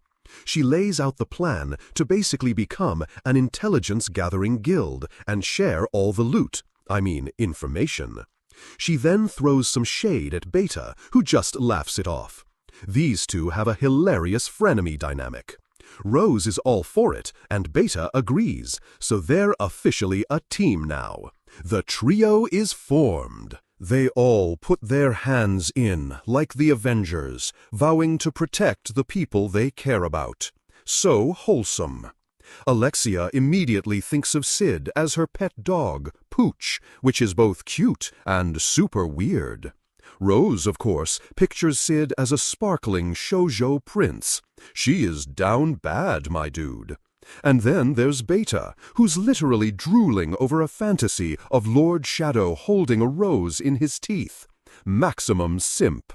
Meanwhile, our boy Sid just phase-shifted through a bear at top speed, asking, "Did I run something over?" Peak protagonist energy. Cut to the Shadow Garden base, which looks awesome. Nu is giving a business report about buying up land and oil fields. Alpha is impressed with Gamma's business skills when a huge thud interrupts them as something falls from the sky. It's Delta, who just landed after killing a mammoth-sized monster, yelling, "Guys, look at this! I caught a big one today!" She's posing proudly next to her huge boar, asking for head pats, and Alpha just gives her a polite, "Very well done." Nu tries to get back to the report, but Delta is way too hyped, wanting to give the monster to Shadow. She's totally lost in a fantasy about him petting her. She is the goodest, most chaotic girl. Alpha finally has to shut her down, telling her they're busy and asking what he'd even do with that thing. Brutal. The giant beast just slumps over, and a tiny, depressed cartoon Delta appears on its tusk. The nerf was too strong. The little chibi cat girl just whimpers sadly. My heart can't take it. She's so adorable even when she's sad. She asks if they can at least eat it together, but Alpha just says, "You can have it to yourself." Oof. Delta starts celebrating in the background anyway, and Nu notes how well-behaved she is for Alpha, unlike for her. Alpha explains Delta's hunter instincts, which gets Nu curious about how this murder puppy even joined the team in the first place. Flashback time. Alpha explains Delta was a possessed who was an OP hunter but got kicked out of her pack. She was literally dying but still trying to fight, saying, "I can still hunt." What a trooper. Lying on the ground, she looks up as Alpha finds her, noting her debuff is in its final stages. Alpha tries to be nice, but Delta goes completely feral and attacks, so Alpha easily blocks her. Not very effective. Delta just keeps snarling, and Alpha catches her arm mid-lunge. She's not listening to reason at all. Alpha realizes this isn't working, and that she might accidentally hurt her, which is a big problem. So she turns and says, "Could I ask you to handle this?" And Delta's ears perk up. The raid boss is here. She looks over, and her face goes from angry to absolutely terrified. She sees him and just freezes. A shadowy figure appears, and it's our boy in his full Chuny glory. He just exudes pure intimidation. He introduces himself. "My name is Shadow. If you seek power, come with me." Best recruitment pitch ever. He extends his hand and gives her a new name. "From this day on, you shall be known by this name." She starts groaning, clearly overwhelmed by his sheer presence. The power is just too much for her to handle. And then she just flops onto her back in a pose of total submission. Alpha's like, "That's new." Back in the present, Alpha finishes her story. Delta overhears them talking about the boss and immediately joins in. Covered in blood while eating her mammoth, she yells, "With the boss around, this pack can conquer the world!" So much for decorum. Later, in Epsilon's room, which is ridiculously fancy, she's just waking up and complaining about the noise outside. She gets out of her huge bed, ready to start her day. It's a very important morning for her. She stands in front of her mirror, declaring it's time for her slime body makeup. She's literally applying her own buffs. She admits it takes a lot of time, but she has to maintain her body lift so nobody finds out. We get a montage of her expertly molding the slime, making sure it's firm, soft, and looks natural. This is high art. She checks the hourglass shape of her torso, tweaking every detail to make sure it's perfect. Then she focuses on her hips, making sure the volume is just right. This is some next-level dedication, dude. Finally, she perfects her legs and heels. This isn't makeup. It's a full character customization menu she uses every morning. She finishes with lipstick, vowing to protect her secret at all costs. She is not playing around at all. It's a whole process, and it's all for him. Every single detail is to get his attention. All this effort is for his sake. Her dedication is truly something else. You have to respect the grind. She strikes a pose so dramatic the floor cracks, yelling, "Epsilon finisher move!" This is so extra, I love it. Then she instantly shifts into another pose. Lord Shadow instant bewitching pose. She has named attacks. She admires her work in the mirror, completely satisfied with the results. She's ready to take on the day now. She lets out a quiet, satisfied laugh. Another day, another beautiful me. The confidence is off the charts. In her mind, she's fist-pumping, declaring victory over all the naturals. This is a declaration of war. She flashes back to meeting Shadow, convinced she has proof that her plan is working. It's a very important memory. She remembers his passionate gaze, convinced he was staring right at her boobs. Oh, you sweet summer child. Back in the hallway, she's walking with a smirk, thinking he's totally fallen for her charms. Narrator, he has not. She pauses, a super smug look on her face. She's feeling pretty good about her chances with him. Then she spots Beta, the natural, and decides it's time to assert dominance. It's PvP time, baby! She straight up bumps chests with Beta in a power move.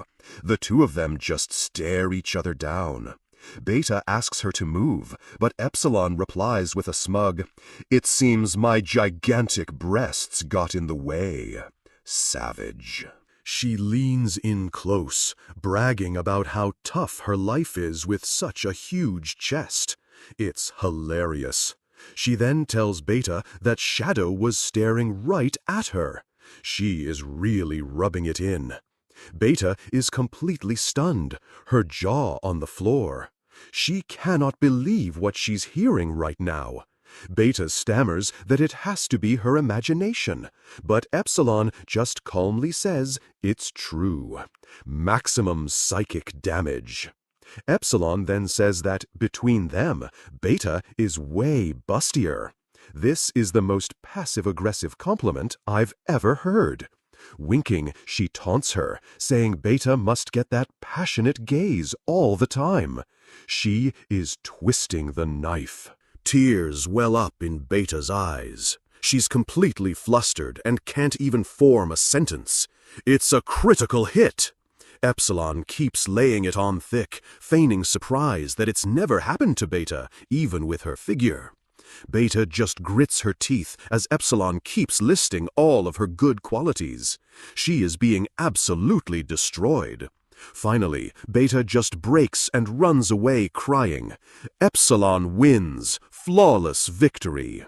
Epsilon's face turns cold as she thinks, Master's affection is only for me. This girl is intense. She stands there triumphantly. Naturals are weeds to be culled. Damn girl, chill. Cut to a rooftop somewhere in the kingdom. Sid is just chilling with a glass of wine, thinking to himself. He recalls seeing Epsilon, admitting, I ended up checking out her chest area a bit. But there's a twist. He only looked because he noticed how much extra slime she was using to body lift. He just thinks she's a bit prideful. L.O. Okay, so we start with Rose giving us her character bio. She's a princess from the land of arts. Everyone in her family has to master an art form, but instead of painting, she chose the sword class. Apparently, fencing is considered barbaric there, but she went for it anyway and transferred to the academy. What a rebel! She remembers seeing some beautiful swordsmanship that was engraved in her heart. She was totally inspired. This memory is her secret origin story, and she vows to be that graceful one day. New personal quest unlocked! Now she's stressing because her dad, the king, is coming to the God of War festival. If she can't impress him with her sword skills, he's going to make her go home. Talk about a high-stakes performance review. But she can't leave because she has a crush, and she definitely doesn't want her fiancé. Plot twist. Meanwhile, our boy Sid is on the street with a full-on villain grin, absolutely hyped for the festival. He calls it a huge event where the strongest swordsmen duke it out to see who's the best. It's a tournament arc. He strikes a dramatic pose on a rooftop, saying it's finally time for the ultimate power fantasy. He imagines some mysterious dude entering the arena while the crowd goes from, "This guy's dead meat," to, "Hold on, he's kinda strong?" Classic trope setup, let's go. And finally, the ultimate payoff. Just who on earth is this guy? He's living the dream, dude. To make this happen, he needs to hide his identity. Time to get some help preparing the stage. Cut to the Shadow Garden Guild Hall, where Gamma and the crew are waiting. She greets him with, "Welcome, my lord." Sid just lounges on his throne and says, "I need you to do me a favor. I want to participate in the God of War festival while hiding my identity." Gamma is confused, asking why he'd need to do that. She doesn't get the Chuny mindset. He just gives a cryptic smile, saying he'd rather keep the reason to himself. "I can't reveal it to anyone," he adds, layering on the mystery. Maximum edgelord energy.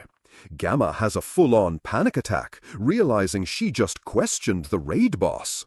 She remembers how nobody understood his 5D chess moves in Lindworm, and they almost screwed up the quest. She thinks they need to adapt because his plans are always the most supreme choice. She's a true believer.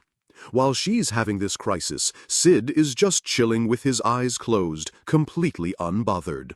Gamma bows super low. "Please forgive me. It shall be as you wish." Total loyalty unlocked. She tells Nu it's her time to shine. "This calls for your skills." And Nu is immediately on it.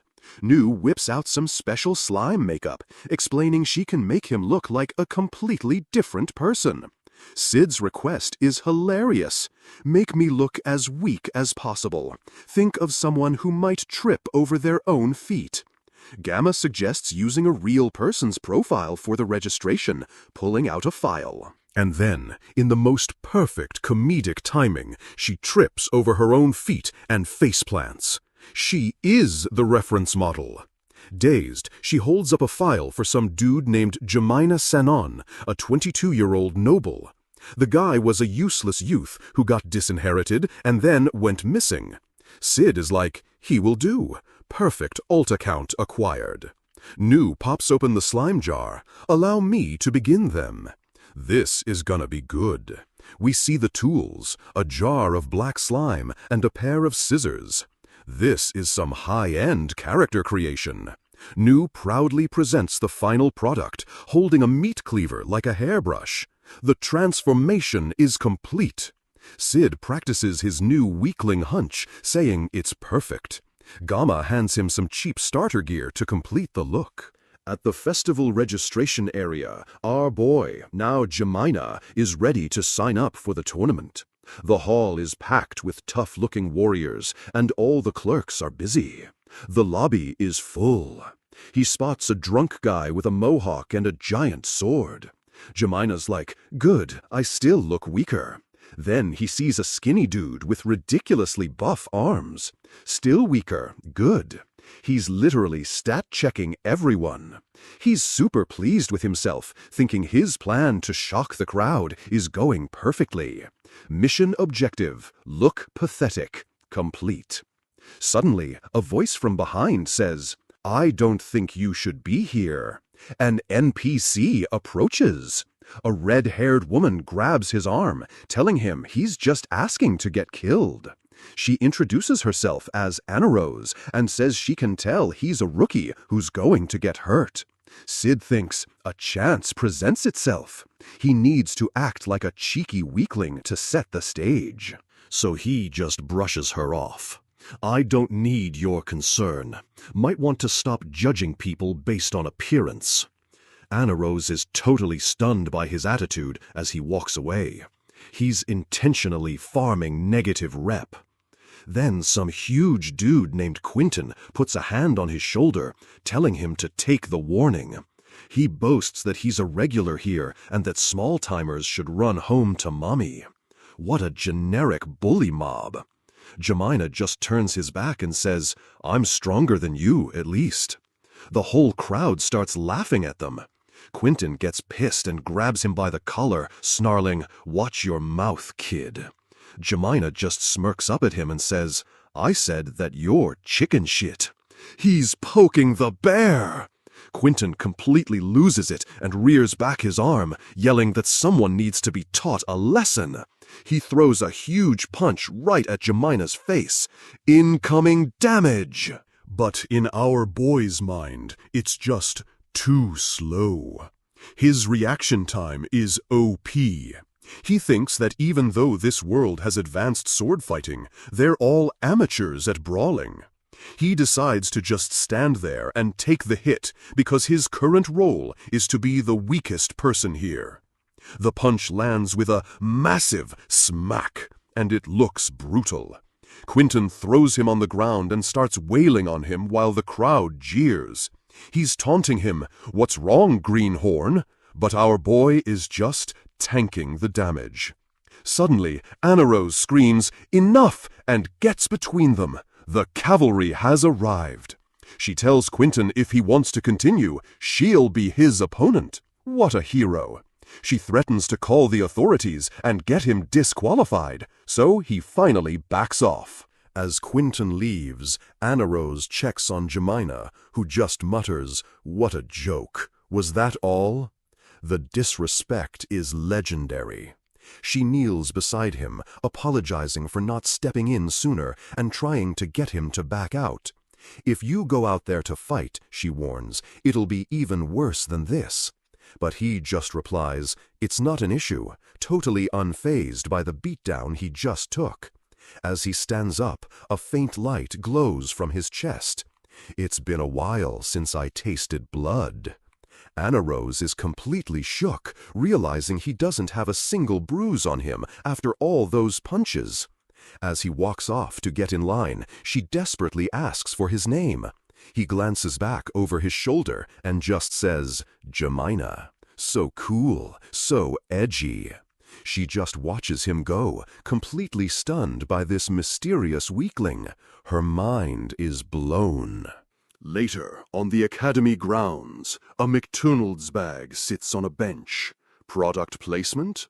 It's Sid, having a post-mission snack and absolutely loving how well his plan worked. He's leaning back, thinking, "Hell yeah, nailed it." He already made great strides. He imagines the crowd scorning the weakling, which is exactly what happened. Phase 1 complete. But then a few people, like Anna Rose, noticed something was off. The seeds of doubt are planted. Now, during the tournament, he'll reveal his true power at the climax. The goal was to manage audience expectations. He's registered and just has to wait for the first match next week. The hype is real. As he looks down, the wrapper flutters in the wind. Very cinematic, my dude. Suddenly, Rose pops up behind him. "That's a very carefree look on your face," she says. She asks if he was practicing, and he just points to the fast food bag. "I see you've been to McDonald's?" Rose gets super happy, saying she went there with Miss Natsume and Alexia. The trio is still hanging out. Sid asks if they're friends, and she says she's really hitting it off with Natsume. She adds that Alexia is a kind girl, and Sid just thinks, if you think she's kind, you're in for a surprise. Her smile fades, and she gets super serious, trailing off for a moment. Then she looks him dead in the eye and says, "I'm going to meet my fiancé after this." Sid is surprised, and Rose looks away, saying she's already betrayed a lot of people's expectations. She says she might cause more disappointment, but this time it's not for herself. This sounds like a major flag. She closes her eyes and makes a heartfelt plea. "Whatever happens to me, I hope that you'll believe in me." She tells him that's all she wishes for and hopes they can meet again. This is getting heavy. As she turns to leave, it feels like a final goodbye. But Sid calls out to her and stands up. Rose stops, confused. He just casually tosses her the empty McDonald's bag. What a power move. He tells her to take it. You should relax a bit. He is so dense, it's amazing. Rose clutches the bag to her chest with a grateful smile. "Thank you, Sid." She thinks it's a profound gesture, LOL. The next day, the academy grounds are quiet as students mill about. The calm before the storm. In his dorm room, Sid is brushing his teeth, wondering why Rose was acting so weird yesterday. Suddenly, his door gets kicked open, and his friend Hayoro bursts in, waving a newspaper. "Shit just went down!" He yells that Rose is on the run after stabbing her fiancé.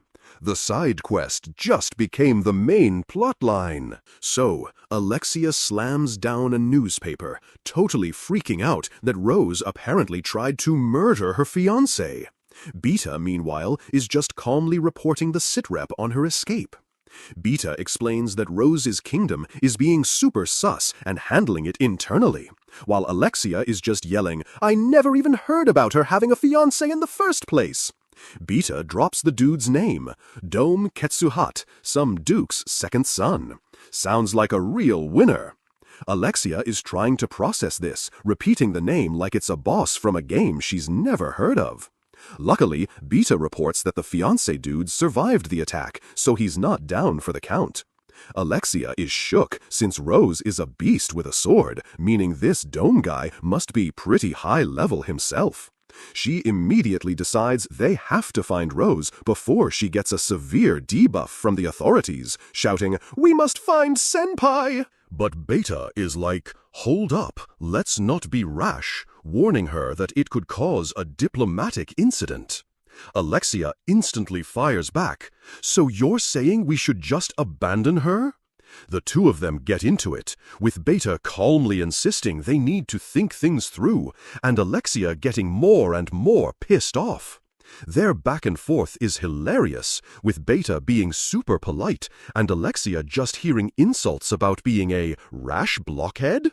Finally, Alexia just tells her to spit it out, and Beta's reply is a calm, "Sometimes it is important to calm down." Then, in a total 180, Beta starts fake crying, acting all scared, and saying she definitely doesn't think Alexia is a lousy, thoughtless, rash blockhead. Alexia is completely unimpressed by the performance, telling her to knock it off. Beta just keeps going, "Ah wah wah, I'm so scared, please don't murder me." Alexia just sighs, saying she knows Rose had her reasons, and that she's annoyed Rose didn't tell them. "And comrades would never abandon each other. Am I mistaken?" she declares, with full-on protagonist energy. She decides to talk to her sister and tells Beta to keep digging for intel before leaving. Beta, still in character, is like, I'll do my best. As a parting shot, Alexia admits that while Beta's personality is annoying, she totally considers her a comrade.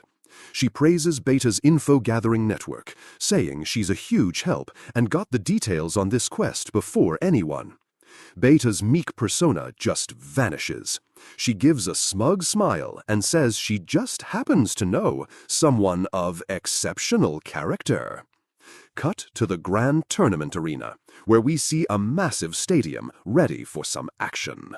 And there's someone of exceptional character. Our boy Sid, looking so unbelievably bored, he'd rather be taking a shit right now. His friends are chatting, with one dude saying only a real nerd would watch the qualifiers.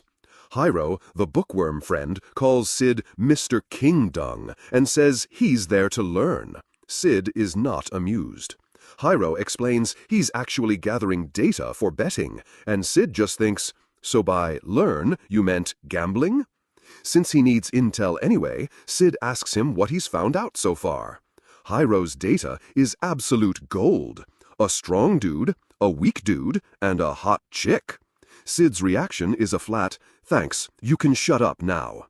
Hyro keeps lecturing about betting strategy, while our boy is just like, noted, noted, time for my match. In his head, he's planning out his that dude is dead meat act, since the first 2 rounds had no audience. Suddenly, some rando in fancy armor approaches them, super interested in their battle data. Hyro completely freaks out. It's Goldo Kinmeki, the undefeated legend, posing like he's the main character. What a clown. He's so extra, asking them to call him the ever-victorious Golden Dragon Goldo Kinmeki. Sid, our king of not giving a crap, just asks, who's that? And Hyro loses his mind. Apparently, this dude is famous for winning a bunch of tournaments and has never lost a single match. Goldo points at Hyro, saying he shows promise because he also gathers battle data. This is getting cringe. He does this silky hand wave, and Hyro is totally starstruck, while Sid looks like he wants to die. Goldo offers to teach Hyro his guaranteed victory theory, using the next match as an example. Hyro is super hyped, turning to share the moment with Sid. But he's already gone. Our boy just dipped. The empty seat says it all. Goldo just brushes it off, saying, "That's King Dung for you." Meanwhile, in the announcer's box, they're getting ready to start the next match of the 3rd round. Down in the arena, it's some big dude named Gonzalez versus Jimena Senin, our boy's alt account. Goldo starts his lesson, saying you can tell Gonzalez's strength just by looking at his muscles and aura. He goes into this whole analysis, claiming Gonzalez is a veteran just based on his attitude and gear. He even says the chips on his blade prove he's used to fighting with it. Peak armchair analysis. Goldo gets ready to drop his big conclusion, with Hyoro hanging on his every word. His battle power, he announces with a dramatic pose, is 1,364. Hyoro is completely stunned. Battle power? What's that? He asks, mind blown by the gamer lingo. Goldo explains it's a number that shows his combat strength, and 11364 is more or less strong. He then turns his attention to our boy Jimena, who's just chilling with his arms crossed. Goldo's confident expression completely shatters. "You're kidding me? This can't be real?" The analysis shows a massive glowing number next to Jimena. His battle power is 3! Goldo is having a full-on meltdown. "I've never seen a number so low. This goes dimensions below small fry." He and Hyoro just start dying laughing, saying even a baby is stronger. Hyoro is totally sold. Goldo confidently declares the match will be over in an instant. The perfect setup. Gonzalez charges, but Jimina's eyes are just completely unimpressed by this low-level mob. And in the next instant, bam! Gonzalez is face down on the floor, completely knocked out. Goldo and Hiro are just staring from the stands, their jaws on the ground in total shock. The whole crowd, including Anarose and some other rando, is just as stunned. Absolute silence. The announcer is completely flustered, stuttering as he tries to read the results. Jimina casually puts a foot on his opponent's head as the announcer declares him the winner. The crowd erupts in boos and demands their money back. Hiro turns to Goldo, asking what just happened. Goldo immediately recovers, saying fate can just be whimsical sometimes, pretending he predicted it all along. What a save! He lectures Hiyoro that to win a bet, you have to wait for a match you're sure about. Then he leans in with a smug grin, announcing that his match is tomorrow against Jimina Sennin. Hiyoro totally gets it, his face lighting up with excitement. He's going to bet it all. Goldo strikes a pose, confirming that this is the real, guaranteed win. "Have you also reached the solution of the victory formula?" he asks grandly, and Hiyoro is just eating it up. Sid suddenly reappears, saying he doesn't like Goldo's MC aura. Hiyoro tries to get him in on the bet, but our boy just says, "Okay, I guess, I'll just pass," as Hiyoro yells not to come crying to him later. The next day, the stage is set for another round of epic battles at the arena.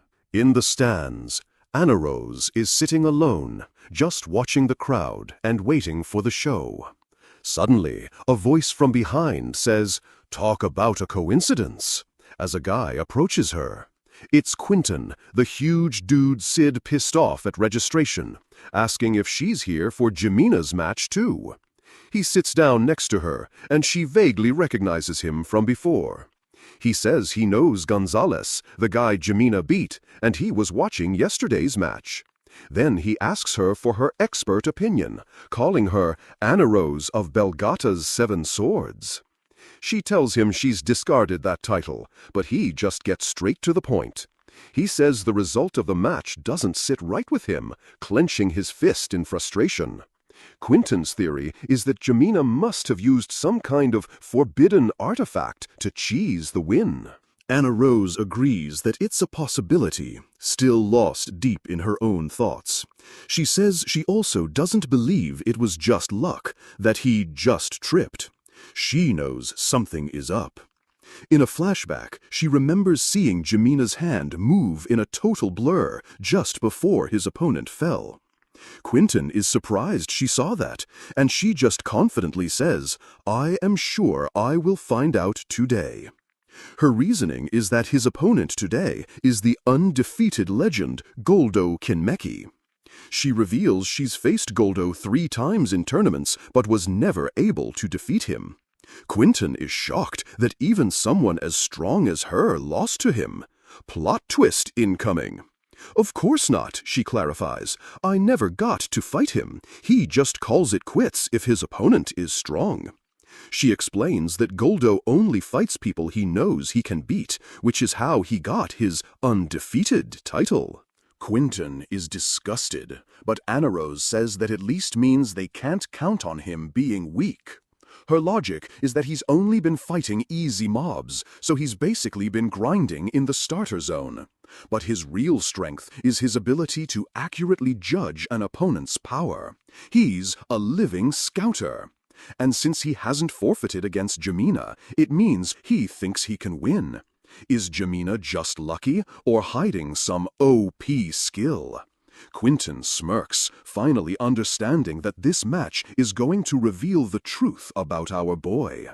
Down in the arena, the match begins with fans screaming for Goldo. He tells Jimina his fans are watching.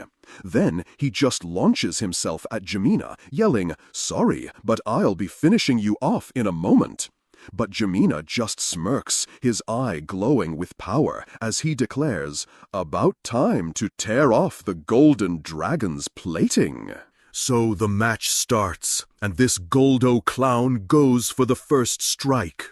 Anna Rose is watching super closely, wondering if our boy can even dodge this. And then, with a sharp clang, the attack is just totally blocked.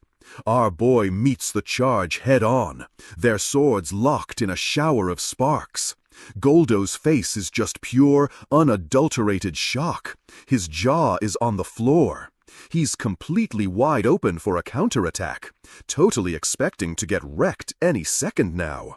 But instead of attacking, our guy just casually adjusts his own sword. What a flex!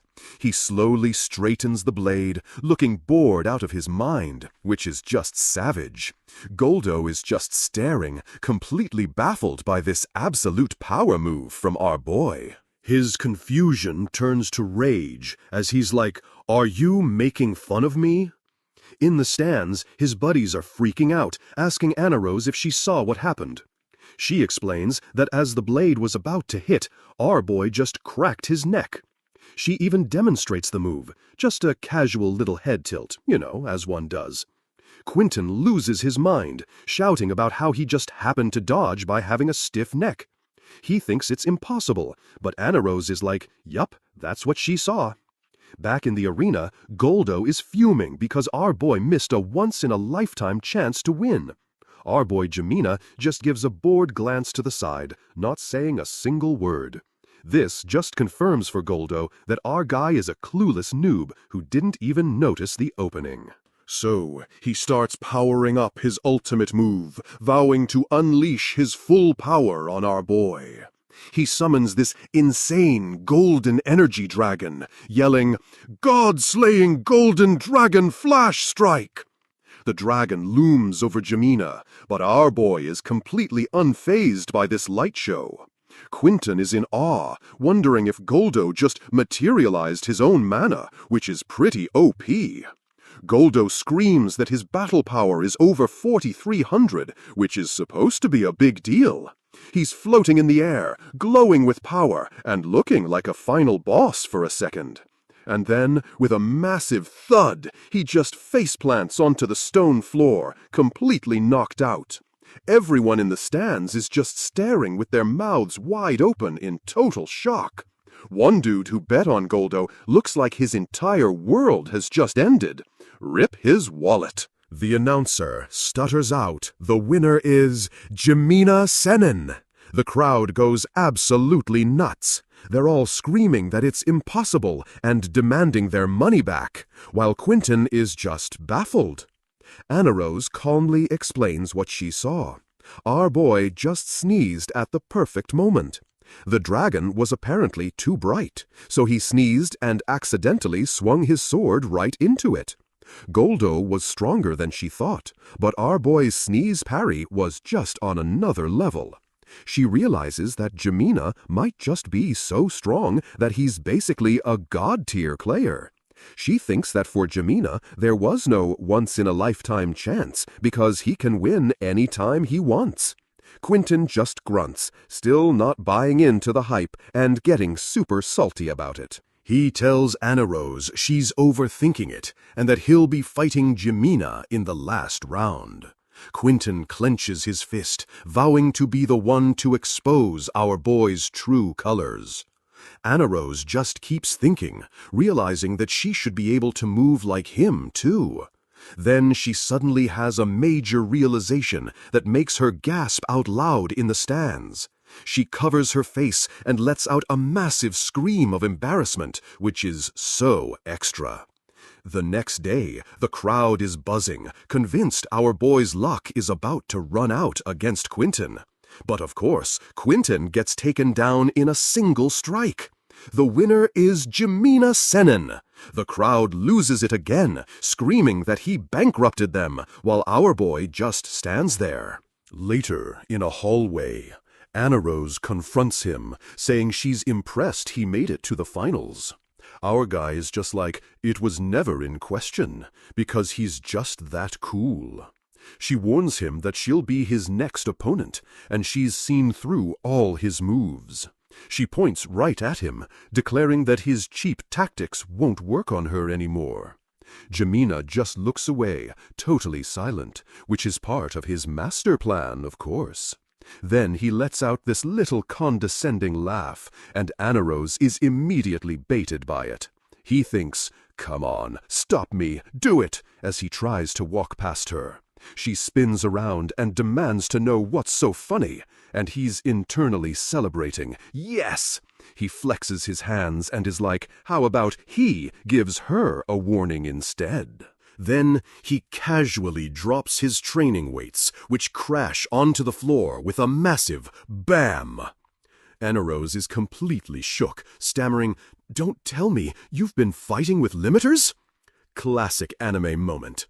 Our boy smirks and says, "The shackles that had bound me have been undone." So good. A shiver runs down her spine. She's just completely stunned into total silence. As he walks away, she desperately calls out for him to wait a second. Then she cracks her neck and smirks, trying to act cool and saying she can do that too. Our boy glances back with the most unimpressed expression ever and just says, "Uh-huh." He dips, leaving her totally perplexed and thinking about what a weirdo he is. Back at the dorm, Hayoro runs in with a wanted poster for Rose, hyped about the 10 million reward. Sid just says, "Nope, sounds like a pain," while Hayoro begs him to team up. Sid reminds him he should be loaded after betting on that guaranteed win against Jemina. Hayoro immediately has a flashback-induced meltdown, so Sid tells him to just stop making that face. The dorm lady pops in to say that Sid's sister, Claire, is waiting for him. She's standing outside the gate, looking super impatient, and Sid knows he needs to bounce. His internal pain-in-the-ass-o-meter shows that while Rose is a minor issue, Claire is a max-level threat.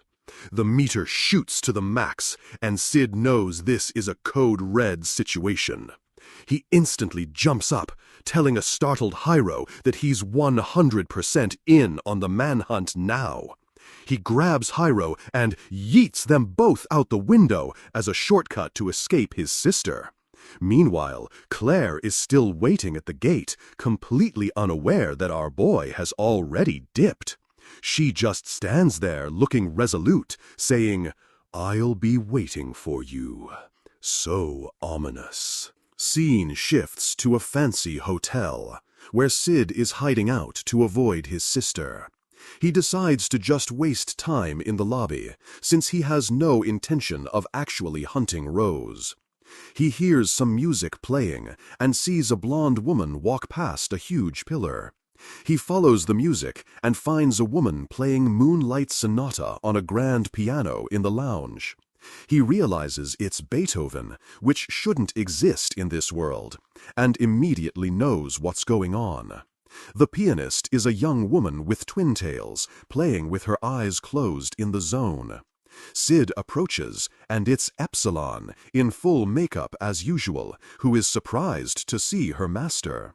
We see a fancy tray of pastries and tea on the table, because of course they are. She acts all embarrassed, saying she was just practicing, but she's totally not.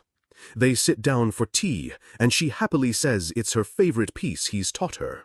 In a flashback, we learn that Sid was forced to play piano, but eventually leaned into it. He realized that it was a great excuse to avoid hanging out with people, which is so relatable. He could just say he had piano lessons to get out of doing other stuff. Most importantly, he realized it was perfect for his shadow eminence persona to be an artist. He concludes his thought by thinking a shadow eminence playing piano under the moonlight is hella rad. He tells Epsilon her playing sounded nice, and she says she's made tons of contacts as a pianist. She mentions that her Minute Waltz and Turkish March are also huge hits. Total plagiarism, LOL. She says she's leaving for a concert in Oriana, a kingdom that loves art and stuff. Then she adds with a sly smile that she believes she can do a lot of work there. Sid asks if she knows where Rose is, since she's from the Oriana Kingdom. Epsilon says Beta is handling that, so she doesn't know much about the whole situation. But she casually adds that Rose might be hiding in the sewers, and Sid is immediately up. As he leaves, he tells her she looks stunning, and she is absolutely floored, blushing like crazy. She's so happy, internally screaming that she can't wait to rub this in Beta's face. Meanwhile, in the sewers, Rose is walking alone, looking completely exhausted and paranoid. She stops to catch her breath, relieved that no one seems to be following her for now. She's full of doubt, wondering if she did the right thing by attacking her fiancé. A flashback shows her dad on the throne, with Dome looming over him, controlling him from the shadows. She wasn't strong enough to stop him, and she knows he's heard the news by now. She looks down at a cloth she's holding, wondering if Sid is worried or believes in her. She imagines him searching for her, a small glimmer of hope in her thoughts. Suddenly, a sharp pain hits her, and she doubles over, clutching her chest in agony. She opens her uniform collar to reveal a dark, spreading mark of the possessed. Not good. Her terror is clear as she realizes the possession is getting worse and worse. She feels stupid for ever hoping for a happily ever after in this messed up situation. Clutching the cloth, she whispers an apology to Sid, feeling completely defeated and alone. As she keeps walking, she hears the sound of music floating through the dark tunnels. She stops, completely surprised to hear someone playing the piano down here of all places. The music leads her to a massive, empty hall where a lone figure is playing Moonlight Sonata. So Rose is walking down this cobblestone street, looking all dramatic and stuff. She ends up in this totally busted, abandoned church, sword out, wondering where the epic BGM is coming from. She's completely captivated by the music, thinking it feels like the performer has lived their whole life just for this song. So extra. She has a flashback to fighting this clown named Doom, thinking she did what she had to for her country. But yeah, she got totally wrecked because her power level wasn't high enough to win. Classic mistake. Apparently Doom threatened to pin a bunch of deaths on her dad unless she surrendered. What a jerk! Back in the present, she's having a full-on meltdown, wishing she had more power to fix things. Relatable. She follows the sound to a massive door, realizing the music is coming from inside. She thinks this version of the song is like a deep, dark abyss, which is hella edgy.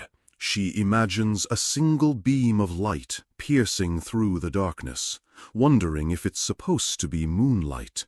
She pushes the door open and sees someone's hands just gliding over the piano keys. Inside, a mysterious hooded figure is just shredding it on a grand piano in the middle of all the rubble. Peak aesthetic.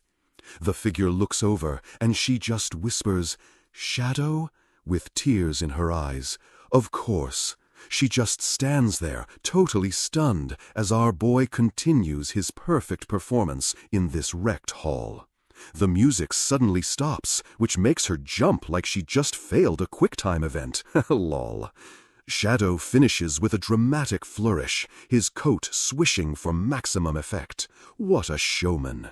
She starts clapping, saying it was the best rendition of the song she's ever heard. Major fangirl moment. He just turns to her and asks, "Tell me, lost one, what will you do?"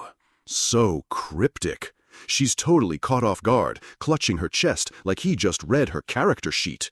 She's thinking he can see right through her, wondering how he knows her entire tragic backstory. She just looks down, saying she wanted to protect her kingdom. You know, the usual protagonist motivation. Then she completely collapses, sobbing about how she wasn't strong enough to pull it off. Someone get this girl a senzu bean. Shadow cuts right through the drama, asking, "Does that mean your fight is over?" Which is ice cold. He holds out a hand, summons a glowing energy orb, and declares, "If you yet possess the will to struggle, I shall give you power." Let's go! She's completely shook, asking if that power can really change the future, her hope meter refilling. He plays it super cool, just saying, "That will be up to you." Such a Chad.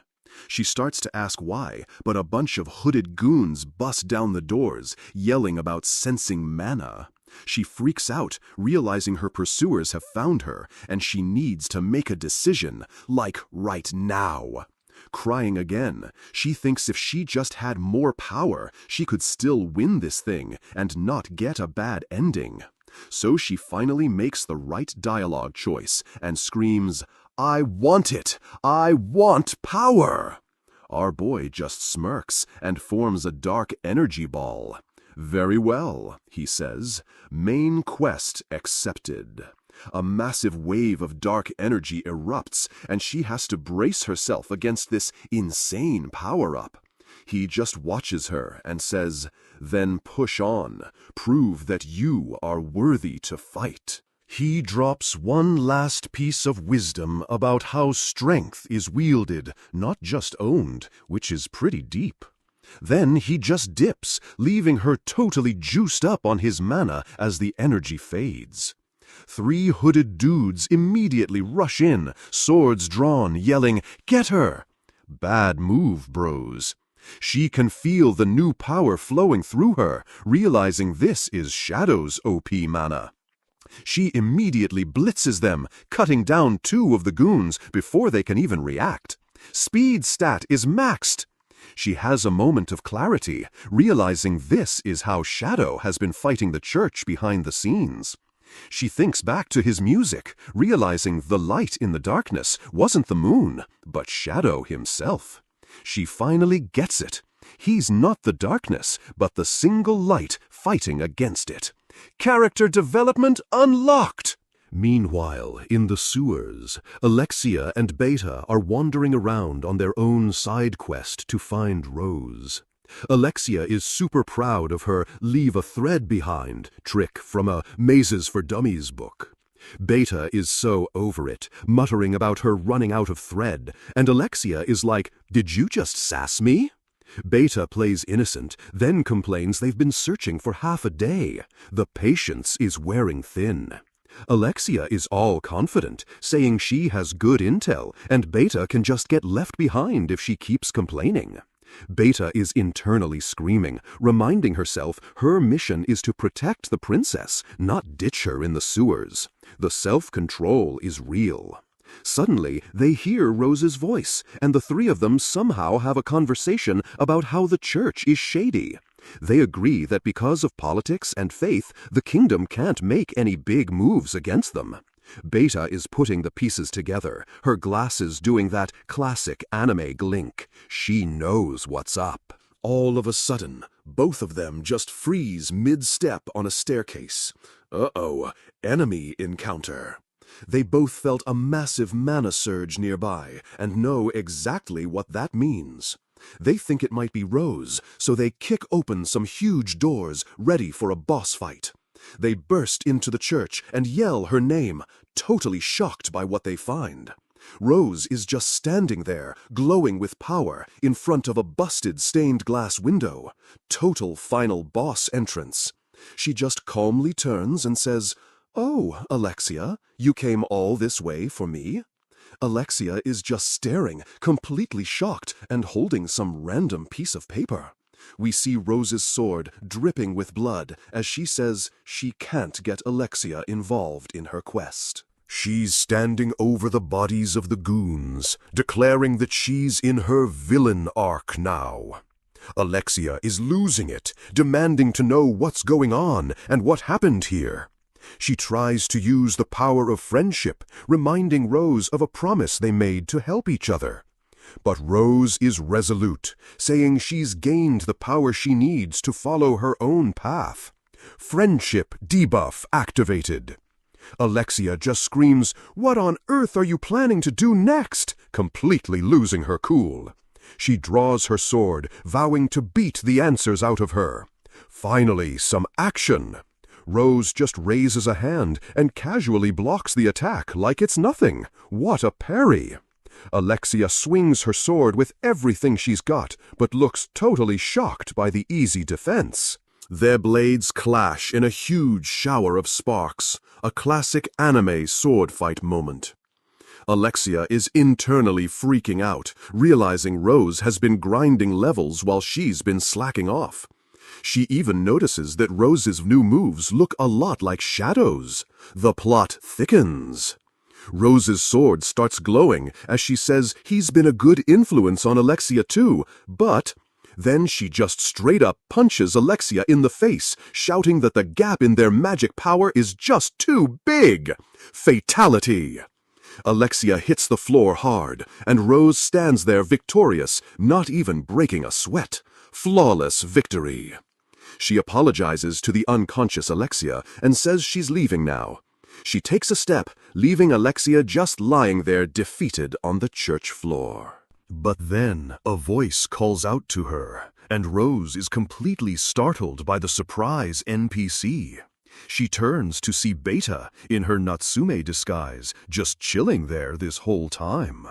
Rose is shook, realizing she didn't even notice her. Beta is like, "Don't worry, we have a common goal. Shadow Garden is everywhere."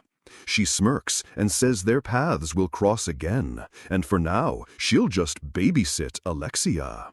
Rose just processes this in silence, probably trying to figure out what just happened. As Rose leaves, Beta kneels next to the knocked-out Alexia, looking all thoughtful. She's thinking about the insane magic buff she just witnessed, staring up at the window. She's wondering if this was all part of Lord Shadow's 5D chess master plan. It always is, Beta. Cut to the school, where our boy Sid is getting absolutely wrecked by his psycho older sister, Claire.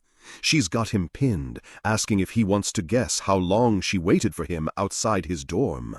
She's got this terrifying smile, saying she spent that time imagining all the ways she could beat him into a pulp. Yikes. She's literally choking him while asking how long he can hold his breath. He just deadpans that he's surprised she waited half a day. He has a quick flashback, guessing she probably just smashed through his window to get in. Totally normal sibling behavior. He tries to play dead to get out of it, but she immediately calls him on his BS. He asks her to let him go, but she just asks if he knows how dogs establish dominance.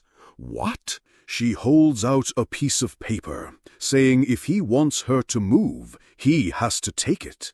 It's a special ticket to the God of War festival, something a mob character like him could never get. She lectures him about his grades and says he should watch the fights to learn something. Such a caring sister. Then she just effortlessly yanks him off the floor by his collar while he yelps like a dog. What a power gap. She mentions she's participating instead of Rose, and he's just like, "Oh, really?" Totally unfazed. Before he can finish, she grabs him by the throat again. She has one move, and it's choke. She starts quizzing him on her birthday and past tournament wins, and he's just gasping for air. She gets right in his face and gives him this terrifying warning about things he's not allowed to forget. Noted. She finally lets him go, pointing at the door and telling him to make sure he watches her win this year. He's just left standing alone in the room, staring at the closed door. But then the door cracks open, and she peeks back in just to say, "Make sure to watch one last time." She's terrifying. The door slams, and he just has this completely vacant, dead inside smile on his face. He collapses into a chair, totally drained from the whole encounter. Social battery at 0%. Later, at the God of War Festival Arena, Sid is sitting alone in a super fancy VIP box. He's looking at the ticket, realizing he actually showed up like she told him to. What a good little brother.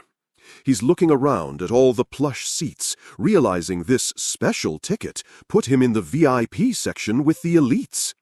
Then Princess Iris calls out to him, and he jumps, completely terrified. He panics. Shit, someone from the upper caste, talk to me.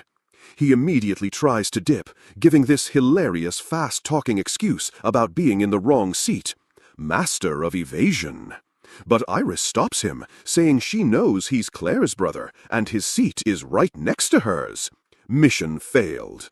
So now he's stuck sitting awkwardly next to royalty, trying not to say something stupid. This is so cringe. She mentions he seems to be getting along with her sister Alexia, and he thinks their relationship is more like him being her dog. He accidentally mumbles something about it, and she's just totally confused by his weird analogy.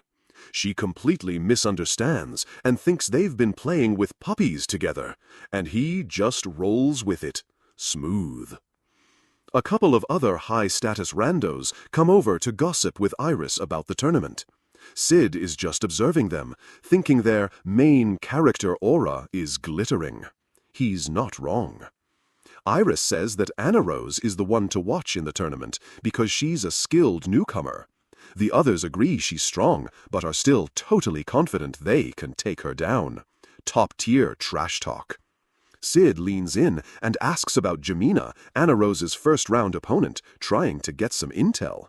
Iris hasn't seen his matches, but the other girl says she did, and he just seems lucky. She calls him an amateur with a bad posture, basically saying he's a total noob. The dude agrees, saying Jamina has no skill and doesn't belong on the main stage. Perfect. Sid is internally celebrating, thinking, booyah, 2 seals of disapproval for Jamina. Just as I hoped, everything is set up. But Iris interrupts his hype train, mentioning there's another popular person here who isn't even a participant. The others immediately know who she means, saying everyone in the arena is aware of her. Iris gets all serious, talking about the champion of the first festival, the elven swordswoman known as the War God.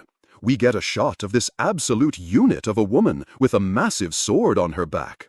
Iris says, Lady Beatrix is here in the capital. Sid just gives a subtle knowing nod while thinking he has no idea who that is. Tactical nod deployed. In the Colosseum, Claire Kagano is absolutely flexing on some random armored dude in the first round. They lock blades, and the guy is clearly struggling against her insane strat stat. She even trash-talks him mid-fight, saying, "You do have potential, but not nearly as much as my brother. Savage." Then she just one-shots him, sending him flying with a huge spray of blood. Total domination. The announcer calls her win, and she smirks up at the VIP box, hoping Sid is watching this epic ownage. Meanwhile, Sid is 100% not watching. He's running late for his own match with toast in his mouth. Classic anime protagonist move. He sprints past some mysterious hooded figure because he's got important mob business to attend to, obviously. But he stops, probably sensing the main character aura coming off this random NPC he just passed. The cloaked figure asks if he's seen any elves, saying she can smell one on him. Weird flex, but okay. She pulls back her hood, revealing she's a super pretty elf who's looking for her lost relative. Sid just stands there, thinking she looks a lot like Alpha. The plot thickens. He just deadpans, "Sorry, no idea," and she goes completely silent, which is definitely not ominous at all. Awkward. So, of course, she immediately pulls a sword on him, asking if he's absolutely sure about that. Our boy instantly goes into full-on panic mode, falling on his butt and acting terrified. He's like, "Wow, you scared me, what gives?" putting on an Oscar-worthy performance for this rando. She lowers her sword, apologizing because she thought he was strong. Lol. She helps him up, trembling convincingly. Holding his hand, she introduces herself as Beatrix and says, "You'll become strong." Foreshadowing. Then she just puts her hood back on and dips, apologizing for the unprovoked assault. Sid is left holding his toast, thinking, she seems pretty strong. Understatement of the year. He immediately grades his own acting, deciding his pissing my pants routine was a solid pass. Peak mob mindset. Cut to the fancy VIP box where all the elites are chilling for the tournament. Look at all these rich people. Princess Iris is there, wondering where Sid went. A friend says he's been in the bathroom for a while. Best excuse ever. Suddenly, some dude with a goatee pops up, asking if he can join her. Uh-oh, unskippable cutscene. It's that clown Dome, and he wants to watch the next fight next to her. She tries to tell him the seat is taken, but he just sits down anyway. Rude. She's clearly uncomfortable, but plays it cool, asking about the king of Oriana. Dome vaguely mentions the king is sick, but then asks if her king is coming tomorrow. So pushy.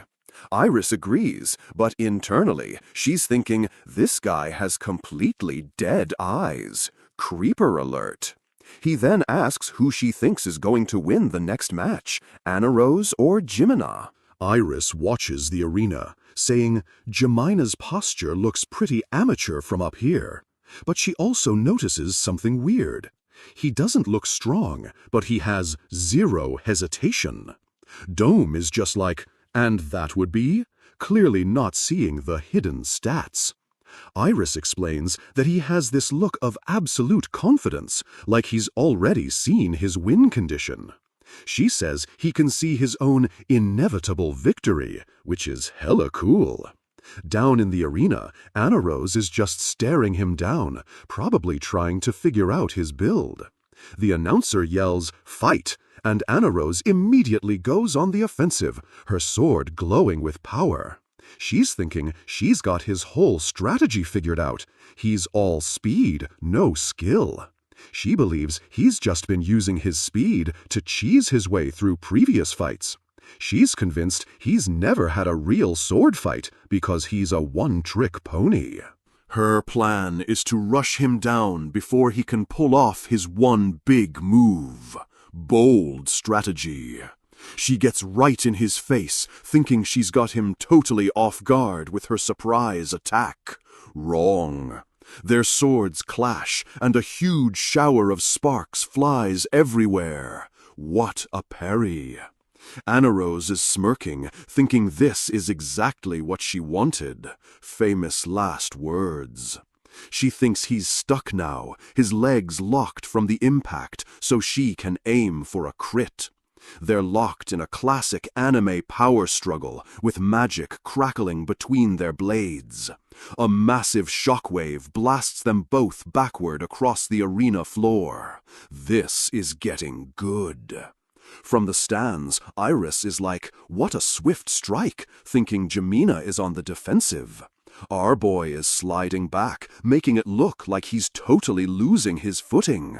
The acting continues. Anna Rose sees her chance and goes in for the kill, a confident smile on her face. She lunges forward and stabs him right through the chest with a clean hit. Or so she thinks. The crowd goes absolutely nuts, thinking she just won the whole thing. Debated. Even Dome smirks, saying, looks like it's over, while Iris is completely shook. Anna Rose closes her eyes for a second, totally savoring what she thinks is her victory. But then her eyes snap open, and her face is pure, unadulterated shock. Plot twist! She realizes she just stabbed thin air. The dude she hit was a freaking afterimage. Jimina's voice comes from right behind her. It was merely my afterimage. Ice cold. Her brain just short-circuits as she turns around in total panic. He just lets out a little and casually strolls past her like it's nothing. Jamina leaps at her with his sword raised, looking like a total boss. The real fight begins. Anna Rose barely manages to block the attack, and their swords clash again with insane force. The impact sends her skidding backward across the arena floor. She's getting wrecked. She glances at the huge crowd, probably realizing she majorly underestimated this dude. Everyone in the stands is just buzzing, wondering where this Jimina guy came from. Anna Rose finally admits it out loud, telling him he's strong. No kidding. But she's not giving up, saying she still has all her skills and experience. She decides she can't match his speed, so she's got to go for a counterattack. Smart. She figures the next time he does his teleport move, that will be her one shot. So she raises her sword for a massive overhead slash, screaming, "Victory is mine!" And then Jamina just casually steps on the tip of her sword, pinning it to the ground. She's completely frozen mid-attack, her ultimate move totally nerfed. He neutralized it without even trying. The randos in the VIP box are just staring with their jaws on the floor. Anna Rose is in total disbelief, realizing he closed the distance and stopped perfectly out of her reach. We get a close-up of Jamina's sword glinting, ready to end this. It's over. He just rests his blade against hers, showing off his complete and total control. Then, with one smooth motion, he prepares to disarm her in the most stylish way possible. She just stares up at him, completely in awe of his perfect form. As her sword goes flying, she whispers, "Beautiful form," even though she just got owned. The entire stadium just erupts in a massive roar. What a performance! In the VIP box, Dome just says he's strong, while Iris is still speechless. Iris gets her composure back, saying she's never seen moves like that before. They're so clever and beautiful. Dome agrees it's not a known style, saying Jamina is still hiding his true power level. He then turns to Iris and asks if she thinks she can beat him next round. She smirks confidently, saying his moves are nice, but he's not on her level yet. She declares she'll cut through whatever he's hiding because she hates to lose. Fighting words! She gets up to leave, telling Dome she needs to prep for her match. Left alone, Dome gets this super evil look, wondering if he should just kill Jamina now. Meanwhile, in a dark corridor, some other dude is having a full-on internal crisis about Jamina. He's wondering if Jamina is some secret agent or related to the Blood Queen. Big brain theories. This guy is leaning forward in his seat, completely losing his mind trying to figure him out. While he's monologuing, our boy is just casually walking down a long, empty hallway, not a care in the world. He's just strolling along, his face a total blank slate, probably thinking about dinner. Suddenly, Anna Rose runs up behind him, yelling for him to wait up. New quest unlocked? She catches up to him and admits she totally lost their fight with a smile. She says he helped her realize she was getting arrogant, and she's actually grateful for the beatdown. Jamina just listens to her, his expression giving away absolutely nothing. Master of the poker face. He shakes her hand, saying it was the first time he's gone all out. What a flex! Then she gets serious and offers him a high-ranking job in her empire. Headhunting mid-tournament. He just flat out says no thanks without even thinking about it. Rejection speedrun. He looks up with this super edgy glint in his eye, saying that world is too bright for him. He turns to leave, adding, "I'm just a fool who threw away everything in search of strength." Anna Rose is just standing there, completely stunned by this peak Chuni dialogue. As he walks away, she calls out to him one more time, not ready to give up. She tells him she's leaving tomorrow, and if he changes his mind, he knows where to find her. She yells that she'll be waiting for him as he continues down the hall. He just pauses for a second, looking at his gloved hand in the light. So dramatic. Anna Rose knows he's not coming, but she's not sad. She decides to grind some more levels. She vows to get strong enough to catch up to him someday. Another one joins the fan club. The scene opens in the fancy VIP box, where 2 guards stand watch on the stairs. Iris is having breakfast with our boy, bummed that he missed Claire's epic beatdown yesterday. Sid is in full mob mode, pretending the fancy seats gave him a stomachache because he's so unworthy. Oscar-worthy stuff. Iris tells him to just chill and enjoy the view, because the kings are coming and the seats are about to get an upgrade. He sips his tea like, wow, what an honor. But inside he's losing his mind. He's so hyped. He's thinking, man, I totally nailed it. Yesterday's match was lit. We get a flashback to him as a kid, styling on some rocks with 2 swords. Peak Chuni. He's basically completed his mysterious, powerful guy bucket list and is just savoring the audience's reaction. Now he's just planning his grand exit, maybe by winning the whole thing and then ghosting everyone. He's giggling to himself, thinking up edgy exit lines while Iris just thinks he really, really loves the coffee. Priorities. Suddenly, a maid tries to stop some hooded figure from entering the VIP seats, which are obviously not for randos. Iris immediately steps in, saying, "It's fine, I invited her." Plot incoming. The figure pulls back her hood, and it's the war god, Lady Beatrix, the super-strong elf.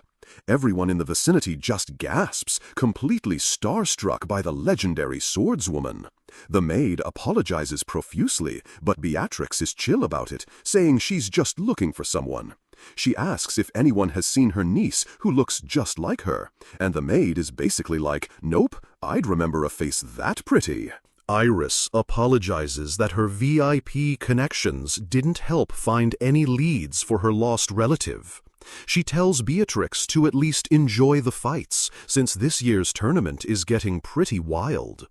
Iris mentions the new fan favorite, Jemina, and asks Beatrix if any fighter has caught her eye. Beatrix just glances over to the side, her eyes locking onto something. Target acquired. Her gaze lands right on Sid, who's still trying to be invisible at the breakfast table. She just says, "Him, Sid will definitely become strong." Iris and the maid are totally confused, like, "You mean that kid?" Our boy can't catch a break. Sid starts panicking internally, practically screaming, "Don't look at me! Stop talking about me!" Just then, that goatee-wearing clown Dome shows up with the King of Oriana, laughing and dismissing Sid as average. This dude. As Iris introduces them, Beatrix just pulls her hood down and says, "It stinks. Savage." Dome plays it off like it's just too much perfume, trying to hide his panic. Super suspicious. He guides the king to their seats, and Beatrix just lets them pass. In his head, Dome is sweating bullets, thinking she almost sniffed out the mind-control drug he's using on the king. His evil plan is revealed. He's using the king to get to a girl named Rose and give her blood to the cult. Villain monologue. He smirks, thinking Iris's next match against Jemina is the perfect time to make his move without her interfering. Meanwhile, Iris tells Sid her match is next, but Sid claims his stomach hurts and bolts for the bathroom. Again. In the VIP box, Claire gets ready for her own fight, determined to show Sid her full power. Down in the arena, the announcer is going nuts, hyping up the match everyone's been waiting for. It's the country's strongest warrior, Princess Iris Midgar, versus the mysterious rookie, Jemina Senin. The announcer screams, "Begin!" and the fight is on. Iris immediately rushes forward with her sword, going all out from the very first move. No holding back. She's thinking this is for her people, a show of strength to prove she can protect them. She channels a ton of magic into her blade, making it glow with some serious power. But then she just stops. She's completely frozen, a bead of sweat dripping down her face. Huh? From her POV, Jemina suddenly seems miles away, like she totally misjudged the distance. We get a close-up on Jemina's eyes, and they are ice cold. He's locked on. In a flash, Iris has this terrifying vision of his sword slashing right through her shoulder. She gasps, totally freaked out by the phantom attack. Mind games. She touches her neck, but there's no wound there. J-baited. She's completely shook, thinking she literally felt his sword slice her, but he hasn't even moved. He's just standing there, his sword still in its sheath. What a flex. He slowly starts walking towards her, his posture so relaxed it's insulting. Then he just stops and gestures with his hand, saying, "I'm waiting." The disrespect is real. Iris grits her teeth, trying not to get completely overwhelmed by his insane pressure. She decides to just ignore the fear and charge him again, planning to slash through whatever trick he's pulling. We get another shot of Jemina's calm, unblinking eyes. And then a matching shot of Iris's eyes widening in pure terror. Not again! She freezes in place as she imagines herself getting stabbed right through the chest this time. She's panting, her brain short-circuiting. It happened again, a perfect vision of her own defeat. And Jemina still hasn't even put his hand on his sword. This is just a massacre. Their eyes meet, and he just asks, "What's wrong?" "Dude, you know what's wrong." A memory hits her, her old mentor explaining how masters of the blade can basically lie with their movements. She finally gets it. He's been using nothing but tiny feints, just eye contact and subtle shifts in his posture. That was enough to create a perfect illusion of him attacking her, making her brain think she was already dead. His eyes were basically screaming, "Stop or die!" This is some next-level psychological warfare. She realizes that if someone can toy with her, one of the strongest people in the world, with just feints, then Jemina is, without a doubt, the strongest man in the world. She said the thing, but she immediately tries to shake it off, telling herself not to be deceived by what might just be speculation. She tells herself to shut off her fear and just go for it, no matter what happens. The two face off, ready for the real clash, as Iris thinks, "This time, don't stop!" She lunges, screaming that as long as she's around, her country is safe. Her sword zips right for his face, but Jemina's expression doesn't even flicker. With a loud clang, a sword is driven hard into the ground. Iris is sent flying backward, completely disarmed and screaming in shock.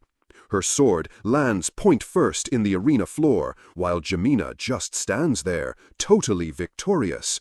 He looks down at her, his glowing blade pointed at the ground, and asks, "Iris Midgar, is that actually all you have?" Ice cold. She wobbles to her feet, pulling her sword out of the ground for one last stand. We get a close-up of her hand gripping her sword's hilt, and then a matching shot of Jemina's hand finally reaching for his own. With another clang, it's over. Jemina stands over a kneeling Iris, her sword completely shattered. The entire crowd is just staring, their faces a mix of pure shock and confusion. From the VIP box, some mysterious white-haired figure watches with a calm expression. Nearby, the king and his lackey are just sitting there with their jaws on the floor. The whole stadium erupts in noise, everyone wondering what just happened and who the hell this kid is. In the VIP seats, Beatrix just calmly says, "I'd like to fight him," while Dome next to her looks absolutely horrified. Internally, Dome is having a complete meltdown, thinking this is impossible. Cope harder, bro. He's trying to rationalize it, saying Iris must have been having an off day because there's no way this rando is the strongest. He's also panicking because the fight ended too quickly and his target, Rose, hasn't shown up yet. Just then, Jamina's head snaps to the side. "What?" he says, as someone in the crowd yells that a new challenger has appeared. A young woman with long blonde hair calmly walks into the arena, holding a thin sword. It's Rose Oriana. She looks up at the VIP box and says, "My apologies for interrupting. I am back, father."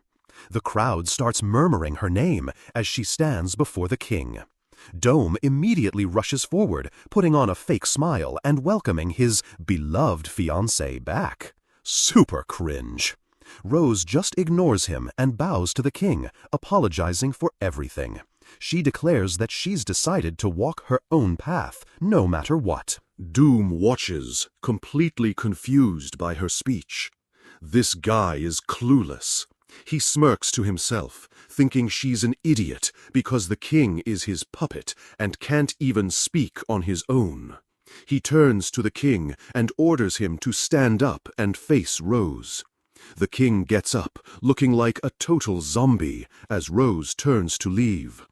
But as he stands, he starts mumbling something under his breath.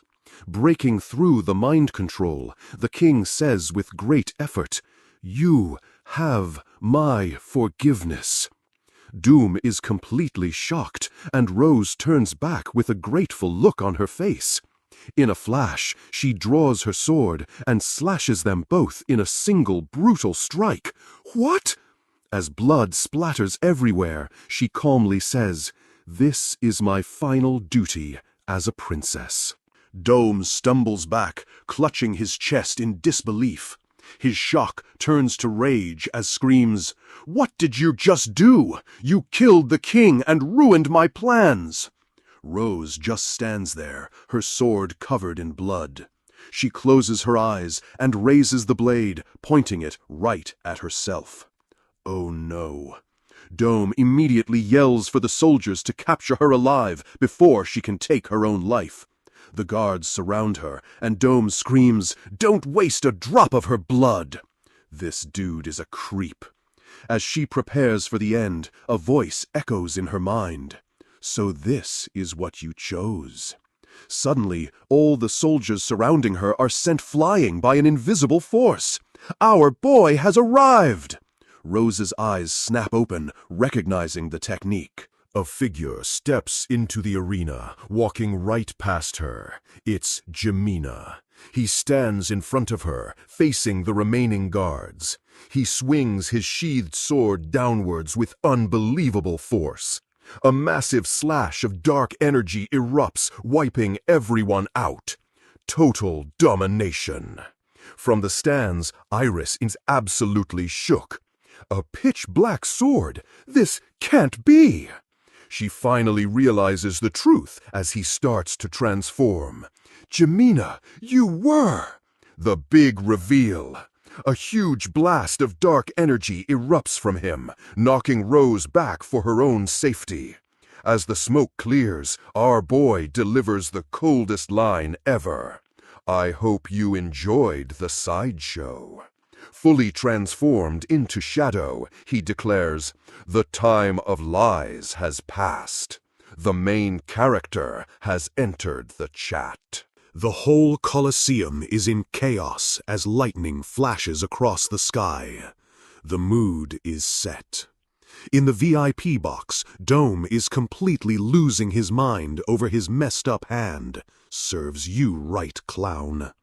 From the stands, Goldo and Quinton are just staring, completely bugged out, realizing the rookie Jamina was a fake-out. Down in the arena, our boy has fully transformed into Shadow, surrounded by crackling purple energy. The main character has entered the chat. Iris tries to pull Rose back, yelling that Shadow is way too dangerous, but Rose is just frozen. She confronts Shadow, pointing her sword at him and shouting, "You are the stylish thief slayer, right?" Wait, what? We get a flashback to another rainy day where she's having a total emotional breakdown about it. Cut to a log cabin, where a younger Rose is tied up by some generic goons. They're celebrating kidnapping a princess. The kidnappers are total idiots, arguing about whether to ask for ransom or sell her to traffickers. Real brain trust here. Hearing this, poor Rose starts panicking, her eyes filling with tears as she realizes how screwed she is. She starts struggling, and one of the goons hears her and goes to check on the noise. He leans into the room with a smug look on his face, ready to be a total creep. But then, bam! A hooded figure just bursts in, drop-kicking another kidnapper into next week. Ambush! It's young Sid, holding a sword to some dude's throat and demanding all their money with a psycho grin. Rose just listens to the chaos from the other room as our boy yells about them being thieves. Pot, meet, kettle. He's screaming some absolute nonsense logic while beating the crap out of them. The goons are just totally confused. In literally 2 seconds, the fight is over, and the hooded man is standing over their unconscious bodies. Rose just stares at the silhouette of this random dude who just saved her while robbing her kidnappers. He sighs about the weak loot and then finally notices her, letting out a little, He walks in, sees her tied up, and is just like, "Ah, a kidnapped kid. How horrible." Zero emotion. He casually slices her ropes and tells her to get home safe and pretend she saw nothing. Priorities. As he leaves, she asks who he is, and he pauses dramatically in the doorway. With a smirk, he gives himself the cringiest name of all time. Your Good Samaritan. Stylish thief slayer. Literally kill me. He leaves her there, and she just whispers the ridiculous name to herself, totally starstruck. Peak Chuny moment. Back in the present, Rose is crying with joy, realizing Shadow and her weirdo hero are the same person. Our boy just stands there in total silence. He has no idea what she's talking about, LOL. She thinks his silence is just him being cool and mysterious, completely buying into his act. We see a montage of her memories as she hypes him up in her head as this unrecognized hero. She's totally inspired, realizing she was pathetic for trying to give up when her hero is so cool. Shadow just points his sword at her, signaling that it's time for a boss fight. Let's go! He tells her to leave, saying her own fight isn't over yet. So edgy, so cool. She gets it immediately and shouts back, right, as her eyes fill with a new fire. She takes off running, yelling that she's going to survive just like him. Character development unlocked. In the entrance, Dome is screaming at his guards to go capture her and not let her escape. The 2 guards immediately give chase, sprinting after Rose across the rainy arena floor. One of them closes in, ready to slice her down with a big sword swing. Not on our boy's watch.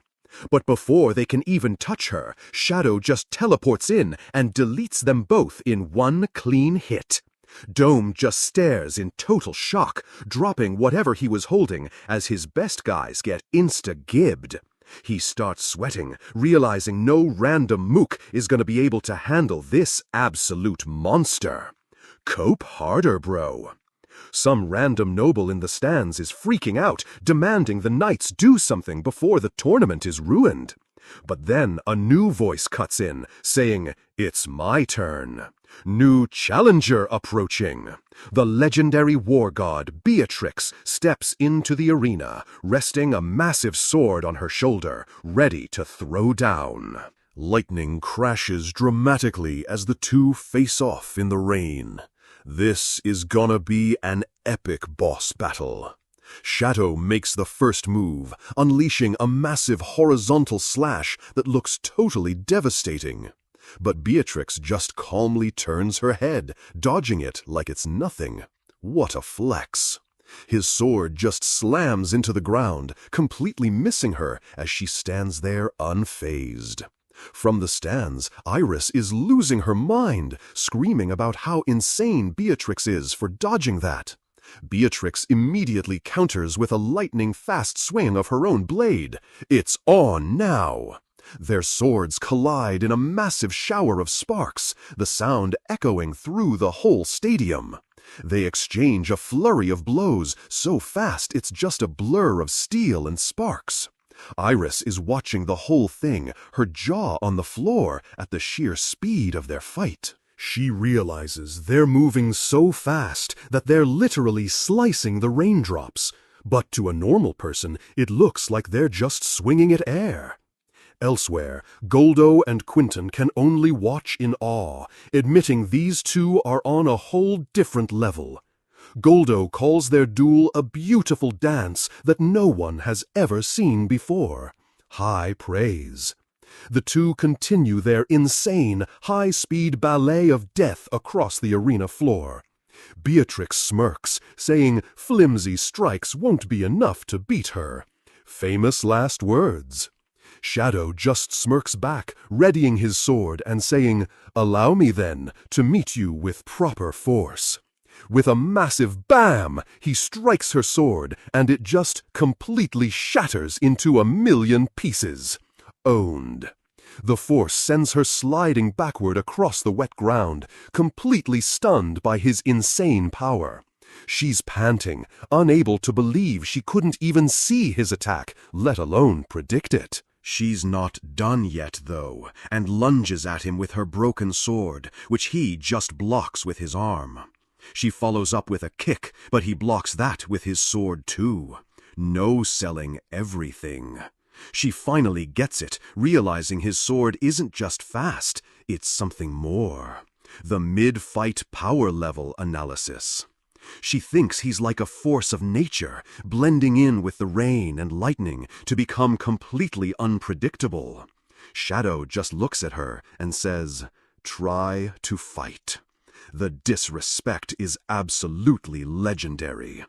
She's trying to concentrate, wondering if she can even block the next hit. Spoiler, she can't. Just as they're about to go again, a voice shouts, "Wait!" and everyone turns to look. It's Princess Iris, stepping into the rain and asking, "Can I join this fight?" Player 3 has entered the game. She tells Beatrix that she knows she's weak, but her pride as a princess is on the line here. She declares that she's going to defeat Shadow, even if it costs her her life. That's the spirit.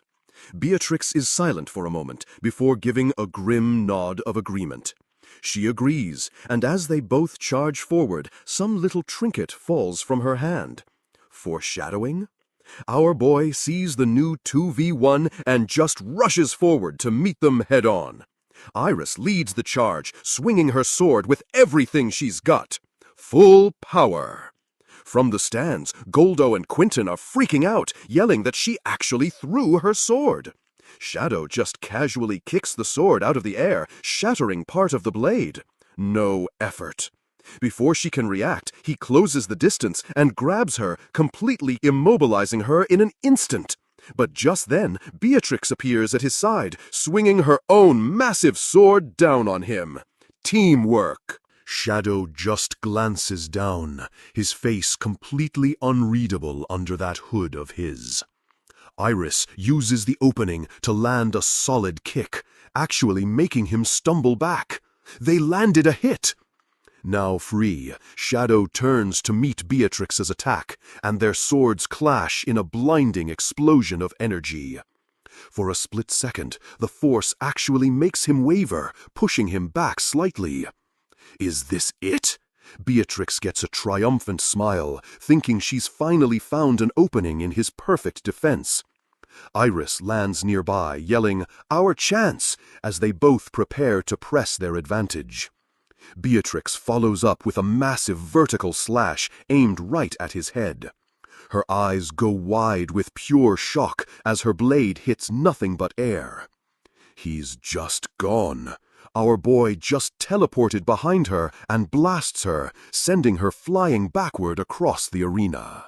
He stands there with a little smirk, a swirling ball of dark energy forming in his hand. Uh-oh. With a massive badoom, the energy ball detonates, sending Beatrix crashing into the arena wall. Iris and some random dude can only watch in absolute horror as the attack lands. Beatrix is just slumped against the rubble, completely defeated. And then there was one. Iris's discarded sword suddenly starts glowing, lifting off the ground and flying right towards Shadow. He just casually catches it by the hilt without even looking. What a complete and total flex! A heavy silence falls over the arena as Iris stands alone against the unstoppable force that is Shadow. He turns his head, looking like he's about to just walk away because he's bored. Iris calls out, her voice shaky but determined, telling him they can still fight. She doesn't quit. Beatrix gets back on her feet, demanding to know why he won't just kill them if he's so powerful. He just calmly states that he has no interest in their lives because he only destroys his enemies. Up in the stands, Goldo is in full panic mode, shouting about what's happening down there. Refusing to accept defeat, Beatrix and Iris charge him one last time, yelling that he won't get away. Shadow just unleashes his ultimate attack, a colossal sphere of dark magic that covers the entire city, saying, "Don't lose sight of the true enemy." The energy vanishes, leaving them standing in the aftermath, completely stunned and looking up at the sky. As a small object hits the ground, Beatrix finishes Iris's thought, whispering about his insane magic power.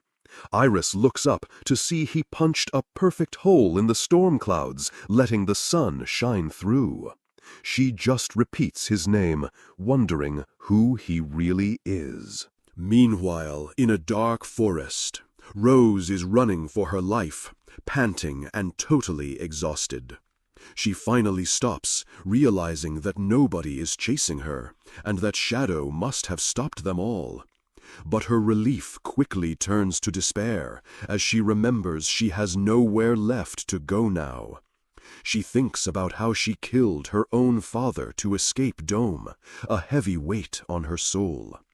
Suddenly, a calm voice says she has two choices, making her jump out of her skin. A tall, elegant elf woman appears before her in the moonlight. It's a new character. Rose's eyes widen as she recognizes her, whispering, "You're Alpha? Oh, we know her." Alpha holds out a hand, her voice firm, as she tells Rose that it is now time for her to choose. She presents the offer with a serious look. "Will you fight alone, or will you fight with us?" Rose repeats the words, "With us?" her mind racing as she processes the incredible offer. A flicker of hope appears on her face as she asks if fighting with them could actually save her kingdom. Alpha confirms that Shadow Garden has that kind of power, but Rose has to prove her worth. Rose then asks the million-dollar question, "Is Shadow your leader?" Alpha looks away for a second before confirming that yes, he is their leader, the boss. Rose goes silent, her face hardening with resolve as she clenches her fist. She's made her decision. She clasps her hands together, her voice filled with a new conviction as she chooses to believe in him. We get a close-up on her hands as she internally swears to fight alongside them. The vow is sealed. With her hand pressed to her chest, she shouts her declaration to the heavens. As a member of Shadow Garden!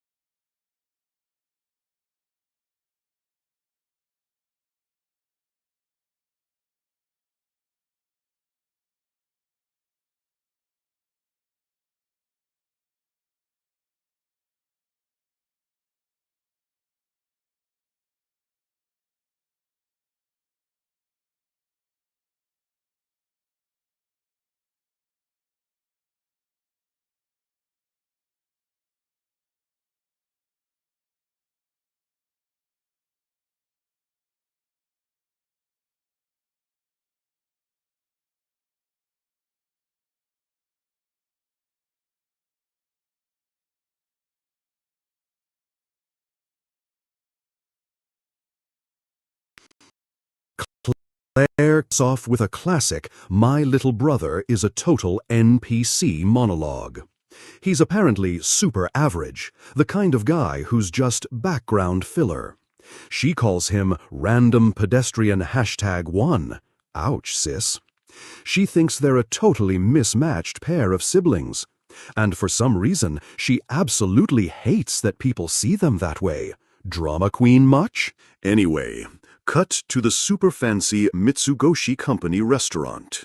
We see a fork piercing some juicy-looking meat. Claire takes a bite and is in absolute heaven. Foodgasm achieved. She's losing her mind over this rosbiff, which she's never even heard of before. Get this girl a food blog. Across the table, our boy Sid raises his glass. He congratulates her on winning the festival. What a gentleman. She's shocked he could afford such a high-end private room. He lies through his teeth, saying he's friends with the CEO, but asked for the cheap seats. Sir, you did, dude. She just winks, thinking he splurged for her and is just making up obvious lies. Let her have this one, bro. Sid just goes with it, but internally he's thinking she was just being disgustingly annoying about wanting a party. Haha. Her mood suddenly shifts, and she says she can't be totally happy with her win because of plot reasons. Anna Rose lost, Iris bailed, and Shadow showing up was a total mystery. Our boy just goes, "Yeah, I was so surprised." Meanwhile, in his head, he's having a full-on Chuny meltdown about how he masterfully ad-libbed his way into the spotlight. What an absolute legend! He had no idea Rose was trying to kill the king, though. Claire then asks if he watched all her matches. He gives the absolute worst lie ever about her doing a thumbs up. Spoiler, it was a middle finger. Next thing you know, she has him pinned to the floor with a dinner knife. This family has issues. She lectures him about his future, but he hits her with the classic, "I'll leave thinking about the future to future me." He then gives some edgy line about not talking about important things. So mysterious. She decides this means he has no plans, so he has to be free during the break. With her knife now glowing with magic, she announces their next quest. "I'm going to hunt down the progenitor vampire, the Blood Queen." Our boy's eyes go wide. Progenitor vampire? Blood Queen? That sounds way too fucking cool. Later that night, the city is lit by a full moon. Claire explains to Sid that they're joining a strike force to hunt vampires. She admits the group is a total mess without a leader. He asks if vampires weren't supposed to be extinct. Good question. Yes, she says, except for the lawless town. She describes this massive slum where the Blood Queen lives in a giant crimson tower. Sounds like a raid dungeon to me. Sid asks why he has to go, and she says it's for his resume. LOL, nepotism. If he gets some achievements, he could get a recommendation for the Knights. She tells him to just stay back and let her do the fighting. Famous last words. Our boy is about to argue, but then he pauses. "It smells of blood," he says, his passive perception skill clearly maxed out. Claire freaks out, realizing he's right. She leaps onto some crates, leading the way. In a dark alley, she finds a hunched-over figure and yells at it. Classic horror movie setup. It's some dude covered in blood, basically a zombie. The ghoul jumps at them, and Claire is completely startled. She shoves Sid back, yelling, "Get back!" The ghoul lunges, its claws ready to slash. Next thing we see, the ghoul is in pieces on the ground. Quick flashback. The ghoul attacks, and Sid lets out the most hilariously fake-sounding scream ever. A hand just bamfs through its eye. And then we see Claire in a fighting pose, yelling, "Stay away from my brother!" Okay, we all know what really happened here. She grabs Sid, shaking him and asking if he's okay. Internally, he's just thinking, nailed it, the perfect mob scream. This dude is a master.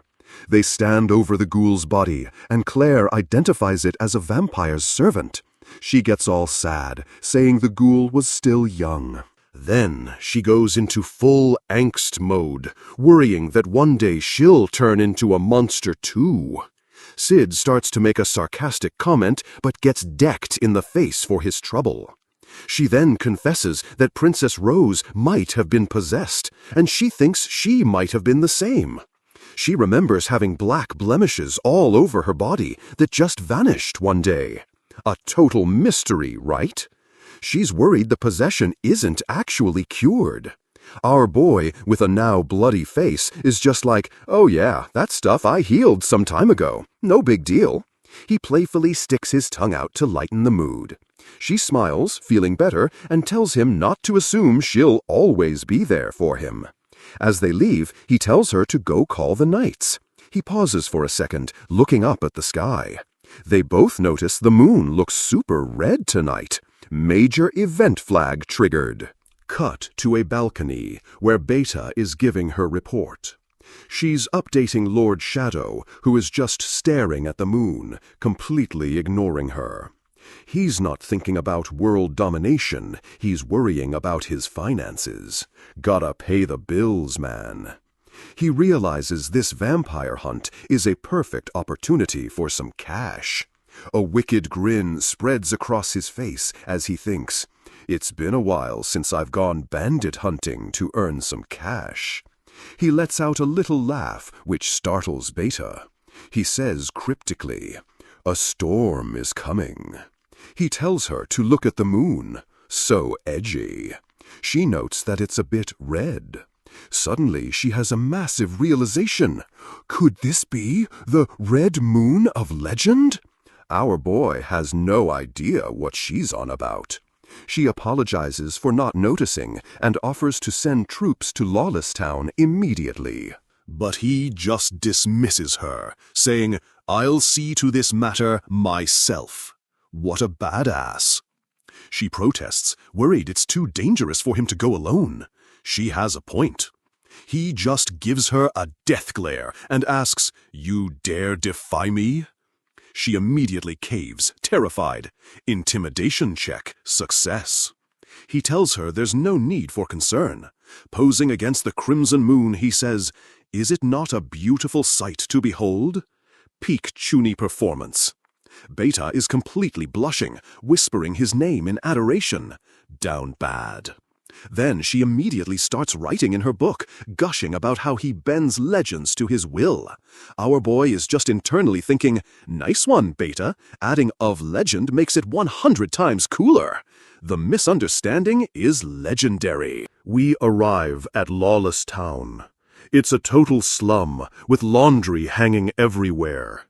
Quentin, the eye patch dude from the tournament, is complaining about the smell. What a diva. His buddy, Goldo, tells him to stay sharp because they're on enemy turf now. They're standing before the Blood Queen's crib, the massive, ridiculously tall Crimson Tower. They're both in awe of its size. Quentin, ever the tough guy, says size doesn't matter. He declares they're the first ones here and is ready to go take the Queen's head. But as he reaches for the gate, a creepy laugh stops him. It's some hooded dude sitting on the ground, holding a chain. He tells them they're not qualified to enter. Quentin just scoffs, calling him a beggar and saying they're strong enough to take on the Queen. This guy's ego is massive. The hooded figure just keeps laughing, which really pisses Quentin off. The figure says it's fun to see fools bigger than himself. Sick burn. He tells them to learn their place, or they'll end up like him. Goldo and Quentin are totally shocked. The guy reveals he challenged the Blood Queen years ago and was once called the White Demon. Now he's just a guard dog. Quentin has never heard of him and starts flexing about how he and Goldo are God of War veterans. He brags they're not some no-names. But as he's talking, Goldo cuts him off, looking super tense. He tells Quentin to be on his toes. That man, his power is immeasurable. The power level Scouter is breaking. Quentin is still not convinced, calling the dude a one-handed weakling. He draws his massive sword, ready to throw down. Big mistake. In the next instant, he's coughing up blood, a look of pure shock on his face. He got one-shotted. Goldo screams his name as his friend's body hits the floor. The white demon just laughs, saying he's still alive. Goldo is furious, realizing this isn't some random beggar. He's paralyzed with fear, not knowing whether to run or fight. Tough choice. He remembers a flashback of him and Quentin drinking together, being total bros. His fear turns to rage. How dare you do that to my friend? He unleashes his ultimate move, the Golden Dragon Sword. A freaking fire dragon shoots out of his sword. We get another flashback of Quentin telling him he could be the strongest if he just got serious. The white demon just smirks as the fire dragon fizzles out behind him without leaving a scratch. Total no-sell. Remembering his friend's words to stand up and fight, Goldo's resolve hardens. He leaps into the air for another attack. The white demon just watches him run away. He's not going to chase. "I'm just the dog," he says. But a sinister smirk spreads across his face as he wonders if Goldo can even get out of their territory. Cut to an alley where Goldo is immediately surrounded by a bunch of armed thugs. He totally can't. The white demon's voiceover kicks in, explaining that this is Lawless Town, the sewer of the world where might makes right. Welcome to the jungle, baby. So, we open in Lawless Town, a real tourist trap. A dude immediately offers Claire some smoked rat, but she is so not feeling the local cuisine. Another guy tries to sell her some tasty plants, which is also a hard pass for her.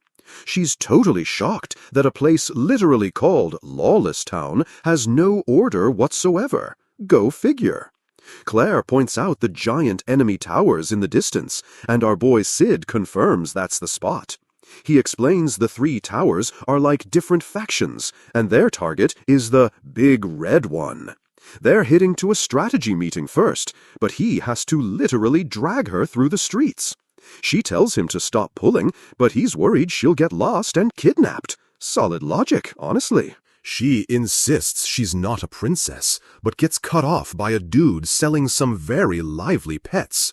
For the low price of 37 million zenny, you can get 2. What a steal! Sid grimly points out that the pets are just slaves. So yeah, this town sucks. We see the slaves, who look suspiciously familiar. It's the eye patch guy and the bandaged dude from the tournament. Sid stares at them for a second, a truly unreadable expression on his face. Calculating something, for sure. The slaves are literally crying, holding out a coin. This is just sad, man. Our boy just turns away thinking, they look familiar. Hope they get good owners. LOL. Ice cold. Later that night, the 2 chained-up dudes are still crying somewhere in town. Sid is just vibing under the red moon, thinking about how cool these weird phenomena are. His sister is at her boring meeting, so he decides to take a walk. Good call. Meetings are cringe. He walks past some random dude who is also on a mission. 2 ships in the night. They pass each other, and you know something just went down in that single moment. And get this, the guy pickpocketed Sid, so Sid pickpocketed him back, plus all his cash. Our boy is stoked. He just made 40k zenny. This dude can make bank just by walking. He's already planning how to use his new savings for more eminence in shadow shenanigans. A true entrepreneur. Suddenly, his get-rich-quick scheme is interrupted by a loud scream from a nearby alley. A woman in a crowd starts freaking out, yelling that there's a ghoul on the loose. Sid's first thought is to just blend in with the mob and run away. Classic NPC move.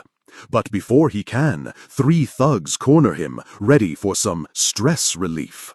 Wrong guy, my dudes. But plot twist. They were after some other poor sap, who they proceed to absolutely demolish. They're yelling about losing bets and using the guy as a human sandbag. Total class acts. Our boy Sid just watches this beatdown with zero emotion, thinking, so this is Lawless Town. The narrator confirms this place is basically a blood-soaked nightmare. Welcome to the murder hobo capital.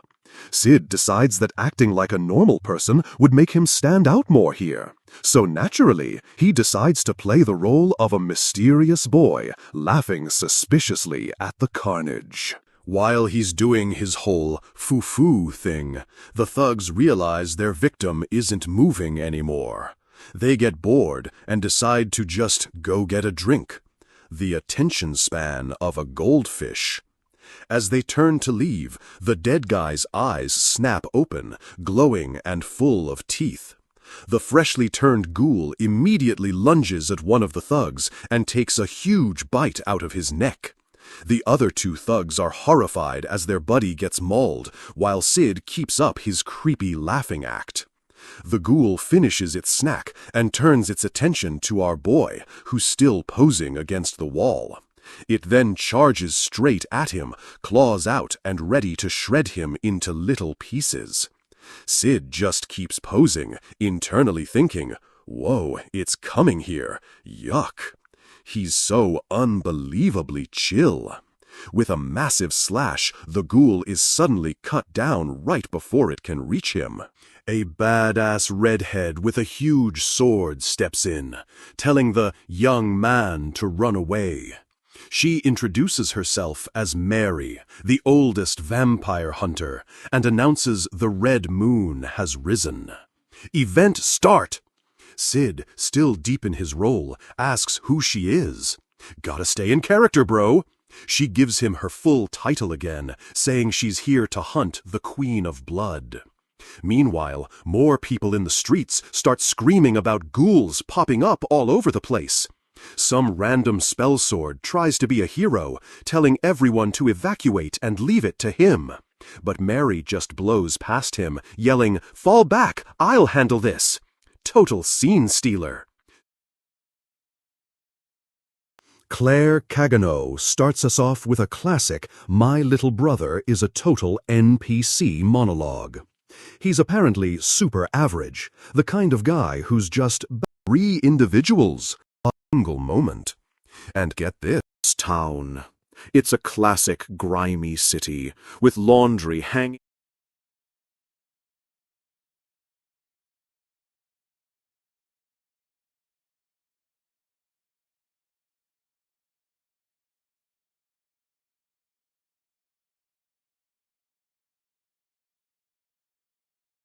All right, let's get into it. Our boy Sid.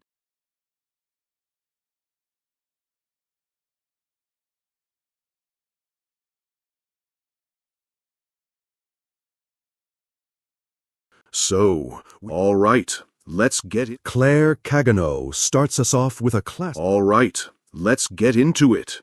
Our boy Sid. Claire Cagano starts us off with a classic My Little Brother is a Total NPC monologue. He's apparently super average, the kind of guy who's just background filler. She calls him Random Pedestrian #1. Ouch, sis. She thinks. Cut to a white, dreamy mindscape. 2 voices ask if Claire can hear them. We see Claire standing alone in her school uniform, looking completely lost. She looks up, confused about where she is and what's going on. Suddenly, a sharp pain makes her cry out as she clutches her hand. That debuff is nasty. A new voice tells her it's not exactly possession, since amid the chaos, the ring on Rose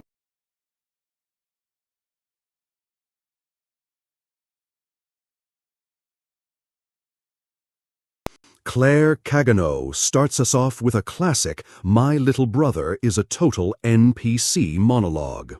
He's apparently super average, the kind of guy who's just background filler.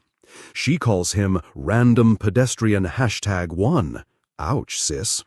She thinks they're a totally mismatched pair of siblings, and for some reason she Blood is painful for their kind. Lady Elizabeth, hidden under a parasol, says it allows them to meet like this, in the sunlight. She smiles, declaring her dream to make this land a haven where vampires and humans can live together happily.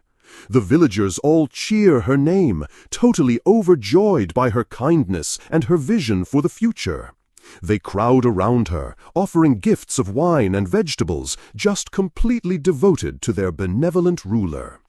Mary just laughs, joking that they're still vampires and might bite if they get too startled. She looks on with a fond smile